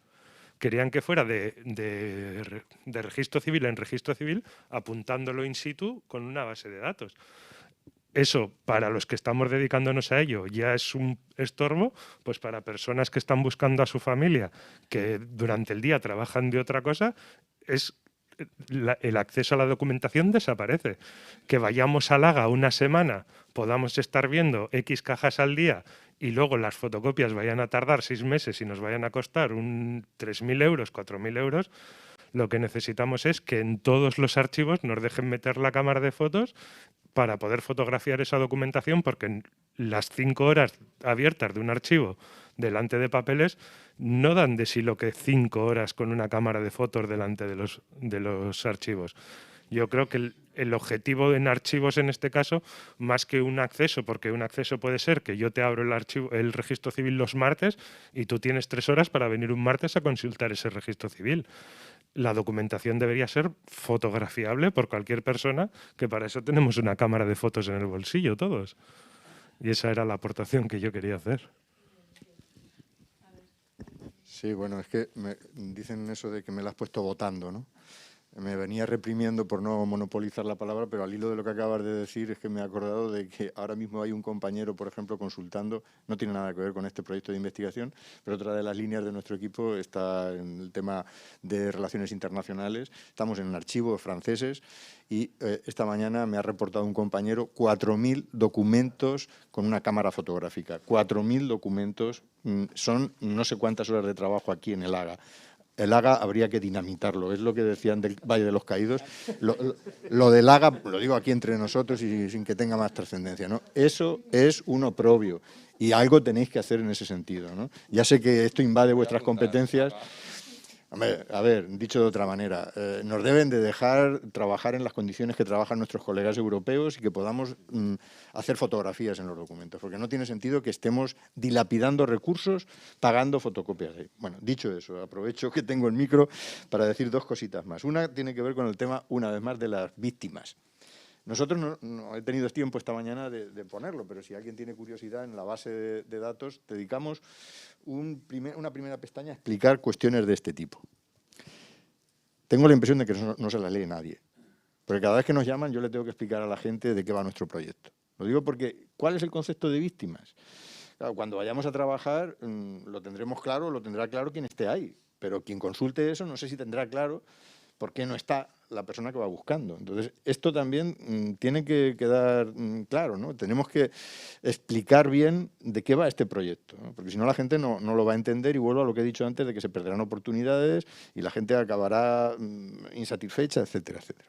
En segundo lugar, cuando decías lo de que esto no se puede quedar aquí, tiene que tener continuidad, estoy contigo, evidentemente, pero no es fácil eso, ¿no? O sea, ¿cómo se blinda una política de estas características para que tenga financiación a 20, 30, 40 años? Yo creo que, y se me ocurre, ¿no?, que a nadie hay que explicarle que el Museo del Prado hay que mantenerlo. Creo que independientemente de quién gobierne, puede haber más o menos recursos, pero el Museo del Prado se mantiene. Bueno, el día que en este país se tenga claro que esto forma parte del patrimonio nacional, eso no se tocará. La ley, afortunadamente, contempla, cosa que no hacía en 2007, una educación, pedagogía sobre la memoria. Bueno, ya sé que esto tardará mucho tiempo, pero habrá que profundizar en ese tipo de estrategias para que, al final, esto sea asumida por la mayor parte de la ciudadanía, porque aquí estamos preservando no la memoria republicana, tal, ya sé que tal, la democracia. Y en esto lo va la suerte a todos. Yo creo que esto es muy importante tenerlo en cuenta. Y por último, esto quiero que se me interprete bien, ¿eh? No es hacer ni pelota ni nada, pero lo decíamos un poco en la comida, ¿no? Somos algunas veces más papistas que el Papa y nunca nos parece suficiente lo que se hace. Hoy, por la experiencia que yo tengo, el gesto del director de estar aquí con nosotros es un gesto de muchísima valentía, ¿eh? No es fácil encontrarnos aquí en plan francotirador a todos contra una persona que tiene que dar la cara y dar explicaciones. Y en ese sentido yo, desde luego, quería públicamente darle las gracias por estar aquí y dar la cara, ¿no? Yo espero que esto no se quede en agua de borrajas y que no sirva para nada, ¿no? Pero es verdad que no es fácil, ¿eh? Yo por la, insisto, experiencia que tengo, a mí me parece que es positivo, igual que decía esta mañana, que está bien que nosotros también reconozcamos los méritos de la ley, del anteproyecto todavía, porque hay debate sobre esto, hay mucha gente, sobre todo en el movimiento memorialístico, pues eso, no hay mucha insatisfacción y la ley no llega y otra vez volvemos a quedarnos y tal. Bueno, pues yo creo que es un avance muy importante y gestos como este, pues también. Así es que yo públicamente lo quiero decir. Muchas gracias.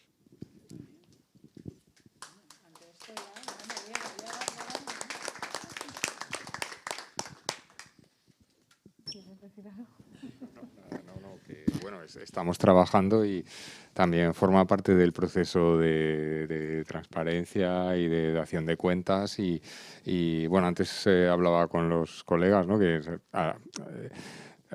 pues se nos puede criticar por la calidad del trabajo, pero no por la cantidad de trabajo. Estamos trabajando mucho, intentando hacer las cosas. Seguramente, pues bueno, a muchos elementos no llegamos, pero intentamos, creo que estamos intentando construir las bases de lo que debe ser una política de Estado. Y bueno, no es por seguir con el momento nenuco, pero yo lo quiero decir porque de verdad que yo lo digo con sinceridad. Yo creo que mucho del trabajo del que hacemos viene del trabajo que han hecho las comunidades autónomas con este tema de base de datos. Yo creo que Navarra y Euskadi pues son dos referentes, no solo. En otros temas, pues Baleares, Cataluña, pues son también otros referentes y de lo que se trata ahora es de poder convertir esto no solo en una política de Estado en sentido institucional, sino también en sentido territorial. Y bueno, para mí es un placer de aprender y compartir el trabajo. Ellos saben que le dedico muchas horas a la cuestión autonómica, pero porque creo que es también reconocer el país que tenemos, como es, y que tenemos que trabajar así. Y eso es muy importante, y lo digo también porque dentro de algunas de las críticas que han recibido las políticas que estamos desarrollando, se ha criticado el tema de la territorialización. Y es que es al contrario. O sea, nosotros lo que creemos es que al final el objetivo inicial es la atención a las familias, la atención a los familiares, a las asociaciones, y es que se hace mejor sobre el terreno, porque es más fácil, porque es más cercano, porque hay mayor comprensión del contexto, de la realidad. Y cuando no es así, pues estamos nosotros detrás, ¿no? Pero es el principio de subsidiariedad. O sea, si hay una administración más cercana, que lo haga la administración más cercana, y si no se hace, pues bueno, estamos ahí nosotros para garantizar, ¿no? Y esto lo digo porque muchas veces con esto de los censos vamos a tener que trabajar así, porque la realidad es que hay más información elaborada a nivel local que en la elaboración general, ¿no? Aunque las grandes bases de datos estén a nivel estatal, ¿no? Entonces, vuelvo a cómo he empezado mi primera intervención. La clave aquí es colaboración y coordinación. Yo creo que eso va a ser lo esencial, y hay mucho trabajo y mucho talento, y yo creo que saldrá adelante. Bukatzen joan behar dugu. No sé si alguien más quería decir algo para acabar o vamos a ir terminando. Bueno, yo por mi parte, en nombre del Gobierno vasco y también el Gobierno de Navarra, quiero agradecer de verdad. Creo que la participación de todas y todos, creo que ha sido un día en el que todos salimos diferente a lo que hemos entrado. Seguro que yo misma creo que he aprendido y de eso se trataba.